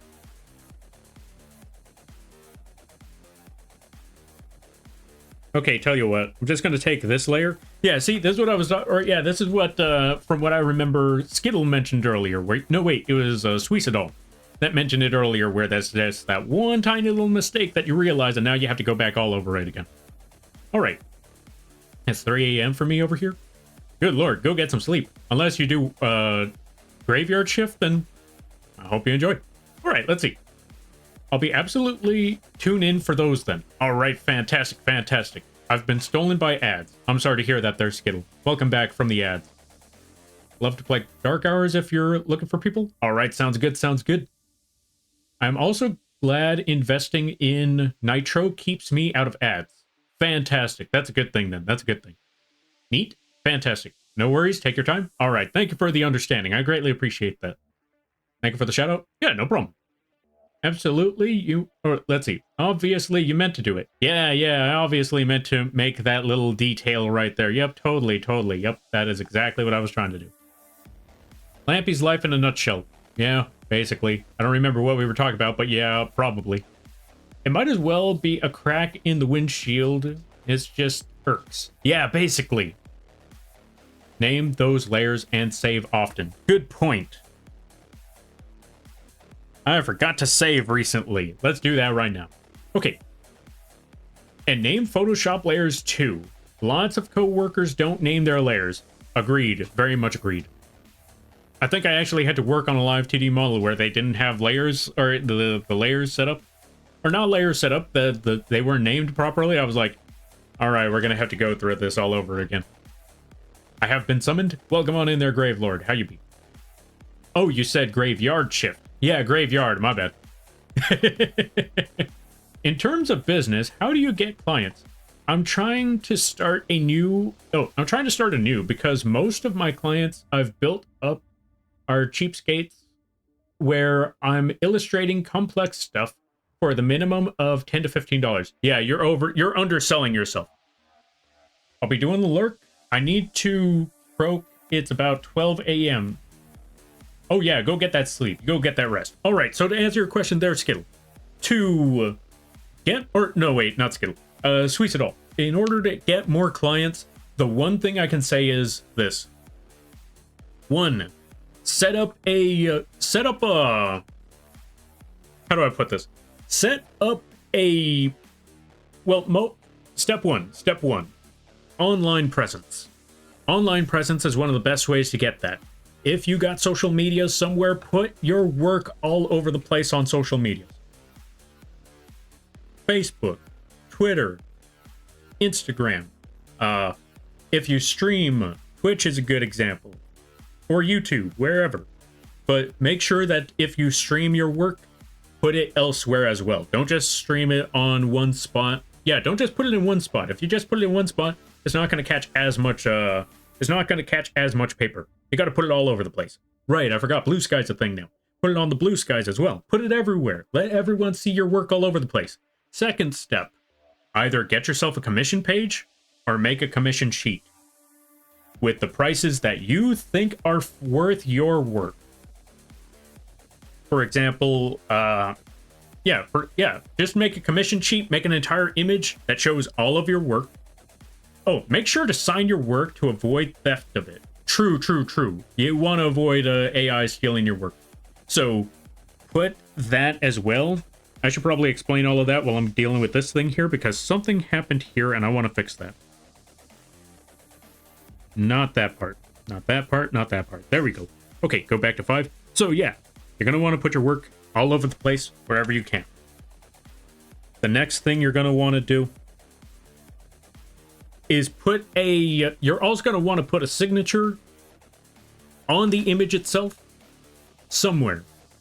Or at the very least, put your signature everywhere so everyone sees that who made the work. Because I've had this happen too many times. I'm sorry, I'm gonna have to call out some of the people that have given me fan art. I greatly appreciate the fan art, don't get me wrong. I greatly appreciate everyone who has ever made me fan art. But the problem for me right now is, I look at some of the fan arts and I'm like, oh, I remember this one. I think so-and-so made it. I think it was this person. I think it was that person. Oh God, I want to post the work because, I want to share their work because their work looks amazing. But am I 100% certain it was this person? It's been years. You know what? It's fine. They probably have a signature around here. They don't have a signature here. Oh God, was it actually that person? I don't want to just walk up to I don't want to just message every person that I think it is like, hey. So I wanted to ask, were you the one that did this work? Because now I just feel rude. And even worse, what if it wasn't them? Now I'm just looking at it like, hey, okay, thank you. I just wanted to make sure. I just wanted to clarify. Right, now I gotta do this all over again. So, put a signature on your work so people know where to find you and who made it. And so that, and if you made fan art of somebody, put your signature there so they know where to find you later. Because they may not need to find you right now, but they might need to find you later, or they may not find you at all, but there might be other people that see that work of that person, and then they see that you were the one that made it, and maybe they might want something similar. So put your signature wherever you can, whenever you can, every time you can. Put it all over the place whenever you can. And last but not least, make sure that you have a price. Yeah, make sure you have a price sheet. Make sure you have a price sheet for your work so people don't walk up to you and ask, hey, how much would you charge for this? They'll know how much you charge. They'll go up to you about it. They'll ask you, hey, can you make this project? Granted, even with the price sheet, they might still walk up to you and ask, how much would you charge for this? But now that you know how much you would charge, you could, sometimes you might not even remember. Sometimes, you might have a lot of different types of projects out there. And so when they request, or when someone walks up to you and asks, hey, how much would you charge for this? You can consult your own sheet that you took some time and effort to think about how much your work is worth. And now you can let them know. I'm willing to, how does this much, oh, last but not least, I will definitely tell you this. One good way to get a decent amount of business is to sound very casual about it.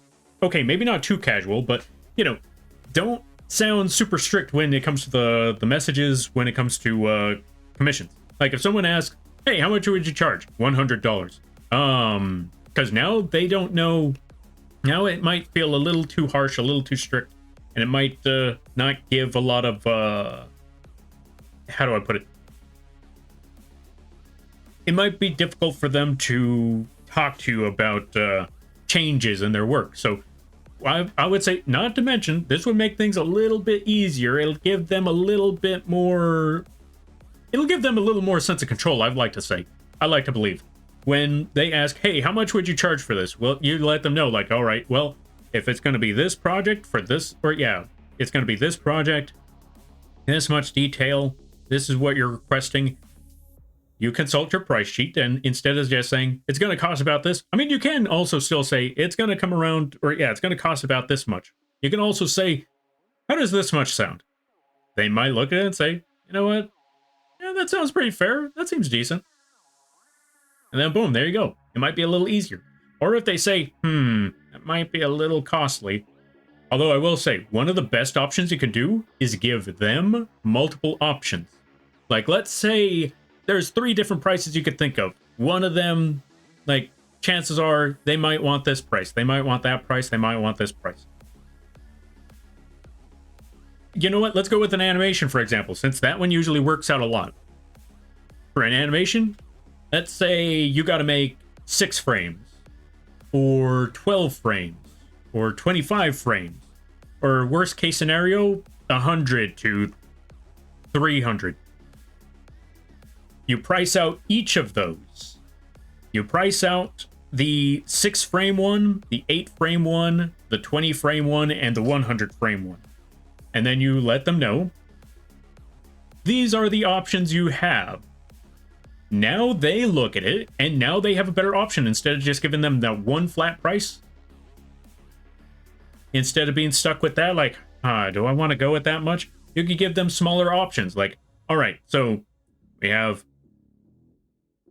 75 for 6 frames.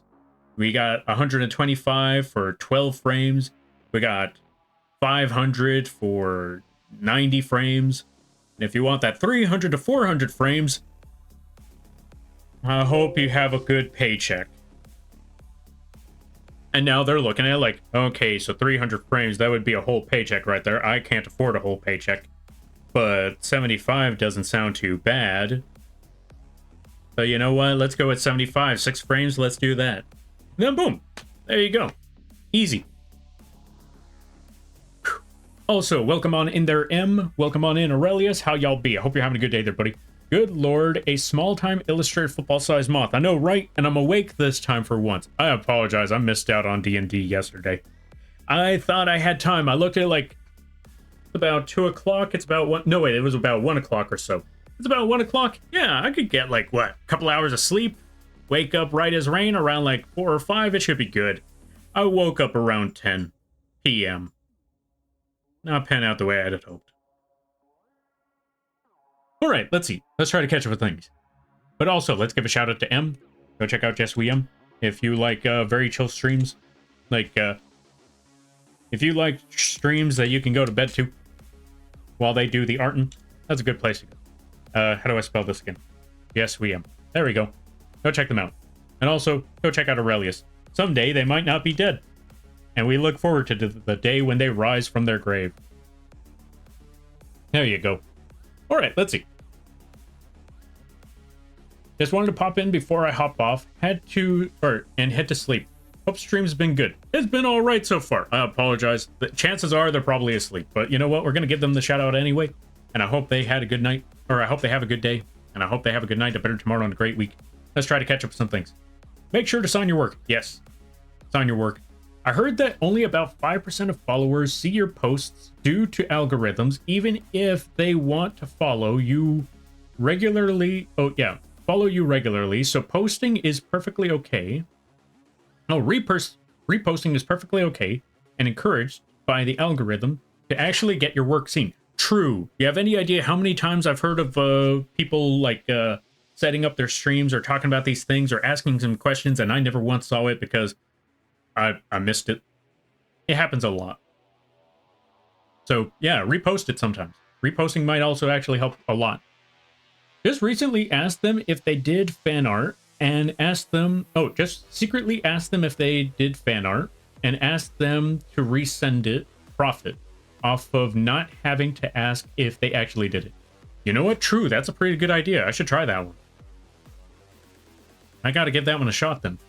Okay, I have the worst friend. He brainwashed me into charging less to make clients happy because that's business. Okay, like I said, if the clients ask you to bring the price down, don't bring the price down because they're not actually trying to be your client. They're trying to get easy profit. If you get no sales, then bring it down. Because if no one's buying, then that's telling you something. If it's one person that's saying, yeah, that's the difference. If one person is telling you, this is bad, bring the price down, that's one thing. But if no one's telling you anything and just not buying at all, that either means two things. One, you need to promote harder. Or two, you might need to bring the prices down a little bit more. Until enough people see it. If you bring the prices down and they're too low for you and still no one's buying, bring them back up and promote it more. That's the thing. Like if you're promoting it and people are seeing it, but no one's buying, that means they're too high. If your prices are low and no one's buying, that means no one's seeing it. Go with your gut. Exactly. Go with your gut on the prices too. If you feel like you're charging too low, then you got to bump them up. Because you also got to remember, doesn't matter how much work you get. If you are not making ends meet, or if you're not making the profit that you want, you're eventually going to get burnt out. You're eventually going to get demotivated, and you're eventually going to quit.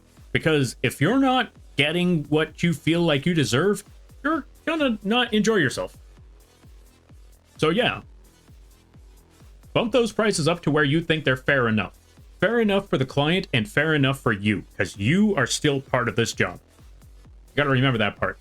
Because again, if you're also the other thing, don't listen to that whole, don't listen to the whole company family nonsense. Everybody knows whenever the company tells you you're family, run. For Christ's sakes, run. Okay, let's see. A joke just popped into my head. I must share. What's the joke? Let's find out. Let's see. Smallest frames I worked with is NES sprite resolution 3 frames drawn 4-frame loop because middle repeats to finish the cycle. Ah, fair. And even then, that is not worth $5. You got to bump, or yeah, anyone saying that's worth $5, nonsense. You got to bump it up. All good. We'll hit D&D when I get back from my trip. Fantastic. I look forward to that. Yo, Alox, thank you for the raid. I greatly appreciate it. Holy cow. Welcome on in, everybody. I hope you're all having a good day. I hope you're all enjoying your stay. And everybody stopping by from Alox's stream. Hi, my name is Lampy, small-time illustrator, football size moth. I do a lot of drawing streams, occasional gaming streams, and sometimes some live 2D rigging streams. And today is one of those drawing streams. We're currently working on an animation for a Fallen Artesia. We're going to be here for a bit longer now. But yeah, we're currently working on an animation for a Fallen Artesia. It's almost finished. I hope you all enjoy your day. I hope you all enjoy your stay. And thank you all for the follows. I greatly appreciate it. And if you got to take care of things, go take care of those things. And never feel bad about raiding and running because that's what raids are all about. But if you decide to stick around, I greatly appreciate that. I hope you enjoy your stay. We're currently talking about animations and how to bump up your prices a little bit. Or how to get some fair prices and how to get your business out there so you can get more clients. I was mostly telling them about, one, keeping a fair price for yourself. Two, promote everywhere. Social media is your best friend. Just don't get overwhelmed by social media. All of that. Why are you threatening us with a shotgun? Because y'all need to save your money. That's why. And nobody listens. Also, especially Gay, Zafrey, J. Hugh, thank you all for the follows. I greatly appreciate it. Welcome to the Moth Fleet. I hope you enjoy your stay. By the way, you're lampies now. If you don't know what that means, don't worry about it. And save your money. All right. But yeah, we were talking about animations and frames and how some folks out there are, they're, lowballing when it comes to business. I also let them know. Oh, actually, you know what? Sweet it all. Let me tell you.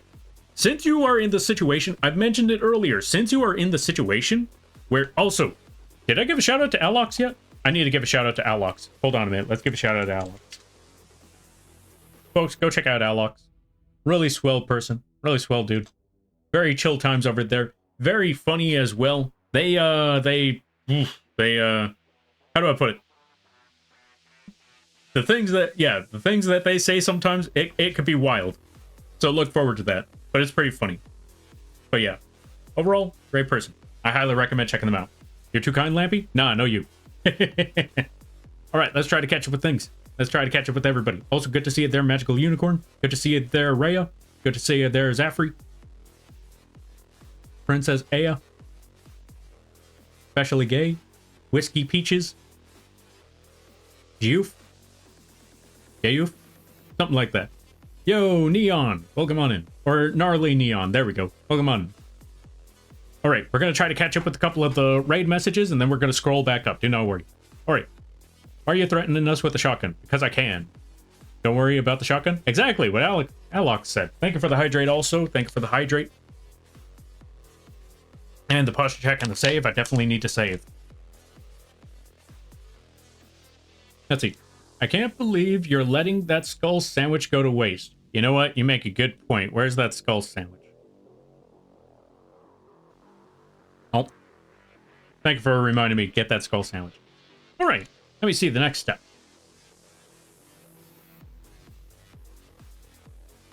Lampy, would you also suggest creating a photo reel to highlight your particular set of skills? Yes. If you do video editing, make a photo reel of all your video, or make a photo, make a reel of your editing highlights. If you do animations, make a photo reel of your animations.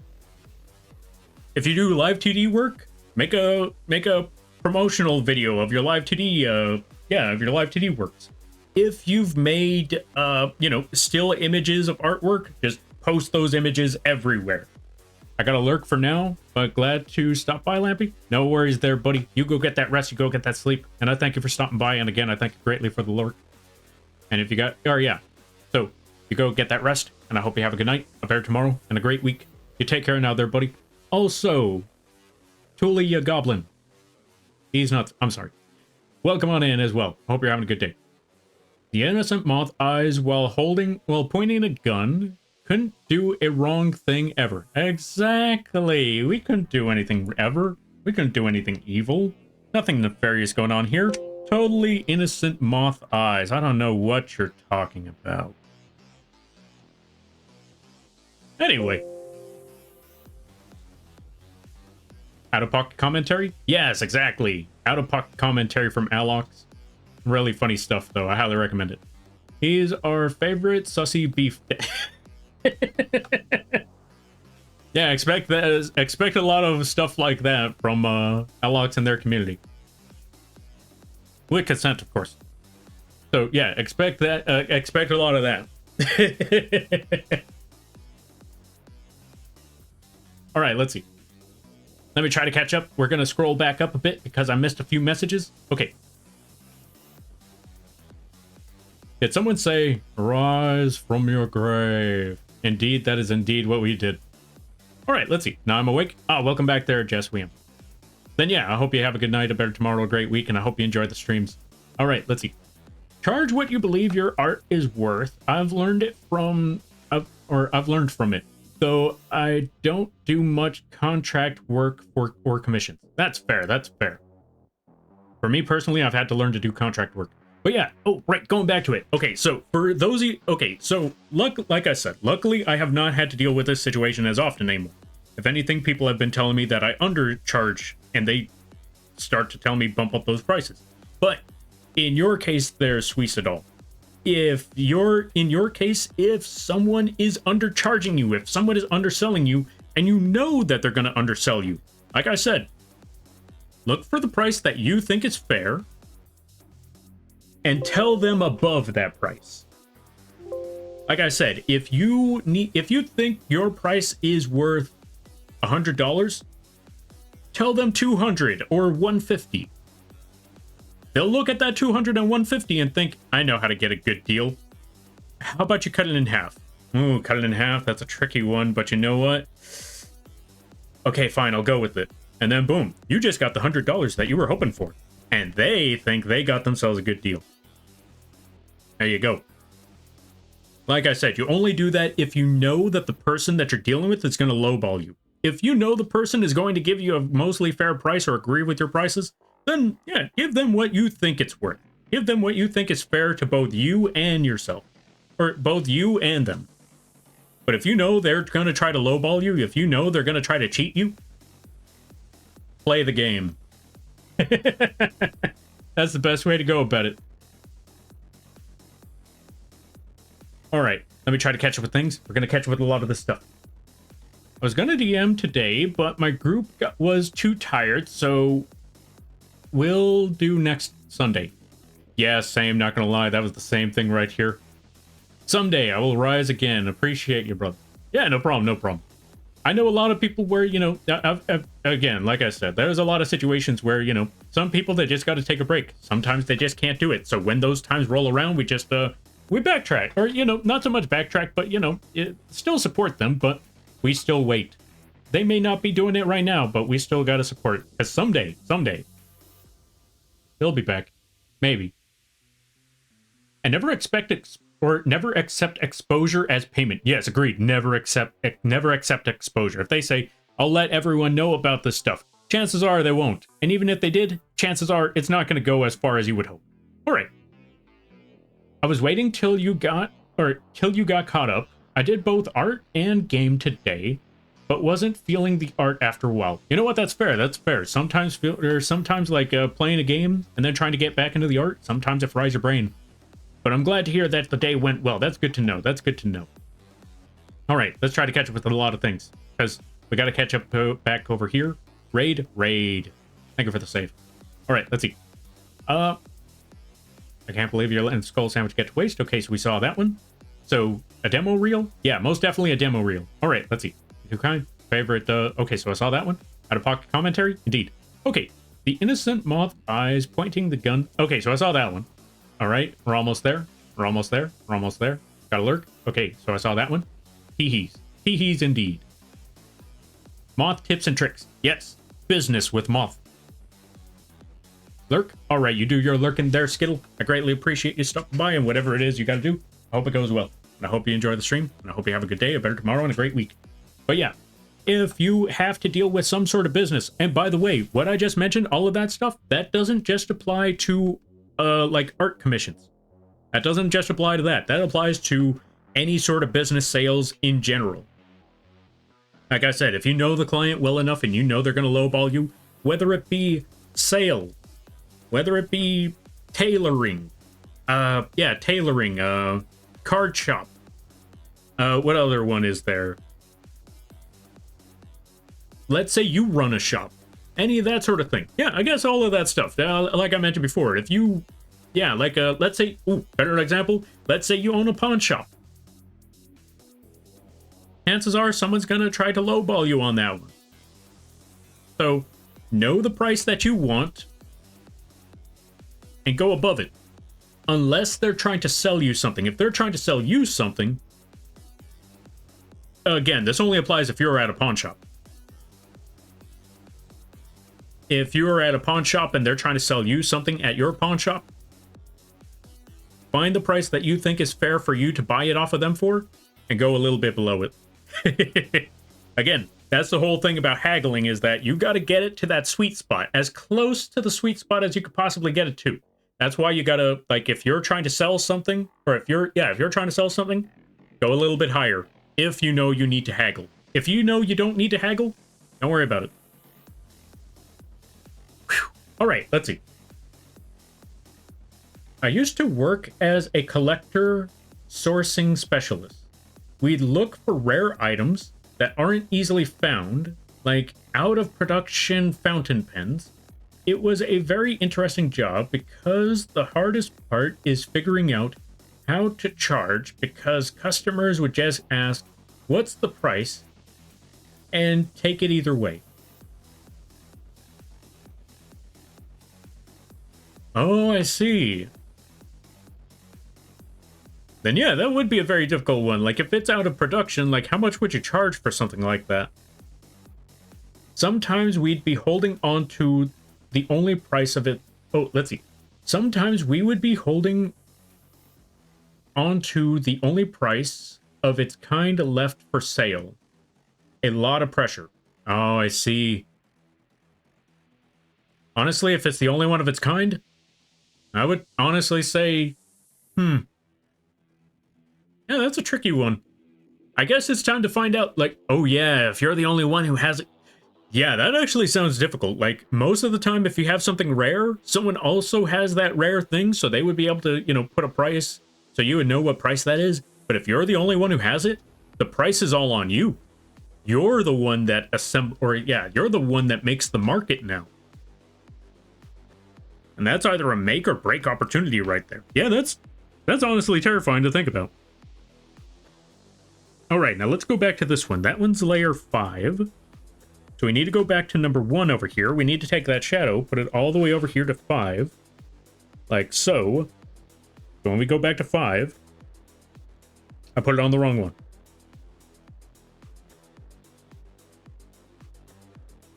All right, that one's at 40.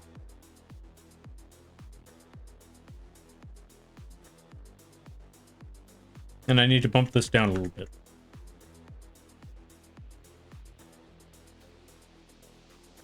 All right, and we're all set. We finally got the animation all done. Okay, this should be good. We no longer have to change anything else. We're all set. We're all set. It's all finished. All the lighting is all done. I mean, that shadow is moving a little too much. But you know what? I think we're okay. I think we're good. Well, last but not least, we need to check one last part now, though. We need to make the emote test. What is the emote test? I'm going to show you. We need to go down here.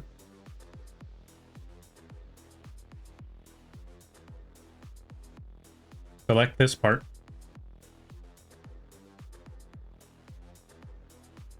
We need to brighten it out. Can we still see the hair? I want to say we could still see the hair, so that's good. Now we need to check the other part. Can we still see the rest of the image? We can perfectly see the rest of the image. Now for the last part. Let's make it a little bit brighter. Just a little bit. Let's put it at a gray scale. And can we still see it from there? We can still see it from there. So we're good. Now for the last part, though. Oh, you weren't supposed to see that. Hey, everybody. A little too close. We'll go back. All right. Now let's check out the animation now. Yeah, we got it. We're all good. We're all set. We're all done. And I just remembered, though that shadow is a little scuffy at the bottom, from this angle, you can't really see it anyway. From the emote angle, you can't really see it. So we're good either way. We're all good. We're all set. All right, let's try to catch up. Let me see here.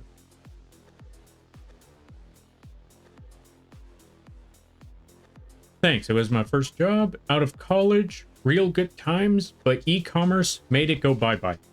Wait, why did the e-commerce make it go bye-bye? Also, that sounds like a really cool job because, again, the fact that you have all that rare stuff, that actually sounds pretty awesome. Need to learn master level haggling so that I can get these Pokemon games cheap. Honestly, yeah, because all Pokemon games, that's a tricky one because Pokemon is one of the very rare cases where it never devalues. Like, the value of it never depreciates. And I do not know why. There have been multiple times where I thought, okay, you know what? I'll just pick up the Pokemon game later. The games usually get cheaper. I'll eventually pick it up at another time. This never happened. Pokemon Blue never got cheaper. Pokemon, I even thought Pokemon Ruby and Sapphire, like, they'll get cheaper at some point in time, eventually. I'm still glad that I got Pokemon Green for a single pizza slice from 7-Eleven, so that was the best deal I ever got. But yeah, outside of that, I have never been able to find a Pokemon game for a cheaper price. And I'm like, well, what can you do, honestly? So our advantages... Oh, let's see. So our advantage was being able to go to Japan and look for them in special shops. But once e-commerce was adopted in Japan, which took longer than the rest of the world, the locals kind of beat us at the game.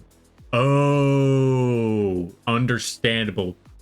That, yeah, fair. Also, sorry to hear that. Yeah, that sometimes it's adapt and overcome, and sometimes it's not easy to adapt, so all that remains is for it to kind of fall apart. Also, let me see something. What happened here?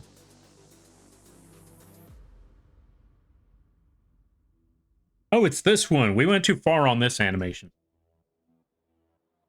Okay, this is just me overdoing it, but I'm gonna go back to this one right quick. Gonna hide these points. Wrong part.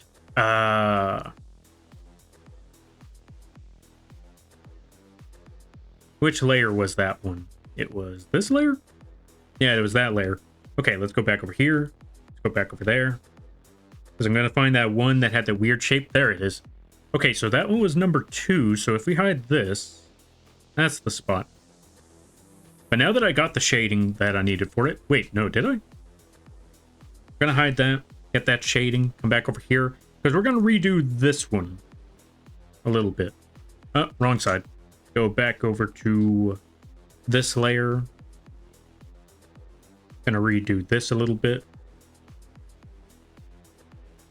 There you go, close enough.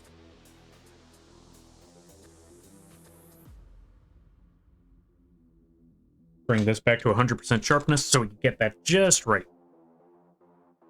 And then we send this over to Fallen once we're all done. Right, 100% opacity on that layer too. And there we go. We should be good. There we go. I should also probably put this one on vgen. Now that I think about it, just put the animation option as a thing. There we go. Alright, let's see. Imagine it's popular and Nintendo refuses to add new ways to play the older games beyond sketchy means. I know, right? I mean, granted, they have been... Okay, to be fair, granted, they have been remaking some of the other ones. Although, now that you mention that, why is the older Pokemon games not on the Nintendo shop? That's a golden opportunity. Nintendo, put the older games on... if anyone who's working in Nintendo sees this, put the older Pokemon games on the Nintendo shop. Let us just buy them online. Because you either let us buy them online or we find other ways to get them. Because we will find other ways to get them, most definitely. I mean, we already got multiple different iterations of it, like that Pokemon Fusion game. We got whatever those other Pokemon games are. We got a lot of other emulators out there. But you put that thing on the Switch. You put that thing on the Nintendo shop. I'm pretty sure they're going to make good money off of those that miss the old classic games. Put them on the Nintendo shop already, for Christ's sakes. Put Pokemon Stadium on the Nintendo shop. Why do we not have Pokemon Stadium on the Nintendo shop? We need another Pokemon Stadium, not gonna lie. Alright, let's try to catch up with things. I still have Pokemon Blue, Red, Yellow, and Silver. I'm not a fan. Oh, let's see. I'm not a fan. They're my brothers. I wonder how much they will go for. How much they will go for it. I also have the OG Game Boy and the Game Boy Color. Save it for your brother. Unless you and your brother aren't like that. In which case, if you and your brother aren't like that, well, I'm sorry to hear that. But yeah. But if you do plan on selling them, they'll probably go for a good price. So long as they're in good condition as well. You also got to consider the condition of the games. If they're not in a good condition, they'll probably go for retail price. Like what, 30 bucks? If they are in a nice, clean condition, I want to say they're going near the hundreds, somewhere around that price. Okay, let's see. It's okay. It was fun while it lasted. Or let's see. It's okay. It's fun. It was fun while it lasted. I moved jobs quite a lot when I was younger. I was a tarot card reader for a couple of years. Yo, how did the tarot card reading go? Okay, I think the reason that was given was that you wouldn't be able to transfer them up, or yeah, transfer them up, I guess. But that means, yeah, come on. It would be totally, or yeah, I would totally pay for the sub to play all those games again. You got the chance with Switch 2. True, right, I forgot the Switch 2 is coming out. They could put that on the Nintendo shop for the Switch 2. And the Switch, for those that don't buy the Switch 2. There's money to be had, and they're not using it. They're not taking the opportunity while they have it. They only added Red. Oh, they only added Red Rescue Team, which already was a remake in shop. See what I mean? Just put the remake of the originals. Boom, easy. I stopped reading because it was a little stressful listening to people's problems all day.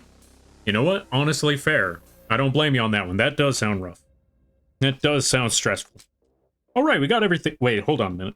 Whoops. I missed a spot. Let's go back. One more spot to go. One more spot to go. But yeah, I can imagine. That does sound stressful, honestly. And I'm sorry to hear that one there, friend. Oh, that doesn't have a clipping mask yet.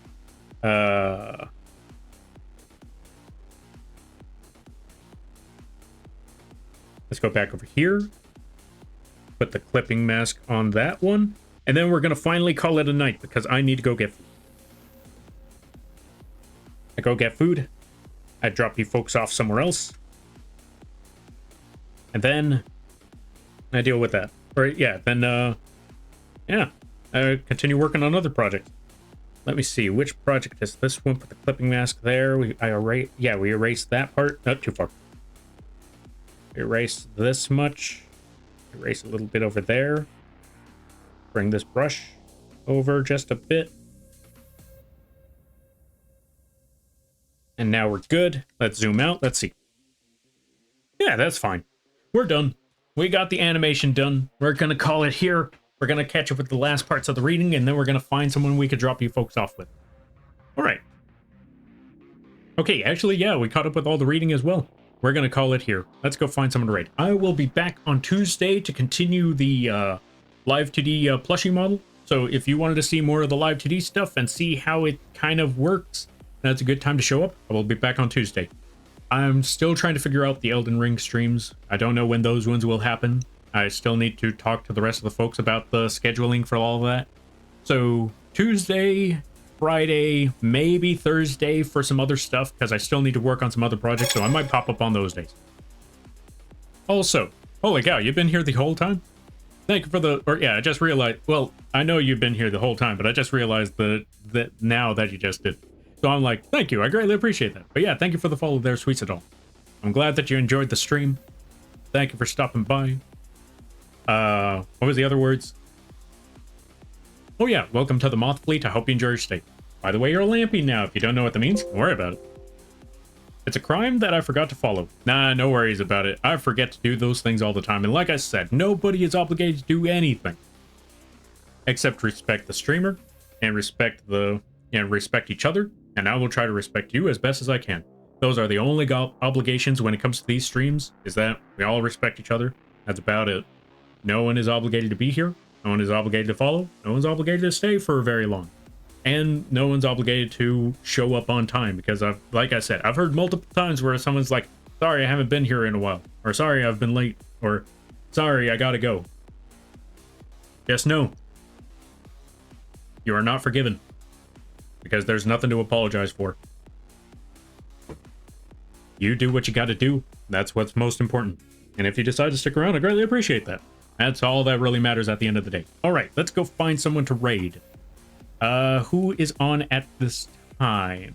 There should be a good number of people on at this hour because, you know, it's like almost it's 1 o'clock. Jesus. Yeah, there should be some folks that we could drop everybody off on right around here. Okay, I have a couple of options.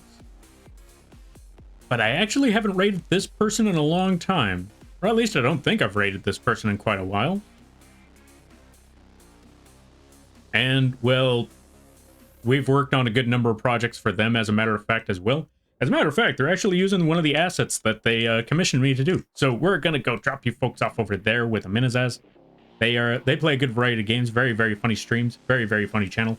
Also, let's see. What could we call this one? You know what? We're just going to use the regular raid message. Raid. Here you go. Use these emotes if you have them. Use whatever emotes you have if you don't. And we are going to raid.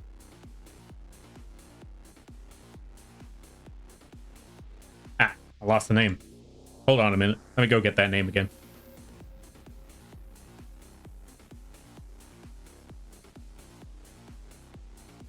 We're going to go raid Aminazaz. They're currently playing Diablo. No, not Diablo. Hades. That's the one. They're currently playing Hades. Let's go show them some support. And with that being said, thank you all for stopping by. I greatly appreciate it. Always remember, you're all awesome in your own way, and you folks make these streams in this community what it is. Wait, I forgot to say one other thing before I catch up with all of that. One, if you would like to support the channel, you can do so by going and checking out the link page. We got a lot of different ways you can support. One way you could do so is either go to the Etsy page, pick up affordable. Yeah, we got affordable models for those of you that want to start out. You can check that out on the Etsy page. You can also go to the Coffee page for free models, free assets, all of that stuff for your streaming needs. You can also go to the Teespring page if you want merch that was drawn by yours truly. Like if you want t-shirts, mugs, and all of that stuff, you can find it all over there.